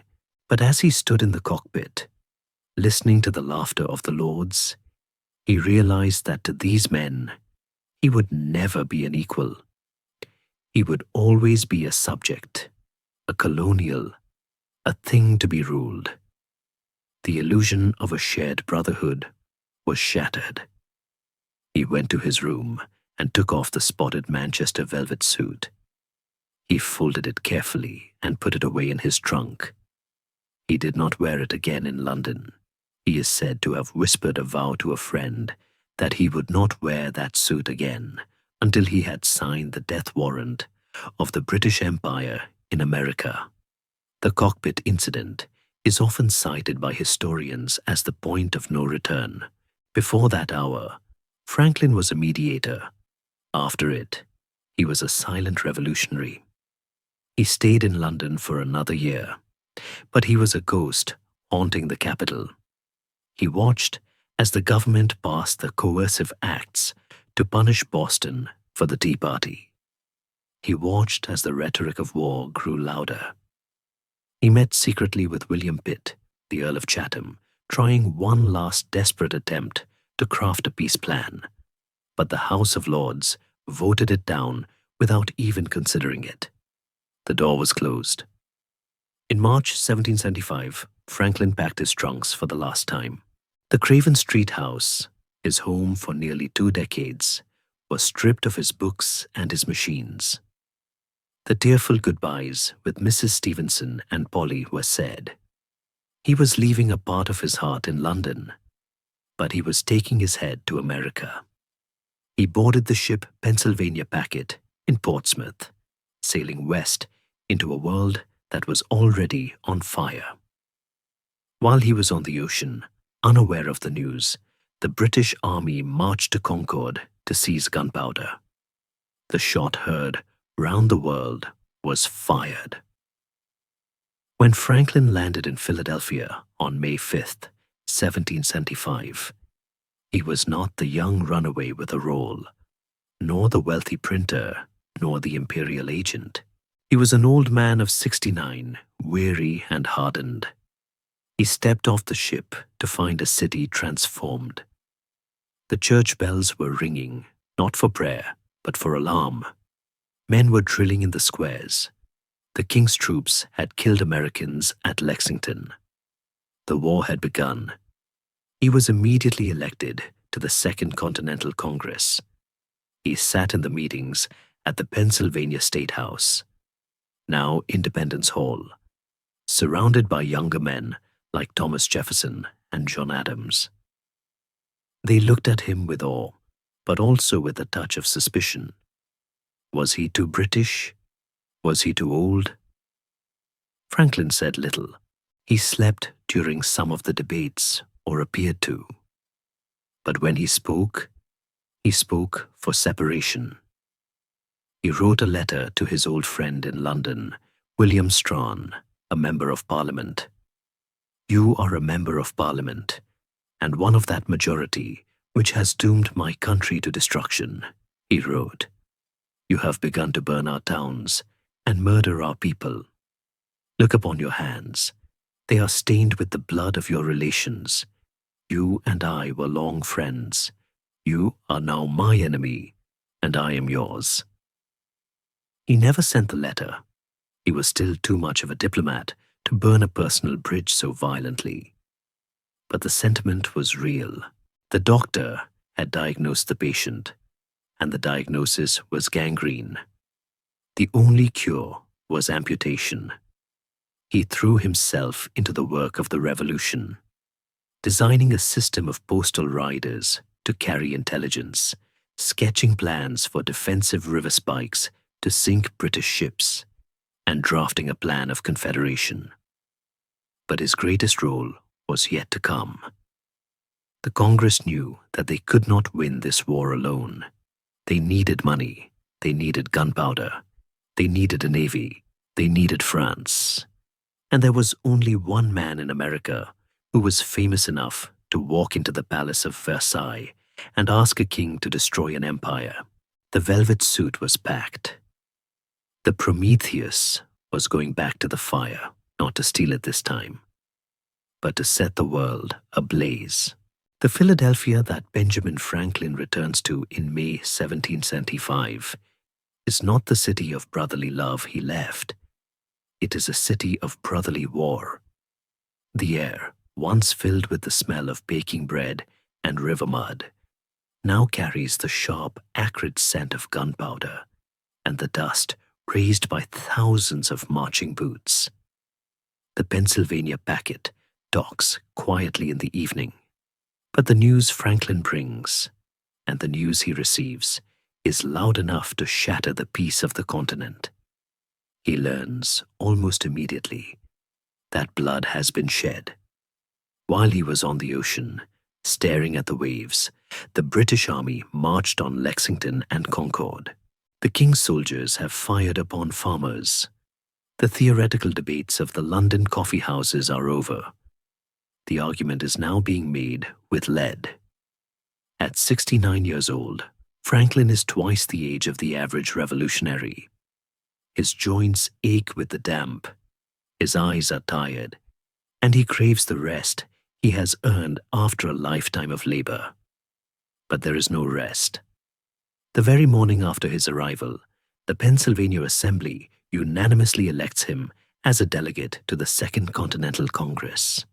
He accepts, not with the fiery enthusiasm of youth, but with the grim determination of a man who knows he is signing his own death warrant. If the British win, he will not be treated as a prisoner of war. He will be hanged as a traitor, his head likely placed on a pike as a warning to other upstarts. He walks daily to the State House, the same building where he once watched the construction of the steeple, and takes his seat among the younger, louder men. John Adams, Samuel Adams, Patrick Henry. They are the voices of the revolution, shouting for independence, debating tactics, their passions boiling over in the summer heat. Franklin sits quietly. He says very little in the open debates. He is the silent member, often seen sleeping or pretending to sleep during the long, tedious speeches. But his silence is not senility, it is strategy. He knows that his reputation is too large for the room. If he speaks too early, he dominates. If he speaks too late, he is ignored. So he works in the corridors, in the committees, in the quiet dinners where the real decisions are made. He is the gravity that holds the spinning room together. But while he manages the politics of the nation, his own heart is breaking. The tragedy of the Civil War is playing out in his own family. His son, William Franklin, is now the royal governor of New Jersey. William is Benjamin's creation. He raised him, educated him, got him the job, and introduced him to the world of power. They had stood together in the shed with the kite and the key. But William has become a thorough government man. He believes in the king, in order, and in the law. He views the rebellion not as a noble cause, but as a chaotic mob rule that will destroy the colonies. In a desperate attempt to save his son, and perhaps himself, Franklin arranges a meeting at a country estate called Trevose. It is a scene worthy of Shakespeare. The father and son walk the grounds, the summer sun filtering through the trees, sipping wine and talking. Franklin uses all his legendary powers of persuasion. He argues that the British government is corrupt, that they have treated the colonies with contempt, and that William's duty is to his country, not the crown. William listens, his face hardening. He looks at his father, the man who taught him to be loyal to the empire, and refuses to turn. He tells Benjamin that he will stand by his oath to the king. The conversation grows cold. The bond that survived the lightning storm cannot survive the political storm. They part ways, not just as men with different opinions, but as enemies. Franklin will later write William out of his will, leaving him virtually nothing, a final bitter act of a father who felt the natural claims of skin and blood had been severed by treason. Back in Philadelphia, Franklin throws himself into the work of war with a terrifying energy. He is appointed to the Committee of Safety, effectively the Defense Department of Pennsylvania. He wakes at 6, meets with the committee from 9 until 4, and then works on Congress business late into the night. He designs chevaux de frise, massive wooden crates filled with stones and topped with iron spikes, to be sunk in the Delaware River to rip the bottoms out of British warships. He organizes the production of saltpeter for gunpowder. He sketches designs for pikes, arguing that if they run out of muskets, Americans should fight with bows and arrows, noting with typical practicality that an arrow is silent, reusable, and terrifying to the enemy. He is everywhere. He travels to Cambridge to meet General Washington, helping to organize the chaotic ragtag militia into a continental army. He travels to Montreal in the freezing spring of 1776, a brutal journey for an old man, to try and fail to convince the Canadians to join the revolution. His body is failing him. He suffers from boils, gout, and exhaustion, but his mind is sharper than ever. He is the oldest revolutionary, the grandfather of the rebellion. There is a moment in the Congress that captures his role perfectly. The delegates are arguing about a plan of confederation, how to bind the colonies together. The jealousies are rampant. Small states fear large states. Slave states fear free states. Franklin stands up, leaning on his cane. He tells a story, a fable about a two-headed snake. One head wants to go right, the other left. They argue until the snake dies of thirst. He reminds them of his old Join or Die cartoon. He proposes a plan of Articles of Confederation, sketching out a union where the states are like the staves of a barrel, weak alone, but unbreakable when bound by the hoops of a central government. It is too radical for them at the moment.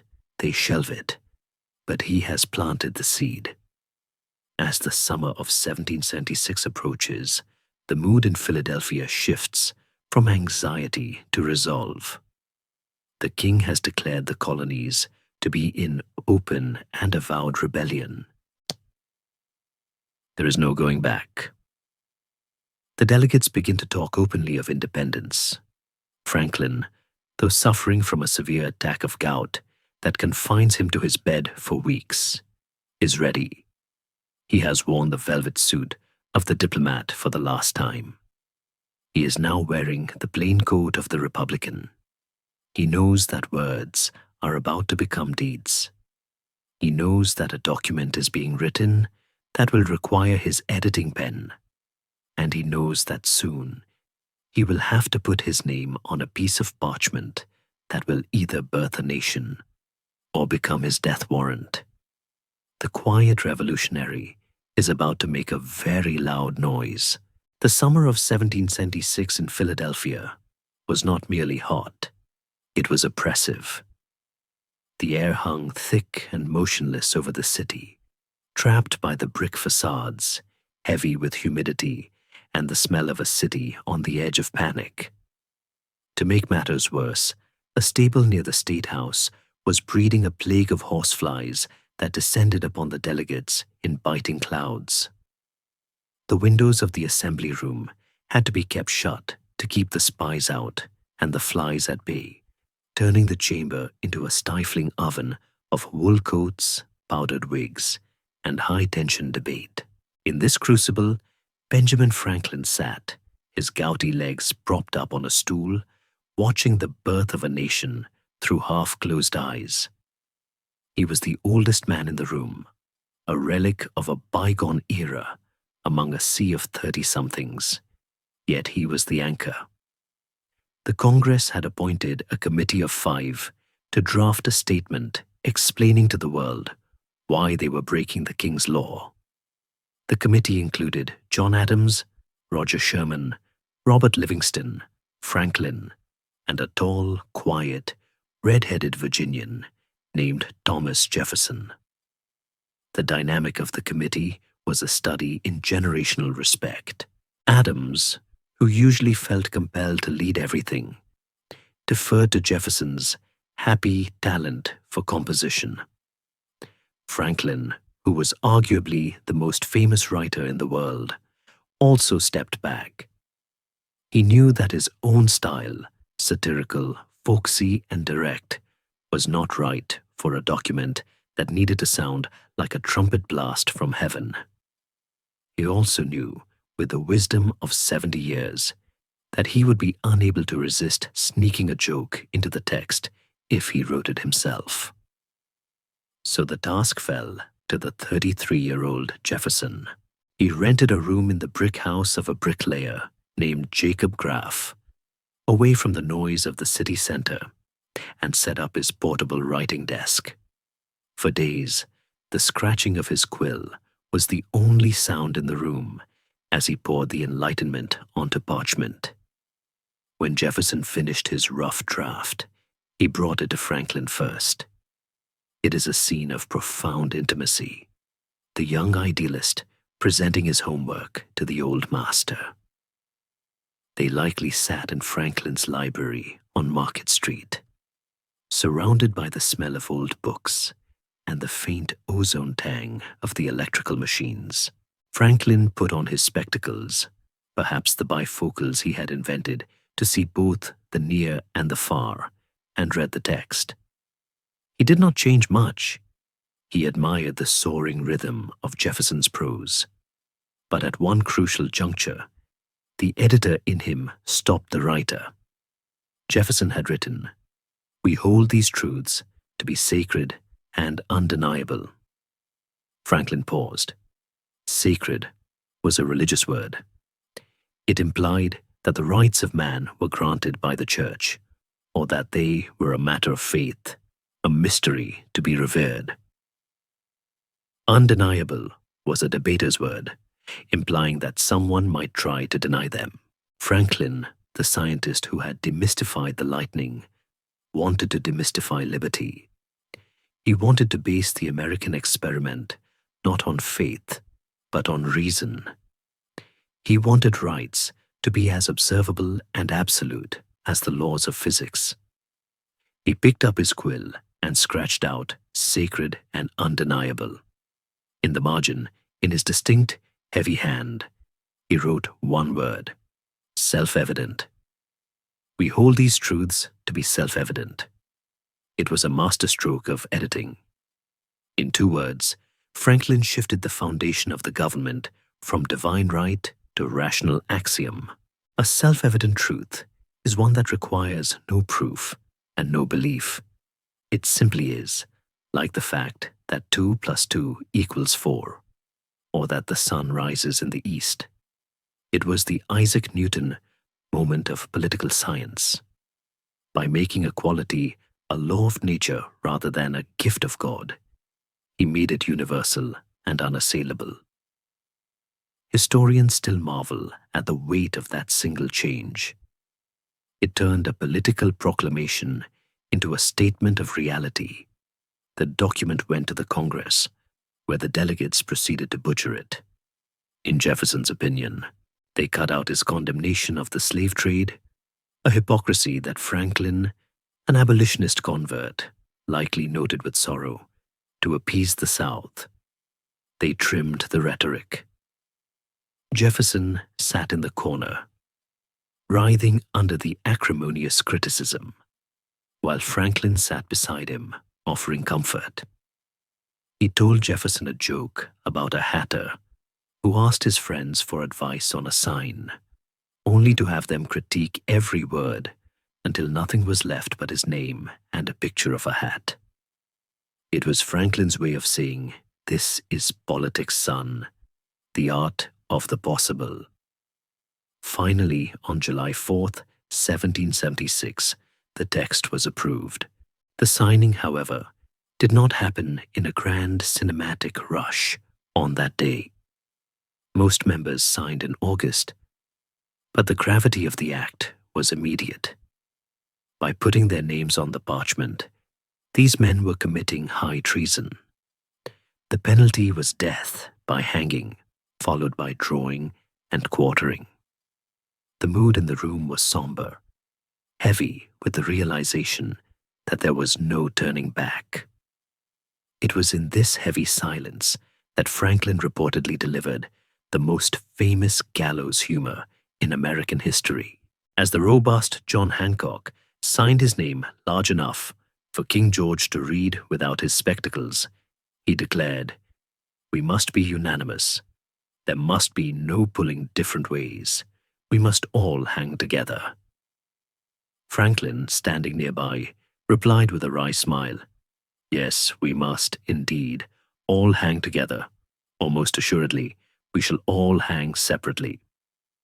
It was a joke, yes, but it was also a warning. The declaration was just words. It had no army to back it up, no navy to defend it, and no money to pay for it. The British were landing thousands of troops in New York. The self-evident truths were about to be tested by bayonets. Franklin looked around the room at the farmers, lawyers, and merchants who had just declared war on the greatest military power on earth. He knew they couldn't win. Not alone.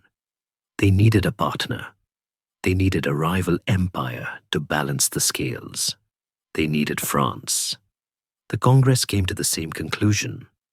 They appointed a commission to go to Paris to secure an alliance.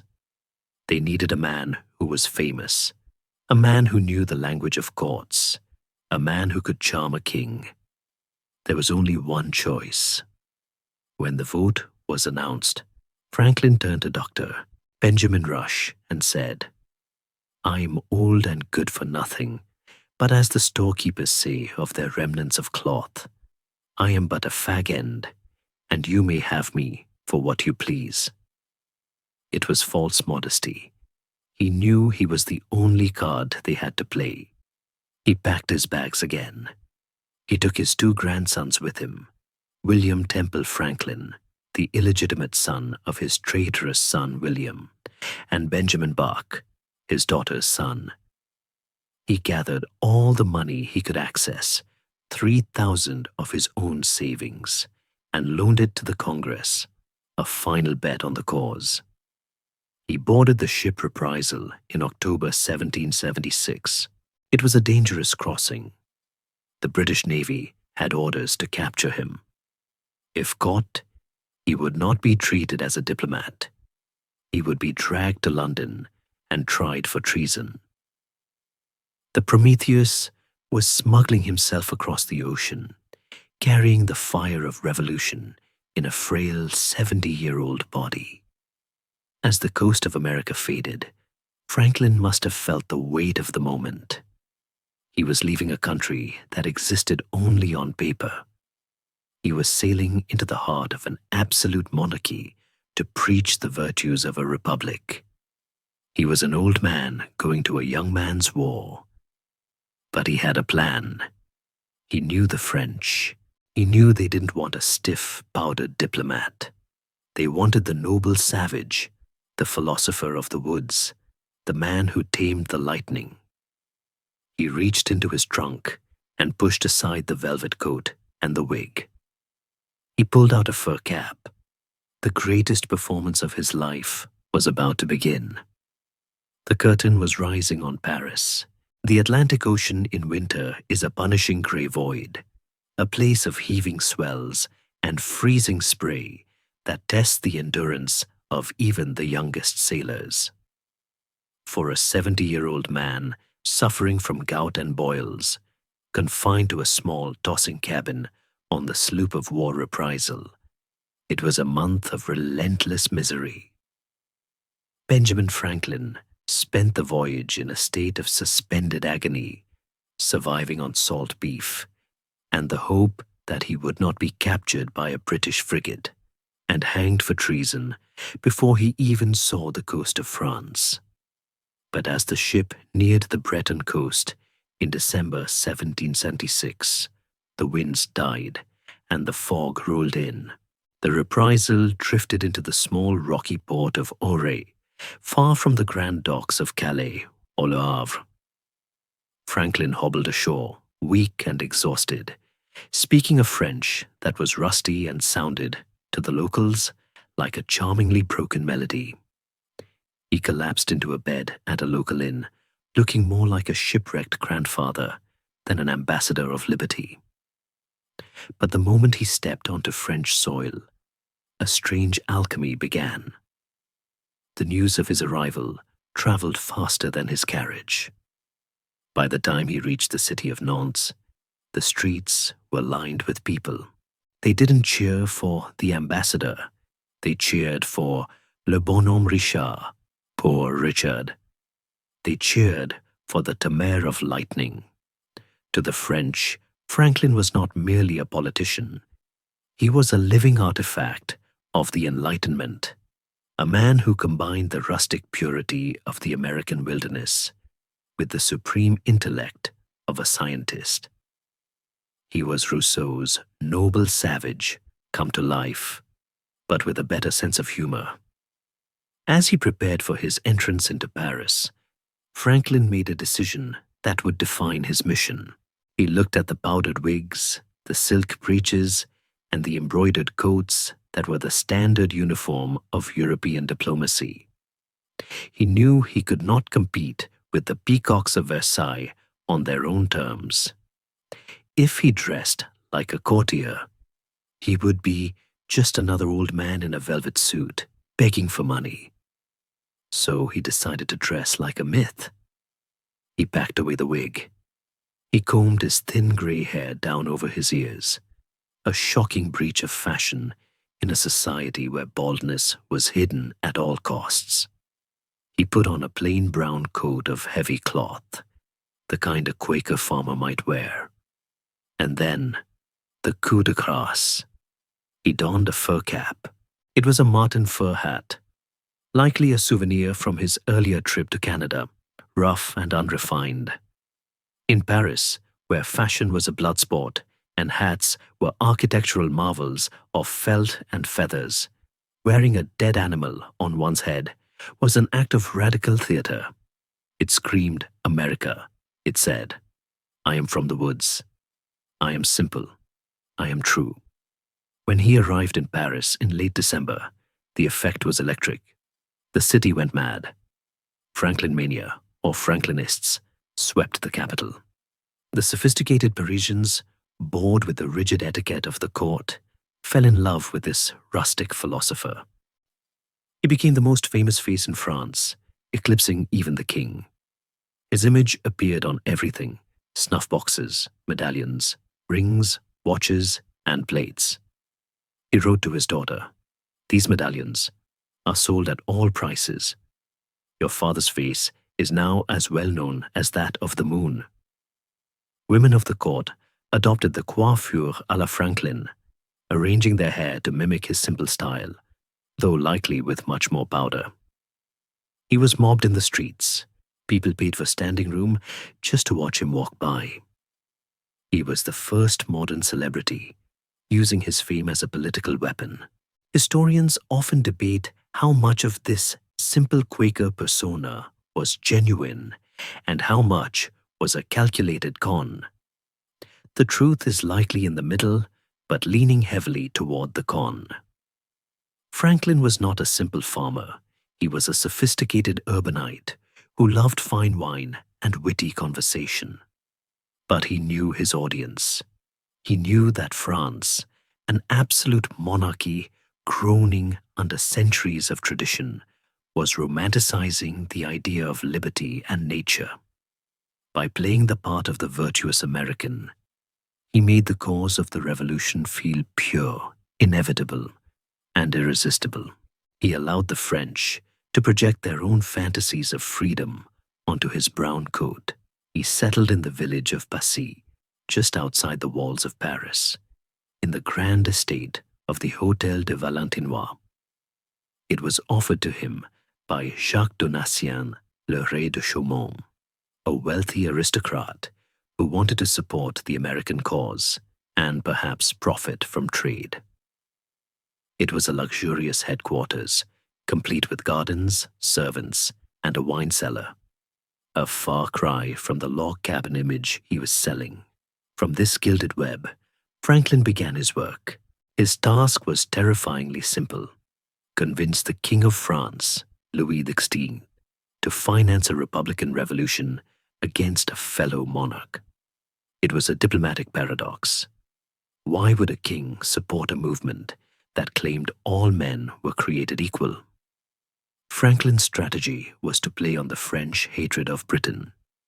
He met with the Comte de Vergennes, the French foreign minister, a cool, calculating chess player who cared nothing for liberty, but everything for the balance of power. Vergennes saw in the American War a chance to humiliate Britain and restore French glory lost in the 7 Years' War. But he was cautious. He told Franklin that France would offer secret aid, money and gunpowder laundered through dummy corporations, but no open alliance. Not yet. France would not bet on a losing horse. They needed proof that the Americans could actually fight. Franklin accepted the secret aid, but he kept pushing. He turned Passy into an unofficial embassy, a chaotic hub of spies, merchants, and dreamers. He was surrounded by British spies. The British ambassador, Lord Stormont, had agents everywhere. Franklin's own butler was likely on the British payroll. A lesser man would have become paranoid, locking his doors and whispering in corners.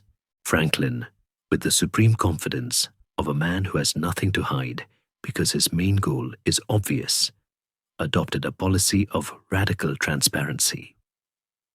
"If I was sure," he said, "that my valet de chambre was a spy, as he probably is, I think I should not discharge him for that, if in other respects I liked him." He knew that the British spies would report that he was meeting with French officials, and that was exactly what he wanted London to know. He used the spies to make the British nervous about a French alliance that hadn't even happened yet. His days were a mixture of high stress and high society. He rose late, often receiving visitors while still in his bath, a habit that scandalized the more puritanical Americans like John Adams, who arrived later to join the commission. Adams was appalled by Franklin's lifestyle, his flirtations with French ladies, his late dinners, and his apparent laziness. He didn't understand that for Franklin, the dinner party was the work. It was over glasses of Madeira and plates of heavy French cream that Franklin charmed the aristocracy, convincing the wives and mistresses of powerful men that America was a cause worth dying for. He wrote bagatelles, light, humorous essays for his female friends, engaging in a diplomacy of the heart. He learned to speak French, not perfectly, but fearlessly, making jokes about his own grammar that endeared him to the court. But beneath the laughter and the wine, the tension was eating him alive. The news from America was disastrous. Washington was losing. New York had fallen. The British were advancing. Franklin was begging Vergennes for loans to pay for the gunpowder that was keeping the American army alive. But the French treasury was running dry. Every week, he had to perform a miracle of persuasion to keep the credit flowing. He was financing a war on his own personal reputation. The winter of 1777 was the nadir. The British General Burgoyne was marching down from Canada, threatening to split the colonies in two. The American cause looked hopeless. In the salons of Paris, the whispers began. Franklin is a charmer, but his country is a corpse. The Franklin mania began to cool.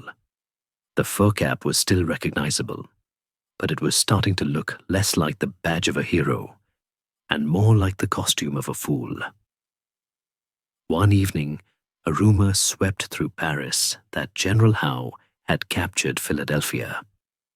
It was true. The city of Franklin's heart, the home of his library, his hospital, and his unfaithful lightning rods, was in British hands.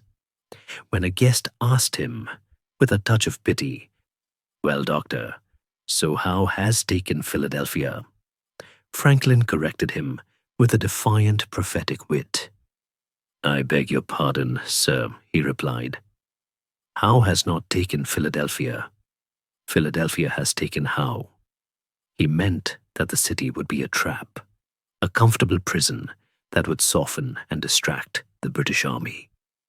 It was a brave line, but as he went to bed that night in the soft sheets of the Hôtel de Valentinois, the silence of the room must have been deafening. The lightning had struck home. He needed a victory. He didn't need another snuff box with his face on it. He needed a battle with a British surrender. He needed Saratoga. The winter of 1777 descended upon Paris with a damp, bone-chilling weight, turning the gardens of Passy into a landscape of grey skeletons. Inside the Hôtel de Valentinois, the fire in Benjamin Franklin's study crackled, casting long, dancing shadows against the velvet curtains. If you were to look through the keyhole, you might see the doctor hunched over a chessboard, his brow furrowed, his hand hovering over a carved ivory bishop. Chess was not merely a pastime for Franklin. It was an obsession, a mirror of his mind. He played for hours, often until dawn, against neighbors, friends, and the beautiful, intelligent women of the French court who had adopted him as their sage. In his famous essay, The Morals of Chess, he wrote that the game taught foresight, circumspection, and caution. But in late 1777, the game he was playing with the French foreign minister, the Comte de Vergennes, required more than caution. It required a gamble. The situation was dire. The American army was freezing at Valley Forge, starving and shoeless. The Continental Congress was bankrupt, printing paper money that was worth less than the rags it was printed on. In Paris, the Franklin mania was souring into skepticism. The French courtiers, fickle in their affections, whispered that the American cause was a dream of philosophers that had woken up to the nightmare of British bayonets. Franklin felt the walls closing in. He was surrounded by British spies, men who dined at his table, drank his wine, and then sent reports to London detailing every cough and sigh of the rebel ambassador. One spy, Dr. Edward Bancroft, was so trusted by Franklin that he served as his secretary, all the while writing his reports in invisible ink between the lines of love letters to a non-existent mistress. Franklin, the man who prided himself on seeing the truth, was living in a hall of mirrors. He knew that France was the only piece on the board that could save the king, or rather, the Republic. But Vergennes was a master player himself. He sat in his gilded office at Versailles, polite, smiling, and immovable. He offered sympathy, he offered secret loans, But he refused the one thing Franklin needed: an official alliance. Vergennes was waiting. He needed proof that the Americans could actually win a major battle before he committed the French Navy to a global war with Britain. He was not about to tie the destiny of France to a sinking ship, and so Franklin waited. The waiting was a physical torment. For months, there had been no news from America. The Atlantic was a silence that swallowed ships and rumors alike. Franklin masked his anxiety with a facade of philosophical calm. When a frantic American expat burst in to ask if the revolution was lost, Franklin famously replied, "Ka ira, ka ira." It will be fine. It will be fine. It became his mantra, a verbal shield against despair. But at night, playing chess by the fire, he must have looked at the board and realized he was running out of moves. Then, on the morning of December 4th, 1777, the sound of carriage wheels crunching on the gravel of the courtyard shattered the quiet of Passy. A young messenger named Jonathan Loring Austin leapt from the carriage. He had ridden straight from the coast, dusty and exhausted, carrying a packet of dispatches from Congress. Franklin, along with the other American commissioners, Silas Deane and Arthur Lee, rushed out to meet him. Franklin's first question betrayed his deepest fear. "Sir," he asked, his voice slightly trembling, "is Philadelphia taken?" "Yes, sir," Austin replied. "It is." Franklin's shoulders must have slumped. It was the confirmation of the disaster he had tried to spin with his "Philadelphia has taken how" quip. But Austin wasn't finished. "But, sir," the young man continued, breathless with the magnitude of his message, "I have greater news than that. General Burgoyne and his whole army are prisoners of war." The silence that followed was the silence of a world turning on its axis. Burgoyne surrendered. An entire British army captured at Saratoga. It was impossible. It was miraculous. It was the checkmate Franklin had been praying for. The reaction in the courtyard was undiplomatic joy. One can imagine the old doctor, forgetting his gout, clapping his hands, his eyes wide with the sudden influx of hope. The news was too big to keep secret. It exploded out of Passy and raced to Versailles. Franklin knew exactly how to play this new piece. He didn't go begging to Vergennes. Instead, he quickly wrote a circular letter announcing the victory and ensured it was distributed to every salon, coffee house, and newspaper in Paris. He let the French public do the work for him.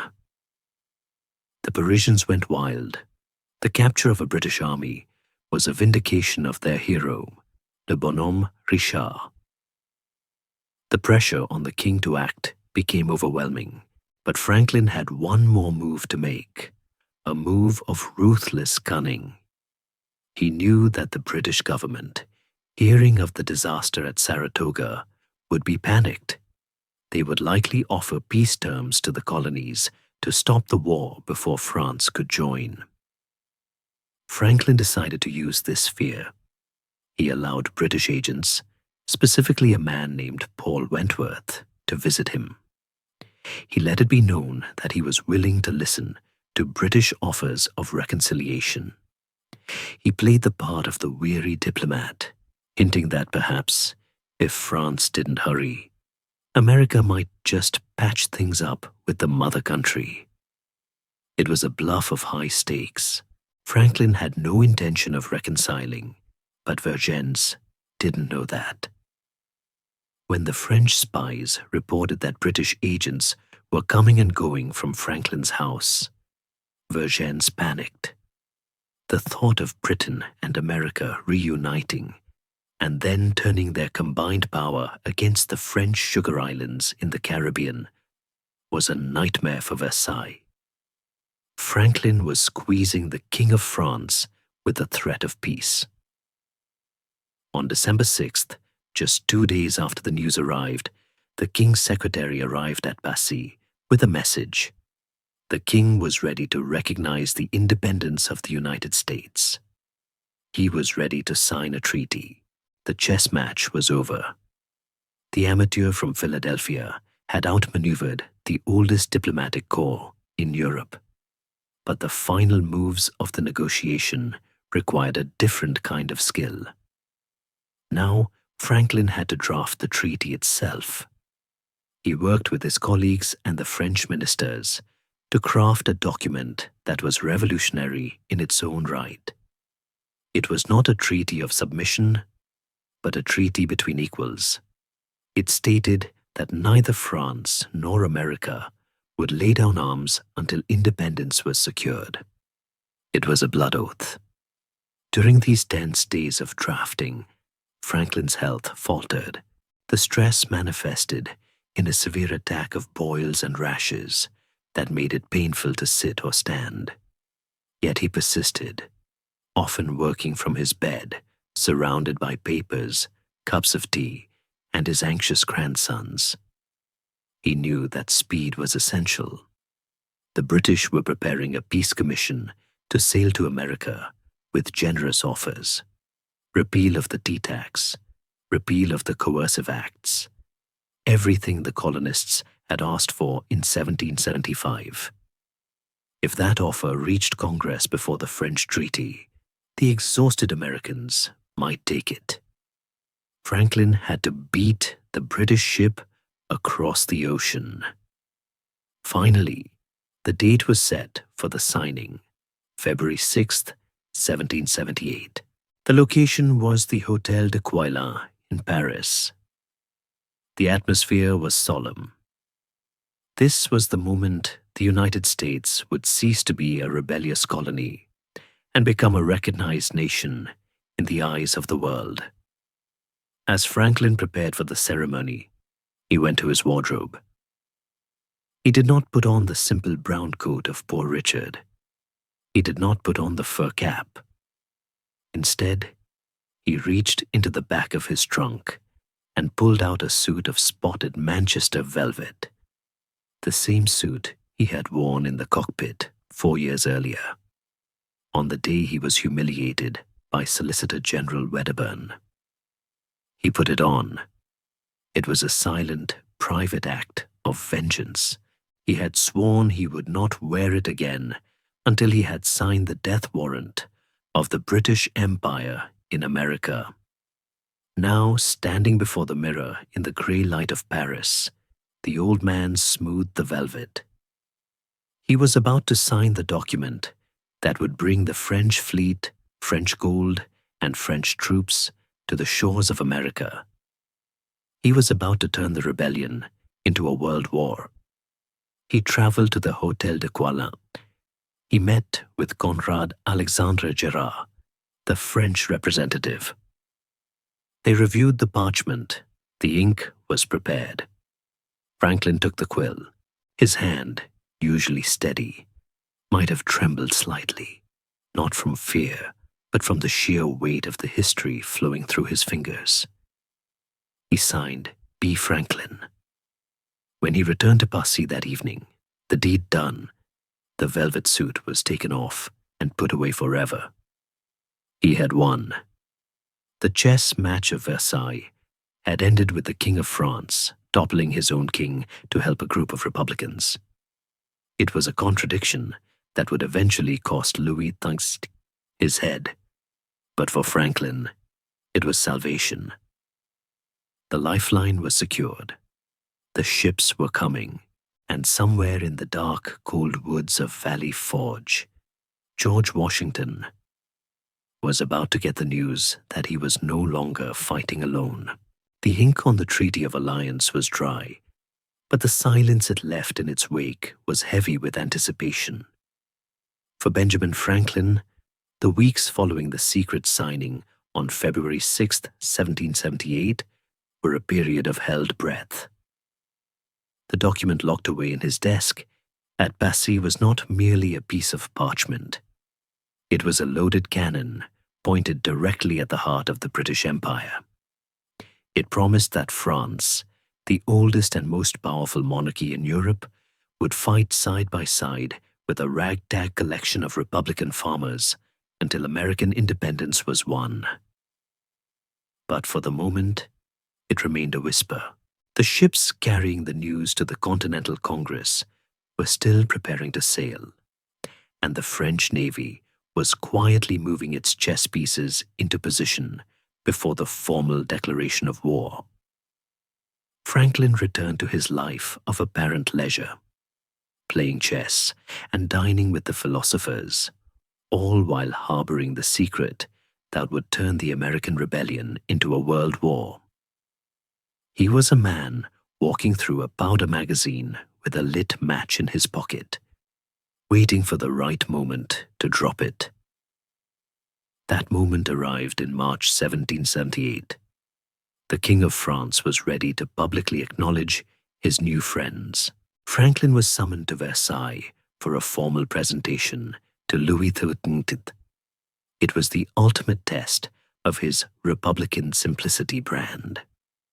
The court of Versailles was the most rigid, etiquette-obsessed environment on earth, a place where the wrong buckle on a shoe could end a career.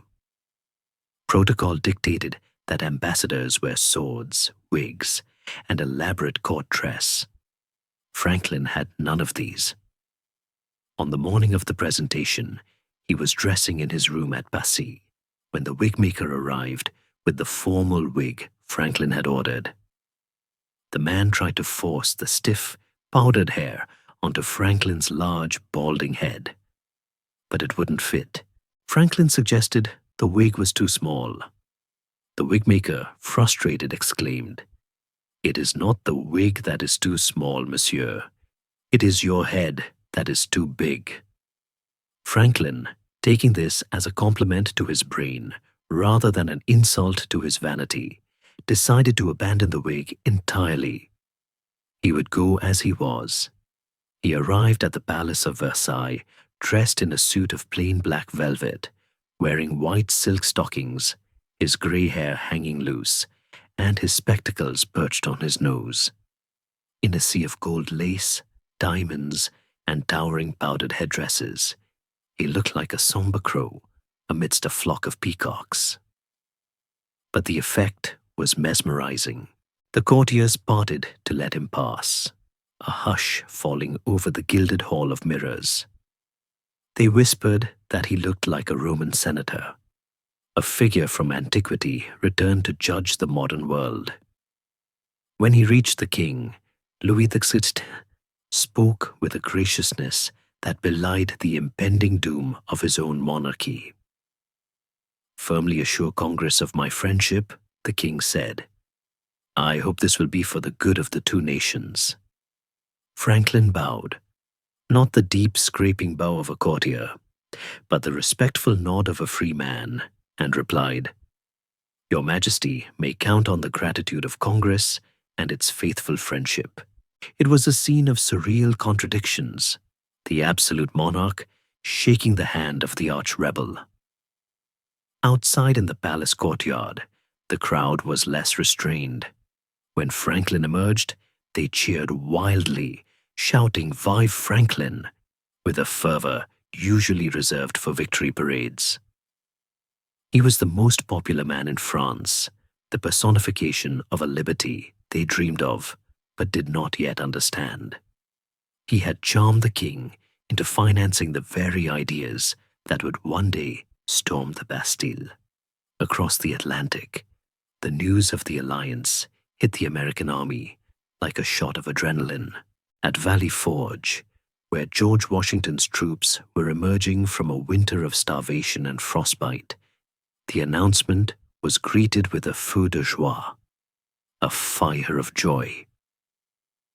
The soldiers lined up in formation and fired their muskets in a running ripple of shots that sounded like a continuous roar of thunder, followed by huzzas for the King of France. It is a strange irony of history that American patriots spent the spring of 1778 drinking toasts to a despot, but hunger makes for strange bedfellows. The alliance meant that clothes, shoes, gunpowder, and most importantly, the French fleet were on their way. The war was no longer a lonely insurrection. It was a global conflict, forcing Britain to defend its own shores and its Caribbean colonies, drawing troops away from the American front. Back in Paris, Franklin's life became a whirlwind of celebrity and diplomacy. The greatest literary figure of the age, Voltaire, returned to Paris that spring after years of exile. He was 84, a living skeleton with eyes that still burned with wit. The meeting of Franklin and Voltaire at the Academy of Sciences became a legendary piece of theatre. The audience, sensing the historic weight of the moment, demanded that the two great men introduce themselves. They shook hands, but the crowd wasn't satisfied. Il faut s'embrasser, they shouted. You must embrace. So, the two old philosophers hugged and kissed each other on both cheeks in the French manner. The crowd erupted, weeping and cheering. It was said that Solon and Sophocles had embraced. Franklin, the tamer of lightning, and Voltaire, the tamer of fanaticism, stood together as the twin pillars of the Enlightenment. Franklin later brought his grandson to receive a blessing from Voltaire. The old Frenchman placed his hands on the boy's head and spoke only two words in English: God and liberty. But amidst the adulation, the friction of the commission was wearing Franklin down. He was working with Arthur Lee and John Adams, two men who were as different from him as granite is from water. Lee was paranoid and jealous, convinced that Franklin was stealing the credit and possibly embezzling funds. John Adams, who arrived to replace Silas Deane, was a stern, puritanical lawyer who was horrified by Franklin's lifestyle. Adams saw Franklin rising at noon, dining late, and spending hours with the ladies of the salons. He wrote in his diary that Franklin's life was a scene of continual dissipation. He didn't understand that Franklin's dissipation was his work. The ladies he charmed were the wives of ministers who signed the checks. The late dinners were where the intelligence was gathered. Franklin was a master of the soft power that Adams, with his blunt honesty, despised. He hates me, Franklin once said of Adams, and I cannot help it. The bickering was constant, a petty war fought inside the walls of Passy, while the real war raged outside. Yet Franklin found solace in helping a fellow outsider. In 1779, a fiery Scottish-born sea captain named John Paul Jones arrived in France, desperate for a ship to fight the British. Jones was a warrior without a weapon. He had read Franklin's Poor Richard's Almanac and was particularly struck by the proverb, "If you would have your business done, go. If not, send." Taking this to heart, Jones went directly to Versailles to demand a ship, bypassing the slow channels of bureaucracy. Franklin, recognizing a kindred spirit of audacity, used his influence to secure an old, rotting merchantman for Jones. In gratitude, Jones renamed the ship the Bonhomme Richard, the French translation of Poor Richard. It was this ship, leaking and slow, that Jones would sail into immortality against the British frigate Serapis, uttering the famous cry, "I have not yet begun to fight." Franklin was not on the deck, but his spirit was in the timbers. The year 1779 closed with Franklin being appointed the sole minister plenipotentiary to France. The bickering commission was dissolved. Adams and Lee were sent home or elsewhere. Franklin was finally alone at the helm. He was 73 years old. His health was failing. A bladder stone caused him excruciating pain when the carriage rattled over the cobblestones. He longed for home, for his daughter, for the quiet of his library. But he knew he could not leave. He was the glue holding the alliance together. He was the only one who could wheedle another 1,000,000 livres from Vergennes when the American Congress drafted checks it couldn't cash. He was the father of the cause in Europe, a role that required infinite patience and a mask of constant, reassuring calm. As the winter nights drew in, Franklin would sit by his fire at Passy, listening to the wind strip the leaves from the trees in the garden. He would write bagatelles to his dear friend Madame Briand, light, flirtatious essays about the afterlife or the nature of ants, trying to distract himself from the crushing weight of his responsibility. He knew the war was far from over. The British were shifting their strategy to the south, burning and pillaging. The French fleet had not yet delivered a knockout blow. The Treaty of Friendship was signed, yes, but friendship is expensive. Franklin was the man who had to pay the bill, not with money, but with himself. He was the old candle burning at both ends to light the way for a nation that was struggling to be born. The lightning had been caught, the snake had been joined, but the storm was still raging, and the doctor knew that the hardest part of the birth, the delivery, was yet to come. The guns fell silent at Yorktown in October 1781. When the news of Lord Cornwallis's surrender finally reached Paris a month later, it arrived at the Hôtel de Valentinois not with a shout, but with a deep, shuddering exhale. Benjamin Franklin was 75 years old. His body was a map of ailments. The gout gnawed at his feet like a trapped wolf, and a kidney stone made every movement a trial of endurance. But as the report of the British defeat was read aloud, the pain must have receded for a moment, replaced by the warm, golden glow of vindication. The bet he had placed with his life, his fortune, and his honor had paid off. The rebel army, backed by the French fleet he had secured, had broken the back of the British Empire. The war of muskets was effectively over.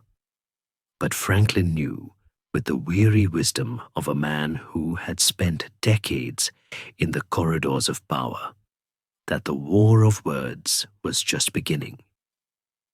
Winning the peace would be harder than winning the battle.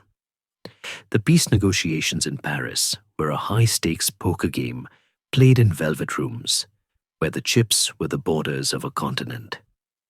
The British, humbled but not destroyed, sent Richard Oswald to negotiate. Oswald was a Scottish merchant and an old friend of Franklin's, a man chosen specifically because the British government hoped Franklin would be soft on him. But Franklin was not soft. He was merely polite. He knew that Britain was desperate to peel America away from France, to salvage a trading relationship from the wreckage of the empire. He intended to use that desperation to carve out a nation far larger than the 13 colonies. He wanted the Mississippi River.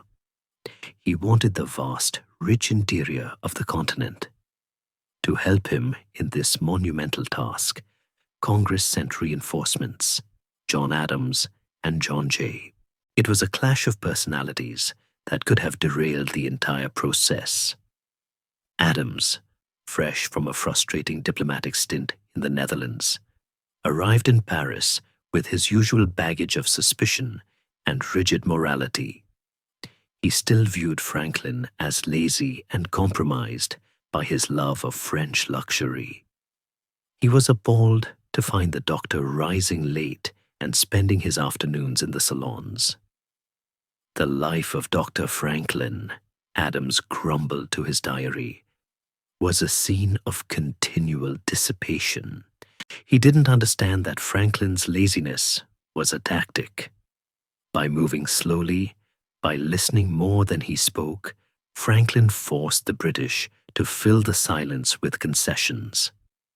John Jay, a sharp-eyed lawyer from New York, added a layer of deep paranoia. He suspected, correctly as it turned out, that the French were not entirely altruistic allies. The instructions from the Continental Congress were clear.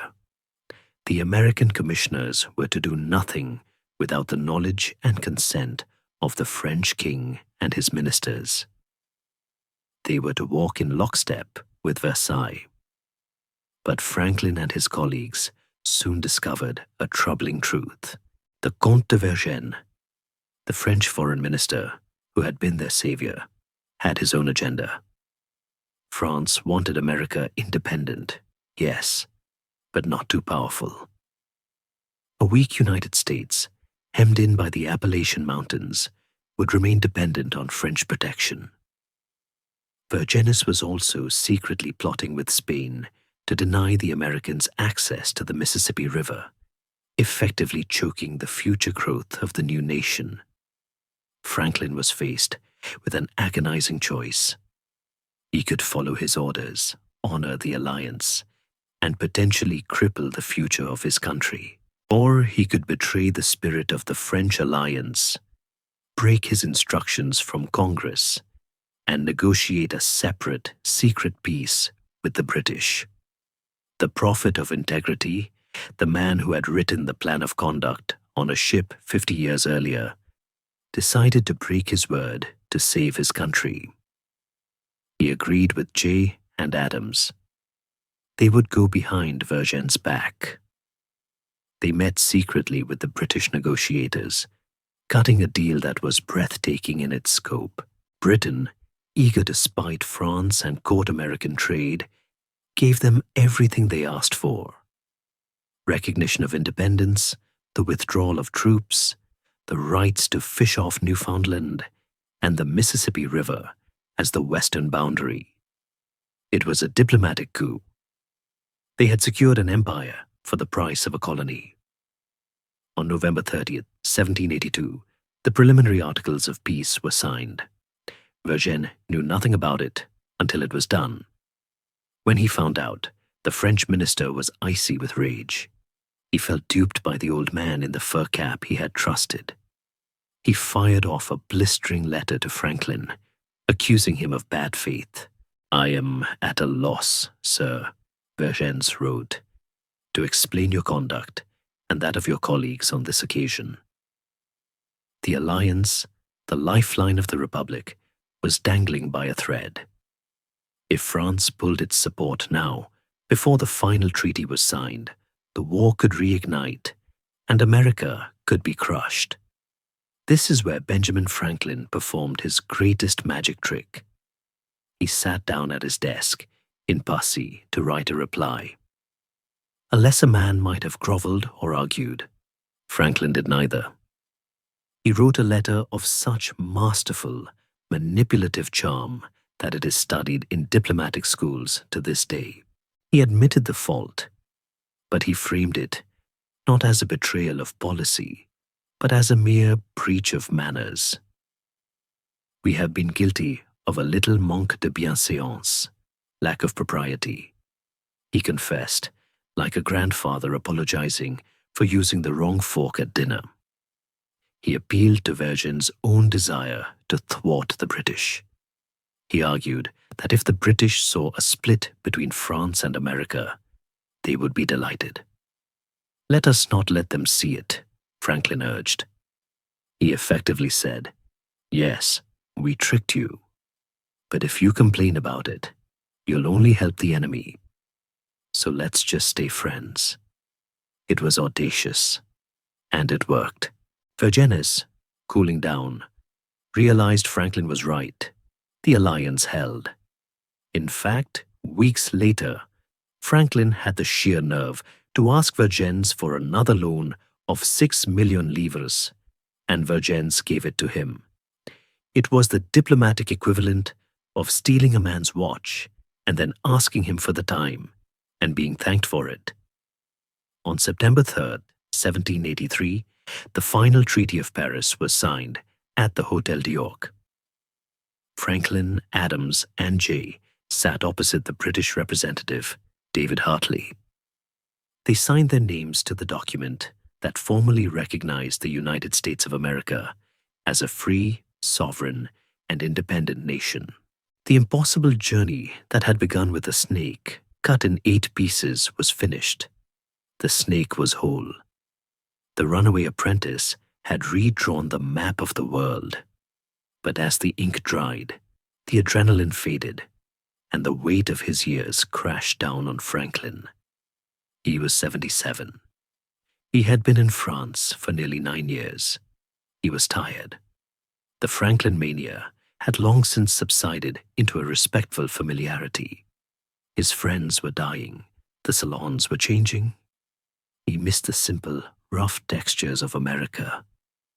He missed his daughter, Sally. He missed the house on Market Street. He wrote to Congress, begging for permission to come home. "I have served the public my whole life," he wrote. "I have surely a right to a little repose." While he waited for his recall, he spent his twilight days in Passy, observing the world with the gentle curiosity of a child.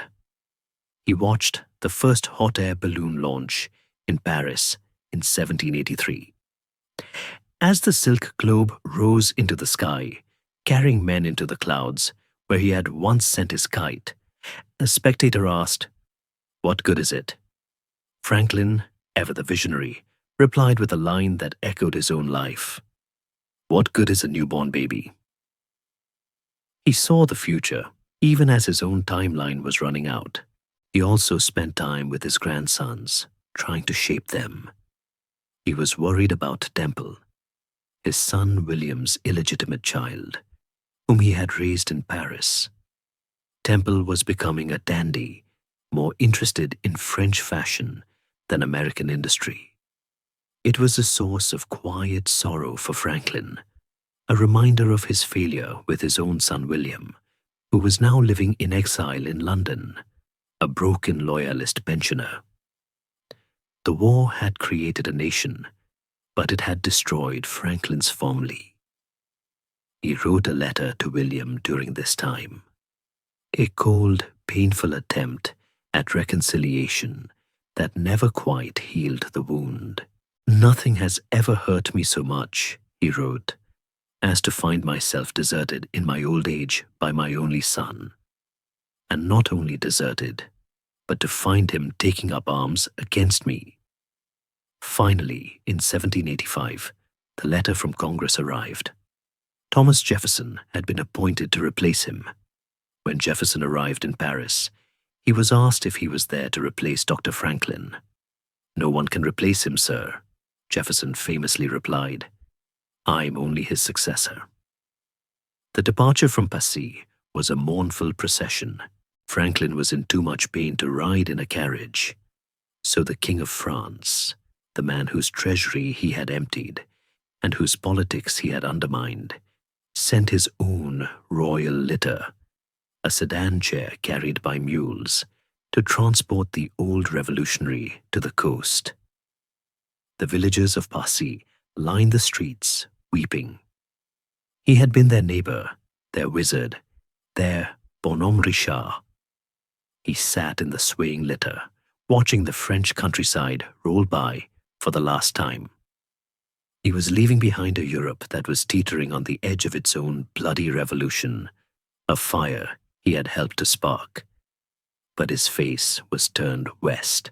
He was going back to the city of Quakers and brick, to the grave of his wife, Deborah, and to the country he had built from ink and lightning. The peacemaker was going home to die, but he had one last act of service to perform before the dark finally closed in. The voyage home in 1785 was a quiet coda to a life lived in the storm. The man who had crossed the Atlantic 8 times often in peril of capture or shipwreck, now drifted across a calm summer sea.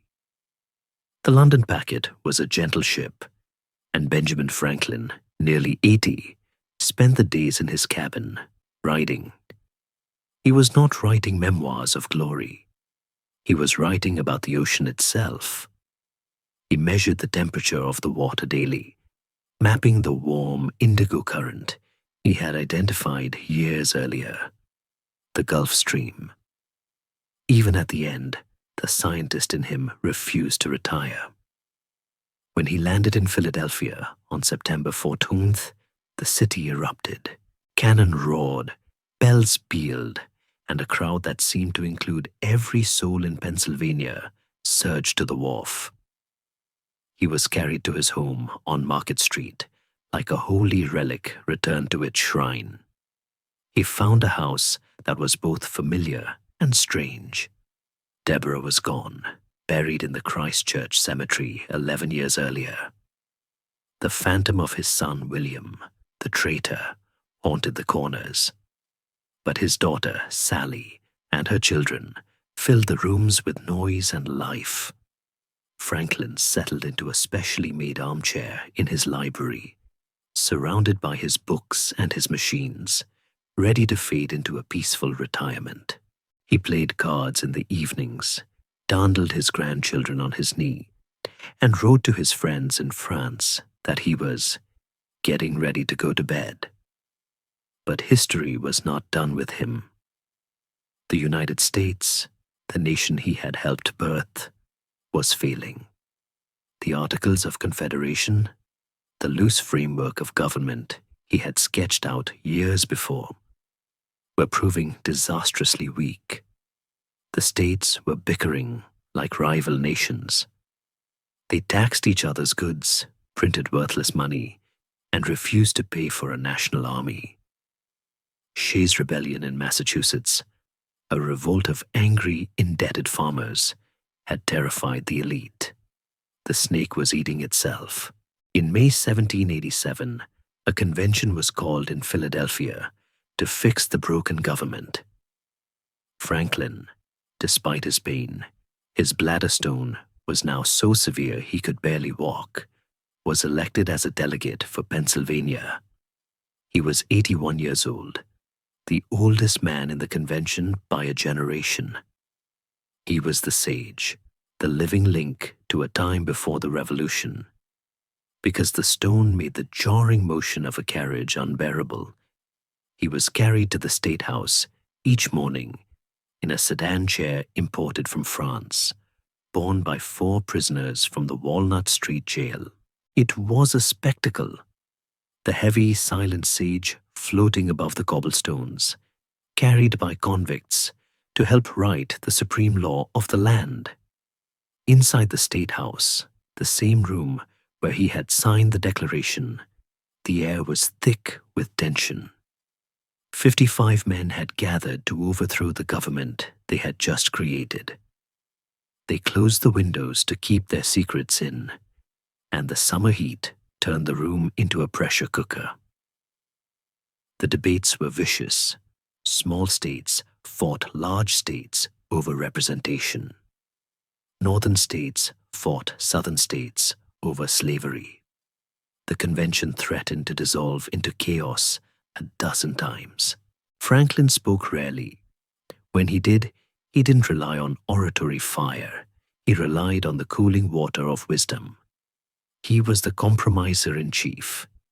He invited the warring delegates to his home, charming them with tea and stories under the mulberry tree in his garden, soothing their egos with his famous hospitality. In the chamber, he offered calm, practical suggestions. When the convention deadlocked over how to apportion power, should it be by population, favoring big states, or equal, favoring small states? Franklin helped broker the Great Compromise, a House represented by population, and a Senate with equal votes. He saved the Union with a deal. But he was also a provocateur. In a moment that stunned the biased delegates, Franklin, the man who had questioned religious dogma his whole life, suggested that the convention begin each day with a prayer. "The longer I live," he said, "the more convincing proofs I see of this truth, that God governs in the affairs of men." It was a strange pivot for the deist, perhaps a tactical move to shame the bickering men into humility. The motion failed. They didn't have money to pay a chaplain, they claimed. But the point was made. They needed to think beyond their petty interests. As the summer wore on, a document emerged. It was not perfect. It protected slavery, a moral stain that Franklin, now the president of the Pennsylvania Abolition Society, hated but felt powerless to stop if he wanted a union. It created a strong executive, which Franklin feared might slide into monarchy. But it was a government. On September 17th, 1787, the final draft was ready to be signed. The mood was somber. Many delegates were unhappy with the result. Some refused to sign. Franklin rose to speak one last time. He was too weak to stand for long, so James Wilson read his speech for him. It was the greatest closing argument in American history. "I confess that there are several parts of this Constitution which I do not at present approve," the speech began, "but I am not sure I shall never approve them." He urged the men to doubt their own infallibility. He argued that this was likely the best government that human wisdom could create, given the prejudices and passions of the men involved. He asked them to sign it, not because it was perfect, but because the alternative was chaos. "I consent, sir, to this Constitution because I expect no better, and because I am not sure that it is not the best." As the delegates moved forward to sign the parchment, Franklin watched them. His eyes settled on the president's chair, occupied by George Washington. On the back of the chair was carved a wooden sun, half obscured by the horizon. Painters often use such a sun to symbolize dawn or dusk, but it was impossible to tell which. Franklin leaned over to a nearby delegate and whispered the words that would become the epitaph of the convention. "I have often and often, in the course of the session, looked at that behind the president without being able to tell whether it was rising or setting. But now at length I have the happiness to know that it is a rising and not a setting sun." He signed his name, B. Franklin. It was the fourth time. The Declaration, the treaty with France, the Treaty of Peace, and now the Constitution. He was the only man to sign all four. He had carried the nation from a dream in a candle shop to a legal reality on a world stage. The sun was indeed rising on the Republic, but for the man in the sedan chair, the light was fading fast. He was carried home, past the cheering crowds, to the quiet of his library. The work of the builder was done. Now there was only the work of the soul left to finish. The sedan chair was put away. The velvet suits were hung in the wardrobe, smelling of lavender and old diplomatic battles. By 1788, the world of Benjamin Franklin had shrunk from the grand courts of Versailles and the debating halls of Philadelphia to the four walls of his bedroom on Market Street. He was 82 years old, and his body, which had served him with such robust endurance for so long, was finally staging its own rebellion. The kidney stone that plagued him had become a source of constant grinding agony, making it impossible for him to stand upright or ride in a carriage. To manage the pain, he turned to laudanum, a tincture of opium in alcohol. The final chapter of The American Sage was lived in a haze of narcotic twilight, a slow drift between the sharp clarity of his mind and the dull fog of his medicine. Yet, even in this blue chamber, as he called his bedroom, the engine of his industry did not stop. It merely changed gears. He was surrounded by his grandchildren, the offspring of his daughter Sally, who cared for him with a tenderness that touched the old man deeply. He watched them learn to read, perhaps seeing in their bright eyes the reflection of his own voracious youth in the candle shop. He had a mechanical arm built, a long wooden stick with a gripping claw, so he could reach the books on the high shelves without getting out of bed. He lay there, a fallen titan among his paper towers, reading philosophy and answering letters from admirers who wrote to him as if he were already a saint. He tried, in these quiet hours, to finish his autobiography. He had started it nearly 20 years earlier, as a letter to his son William, back when they were friends. Now, picking up the manuscript was a journey through a minefield of memories. He wrote a little more, detailing his years in London, but he stopped at 1757. He could not bring himself to write about the war, the treason of his son, or the death of his wife. The pen felt too heavy, or perhaps he realized that a life as full as his could never be truly captured in ink. He set the manuscript aside, an unfinished monument, deciding that his actions would have to speak for him. And he had one action left to take. Throughout his life, Franklin's relationship with the institution of slavery had been a slow, uncomfortable evolution. As a young man, he had owned slaves. He had sold slaves from his print shop. He had run advertisements for the capture of runaways. He was a man of his time, accepting the brutality of the world as he found it. But Franklin was also a man who believed in evidence, and the evidence of his life had chipped away at his prejudice. He had visited a school for black children in 1763 and came away impressed by their intelligence, writing that he had conceived a higher opinion of the natural capacities of the black race than I had ever before entertained. He had realized that the degradation of enslaved people was not a result of their nature, but of their condition. The scientist in him saw that if you broke a man's legs, you could not blame him for limping. Now, at the very end, the prophet of liberty could no longer abide the hypocrisy of a free nation built on stolen labor. He had saved the Union at the Constitutional Convention by compromising on slavery, allowing it to exist to keep the South in the fold.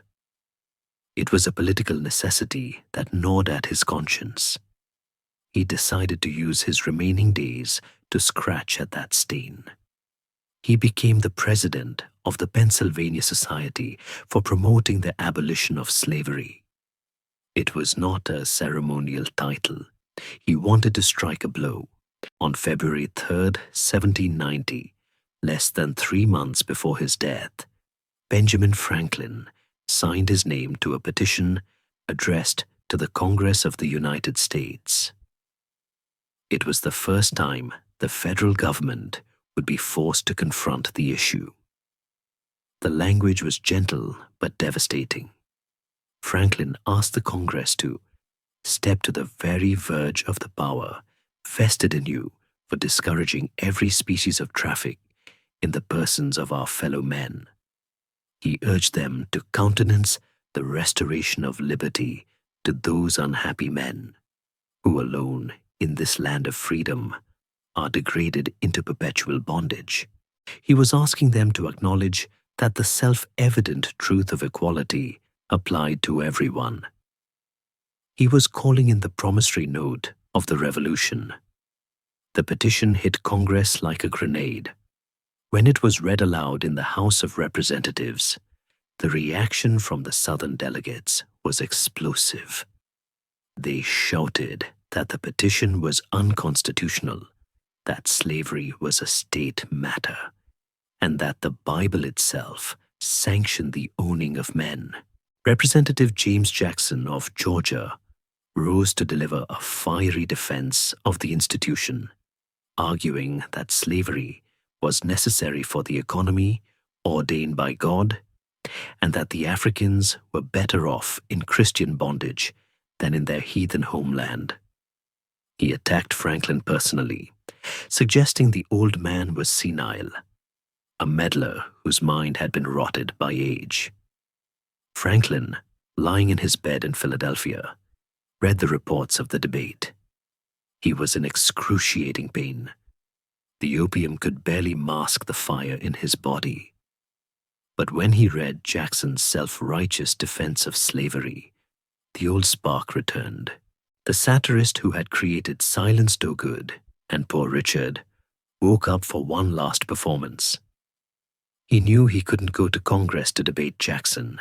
He couldn't shout, but he could still write. On March 23, 1790, the Federal Gazette published a letter to the editor. It purported to be a historical document from 1687, a speech given by a member of the Divan of Algiers, a pirate state on the Barbary coast. The speech was delivered by a man named Sidi Mehemet Ibrahim. In the letter, Ibrahim was responding to a petition from a radical sect called the Erika, an anagram for Quaker, who wanted to end the practice of enslaving white Christians captured at sea. Ibrahim's speech was a masterpiece of mirroring. He used the exact same arguments that James Jackson had used in Congress, but flipped the races. Ibrahim argued that ending the enslavement of Christians would ruin the economy of Algiers. Who, in this case, is to hew our wood and draw our water, he asked. He argued that the white Christians were better off as slaves in a Muslim land, where they could be saved from their drinking and their false Trinitarian religion, than they would be back in the barbarous gloom of Europe. He argued that God clearly intended for the sons of Europe to serve the sons of Ishmael. Franklin wrote, "If we cease our cruises against the Christians, how shall we be furnished with the commodities their countries produce, and which are so necessary for us? If we forbear to make slaves of their people, who in this hot climate are to cultivate our lands?" The satire was lethal. By putting the Southern arguments into the mouth of a Muslim pirate enslaving whites, Franklin exposed the absurdity and the evil of the pro-slavery logic. He showed that the justification for tyranny is always the same, whether the tyrant is a Georgia planter or an Algerian corsair. It was his final joke, and it was a dark, brilliant one. He ended the essay with a signature that winked at the reader, Historicus. It was the last thing Benjamin Franklin ever wrote for the public. He put down the pen. The effort must have exhausted him. He lay back against the pillows, listening to the sounds of the street outside, the carts rattling on the paving stones he had laid, the calls of the watchmen he had organized, the bells of the churches he had supported. He knew the petition would fail. He knew the satire would be laughed at or ignored by the men in power. He knew that the snake he had joined together was carrying a poison in its belly that would one day tear it apart again. He had seen the future, and it was bloody. But he had done his part. He had planted the flag of abolition in the soil of the new republic, leaving it for others to carry forward. The last public act was not a victory. It was a testament. It was the final correction in the ledger of his life, an attempt to balance the books of liberty before the ultimate audit. As March turned to April, the pain intensified. The opium could no longer hold back the tide. He developed a fever. His breathing became shallow and labored, a fluid gathering in his lungs that made every breath a struggle against drowning. The water American was being claimed by the element he had loved. His daughter Sally sat by his bedside, wiping his brow, watching the light fade from the eyes that had looked at kings and lightning bolts with the same level gaze. He was ready. He had told a friend months earlier, "I seem to have intruded myself into the company of posterity when I ought to have been abed and asleep." The party was over. The guests were leaving. The candles were burning low. He had lived for 84 years, a life so stuffed with event and invention that it seemed to belong to a dozen men, not one. He had been a candlemaker, a printer, a writer, a scientist, a musician, a diplomat, a president, and a revolutionary. He had traveled from the bottom of society to the very pinnacle of human fame. And now, at the end, he was just a father and a grandfather, holding the hand of his daughter in the dark. The final curtain was falling. The script was written. There were no more edits to make, no more errata to fix. The press was stopping. The type was being distributed back into the case. Benjamin Franklin closed his eyes and waited for the silence. The night of April 17th, 1790, was not stormy. There was no thunder to mark the passing of the man who had tamed it, no lightning to herald the departure of the Prometheus who had stolen it. There was only the quiet, heavy breathing of an old man in a room on Market Street, and then, at around 11 o'clock, silence. Benjamin Franklin died as he had lived, surrounded by family, his mind lucid until nearly the very end. His last words, a whispered request to his daughter to change his position so he might breathe a little easier. "A dying man can do nothing easy," he had murmured. And then he was gone. The pulse that had quickened at the sight of a kite string, the hand that had signed the birth certificate of a nation, the brain that had mapped the Gulf Stream and the path of liberty, all of it came to a rest. When the news broke the next morning, Philadelphia did not just mourn. It stopped. The city that Franklin had built, the city of the library, the hospital, the fire company, the university, the paved streets, and the street lamps, felt suddenly darker, as if the main generator had been switched off. The Pennsylvania Gazette, the newspaper he had founded 60 years earlier, appeared with black borders, a visual echo of the grief that draped the city. But it wasn't just Philadelphia. The shock wave traveled outward, carried by the post riders he had organized, moving down the roads he had surveyed. It reached New York, where Congress was in session. It reached Boston, the city of his birth. It reached the capitals of Europe. The funeral took place on April 21st. It was the largest public gathering in the history of North America up to that time.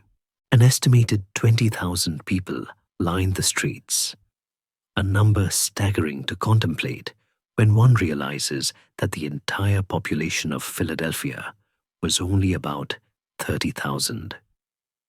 They came from everywhere, the rich and the poor, the leather aprons and the velvet suits, the scientists and the sailors, the free and the enslaved. They packed the windows, climbed the trees, and crowded the rooftops to catch a glimpse of the procession. The coffin was carried by the most powerful men in the state. The President of Pennsylvania, the Chief Justice, the Speaker of the Assembly, but walking just behind them, in a place of honor, were the printers of the city, the ink-stained brothers of the trade that Franklin had always claimed as his true identity. In his will, he had begun with the words, "I, Benjamin Franklin, of Philadelphia, printer. Not doctor, not excellency, not president, just printer. It was the title he was proudest of, the trade that gave him the tools to shape the world. As the procession wound its way from the State House to the Christ Church Cemetery, the bells of the city tolled. These were the bells of the churches he had helped support, ringing out a slow, mournful rhythm that vibrated in the chests of the mourners. The ships in the harbor flew their flags at half-mast. The very air seemed heavy with the weight of the loss. It was not just a man they were burying, it was an era. Franklin was the last of the Titans. He was the bridge between the colonial past and the American future. At the cemetery, they lowered him into the ground next to his wife, Deborah. He had left instructions for his grave marker. He wanted no grand obelisk, no marble statue, no list of titles. He asked only for a simple flat stone, inscribed with the names Benjamin and Deborah Franklin, and the year. It was a final act of the Republican simplicity he had perfected in Paris. He knew that his monument was not in stone, but in the living fabric of the country he had helped create. Every time a library opened, every time a fire truck raced to a blaze, every time a scientist looked through a microscope, every time a diplomat sat down to talk peace, that was his monument. But the most touching tribute came not from America, but from France. When the news reached Paris, the National Assembly, the body that was steering the French Revolution, paused its chaotic debates. The Comte de Mirabeau, a giant of the Revolution, rose to speak. "Franklin is dead," he announced, his voice booming through the hall. "The genius that freed America and poured a flood of light over Europe has returned to the bosom of the divinity." He declared 3 days of national mourning. It was unprecedented. A European nation was mourning a citizen of a republic as if he were a king. They wore black armbands. They held eulogies in the lodges and the salons. They wept for Le Bonhomme Richard. They understood, perhaps better than the Americans at the time, that Franklin belonged to the world. In the years that followed, the legacy of Benjamin Franklin would be contested. His enemies, and he had many, would try to paint him as a cunning opportunist, a man of loose morals and shifting loyalties. They would attack his religious skepticism, his illegitimate son, his love of luxury. But the people never listened. To the common man, he remained the patron saint of possibility. He was the proof that a candlemaker's son could dine with kings. He was the water American who showed that industry and wit could conquer birth and station. As we stand here now, looking back through the telescope of history, the figure of Franklin does not diminish. It grows. He is the most modern of the founders. Washington is a statue in marble, distant and austere. Jefferson is a complex enigma, shadowed by the paradox of slavery. But Franklin feels like someone we could meet today. We see him in the entrepreneur starting a business in a garage. We see him in the scientist tinkering in a lab. We see him in the diplomat trying to talk two enemies down from a cliff. He is the grandfather of our national character, pragmatic, humorous, curious, and endlessly inventive. He once wrote a mock epitaph for himself as a young man, comparing his body to an old book. The body of B. Franklin, printer. Like the cover of an old book, its contents torn out, and stripped of its lettering and gilding, lies here, food for worms. But the work shall not be wholly lost, for it will, as he believed, appear once more. in a new and more perfect edition, corrected and amended by the author. The book is closed now. The press has stopped. The ink is dry. But the story he printed, the story of a people who believe they can fix the world if they just work hard enough, think clearly enough, and stick together, that story is still being written. It is written in the lightning that lights our cities. It is written in the grid of our streets. It is written in the Constitution that protects our rights. Benjamin Franklin is not gone. He is just in the other room, perhaps playing chess, perhaps flying a kite, waiting for us to catch up. The funeral procession has faded. The tolling bells of Philadelphia have quieted, their iron tongues resting in the steeples. The crowds have dispersed, returning to their shops, their farms, and their homes, carrying with them the memory of the man who walked among them like a wizard in a plain coat. The grave in Christchurch Cemetery is covered with the soft, green blanket of the years. The stone is simple, just as he wanted. The rain falls on it, the sun warms it, and the snow covers it, season after season, turning the pages of time. Close your eyes now. Let the noise of the revolution, the clatter of the printing press, and the crack of the lightning bolt fade away.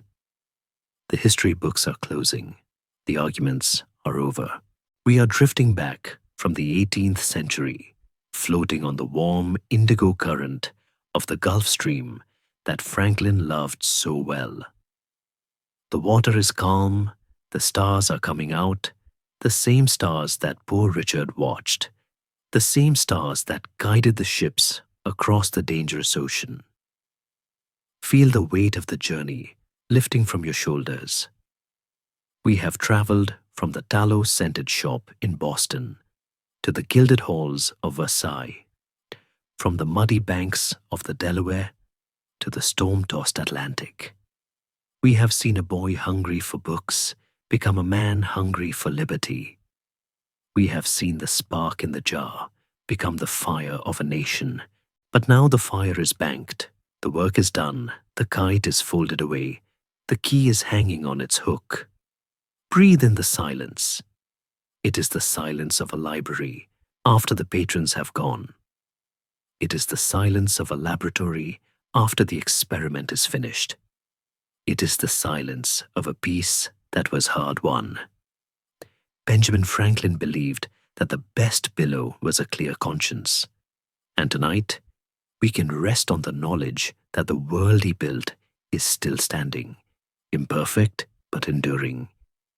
A house with many rooms, always open for improvement. Let the image of the old doctor fade gently. See him not as a statue, but as a kindly shadow sitting by the hearth, smiling as he watches the flames dance. He nods to you, a quiet benediction from across the centuries. He whispers that tomorrow is another day for industry, for curiosity, for fixing what is broken. But tonight is for rest. Tonight is for the repose he earned. The candle is flickering in the window on Market Street. The light is soft, warm, and golden. It casts a long shadow that stretches all the way to where you are lying now. Watch the light. It gets smaller and smaller, a tiny point of brightness in the dark, until it is just a spark. And then it is gone. The shop is closed. The printer is asleep. And now, so are you. Sweet dreams.